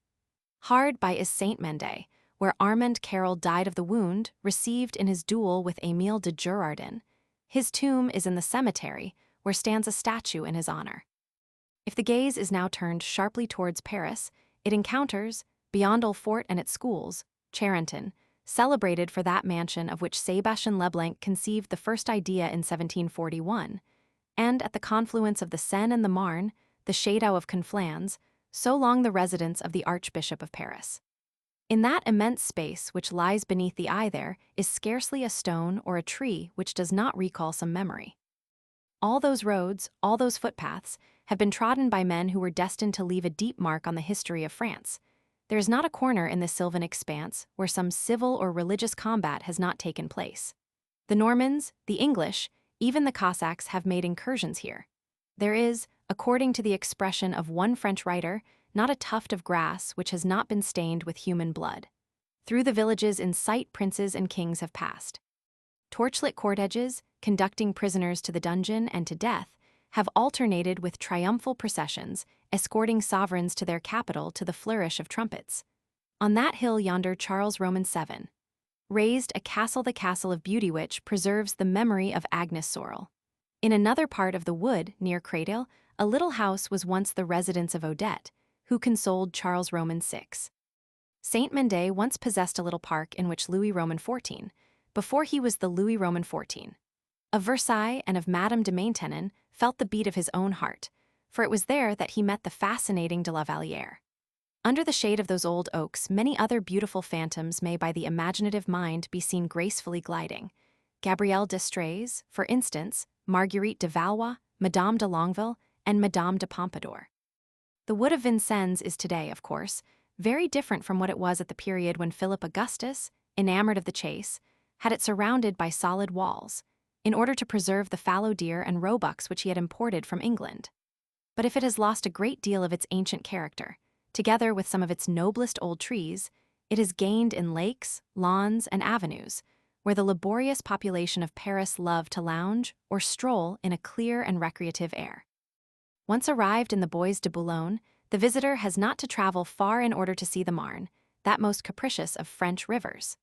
There is scarcely a Parisian who has not taken an exploring stroll along the banks of this stream, which conducts the oarsman to the very point whence he started. Artists and dreamers in search of leafy shade, of trees overhanging a limpid stream, of mills beating the clear water with their black wheels, know the Marne well. On summer days, many a peal of laughter may be heard to proceed from behind some shrubbery. Tourists come to the place in quest of breakfast. They are not in want of appetite, and they have for companions youth and gaiety. Frocks which the wearers are not afraid of rumpling alternate with woolen blouses, the visitors row and sing, seeking, later on, some rustic restaurant where, beneath a green arbor, they can enjoy a bottle of white wine and a snack of fish, with an omelette or some other light accessory. On hot Sundays, beneath a cloudless sky, numberless picnics are held in the Bois de Vincennes, a thing unfashionable in the Bois de Boulogne, where visitors would consider it beneath their dignity to eat from a cloth spread on the green turf. At Vincennes, excursionists do not stand on ceremony, and if the weather is sultry, men may be seen lounging in their shirt sleeves, and taking, in other respects, an ease which the inhabitants of the boulevards, who resort to the Bois de Boulogne, would contemplate with horror. If the families, however, who divert themselves at Vincennes do not rent a box at the opera, their unpretentious music probably affords them a pleasure none the less. It is a distinctly popular place to which they resort. You do not see there on Sunday new toilettes which evoke cries of astonishment. Unpublished dresses dare not show themselves there. Eccentric fashions do not bewilder the spectator's eye. People walk about there without pretension, usually on foot, in family groups, arriving by omnibus or rail. Sometimes, however, at the time of the races, you see those coaches and caloches which 4 high-spirited horses draw at a gallop. Beautiful ladies and fine gentlemen are hastening to share in the pleasures of the course. This is the hour of lace and silk. The Bois de Boulogne is associated with steeplechasing, instead of the flat racing of the Bois de Vincennes. The public, says the before-mentioned writer, who are not conversant with the science of the turf, and scarcely wish to be so, better understand the courage and skill which the jockeys must display when they find themselves in presence of a stream or hurdle. Curiosity and emotion are both excited in connection with these exhibitions. People go as near as they can to the obstacle and measure its height or width with their eye. Some take up their stand at a fixed barrier, others wait at a bridge which precedes a ditch. The horses having started, a universal gaze follows them. Will they get over or not? All the spectators hold their breath, their hearts beating rapidly. Meanwhile, the jockeys are dressed in purple, gold, and silver. They arrive like so many flying sparks. Their horses clear the obstacles. Hurrah! they are on the flat again. But if by accident both horse and rider get rolled on the grass, it must be confessed that the pleasure of the curious is, in this event, no less. Vincennes is celebrated for its charitable as well as its military establishments, its benevolent institution, or Bureau de Bienfaisance, and its orphan home are both admirably organized. The fortress itself may, moreover, be regarded as in some measure an asylum. Its garrison includes a good number of aged, wounded, and crippled soldiers, and it was commanded in the time of the first Napoleon by a daring old pensioner who had lost one of his legs on some former battlefield, and in virtue of his wooden stump was familiarly known as Jambe de Bois. Called upon to capitulate in 1814, he threatened to blow up the fortress unless the Allied forces at once retired. They did so, and he ultimately capitulated on his own terms. Chapter 42.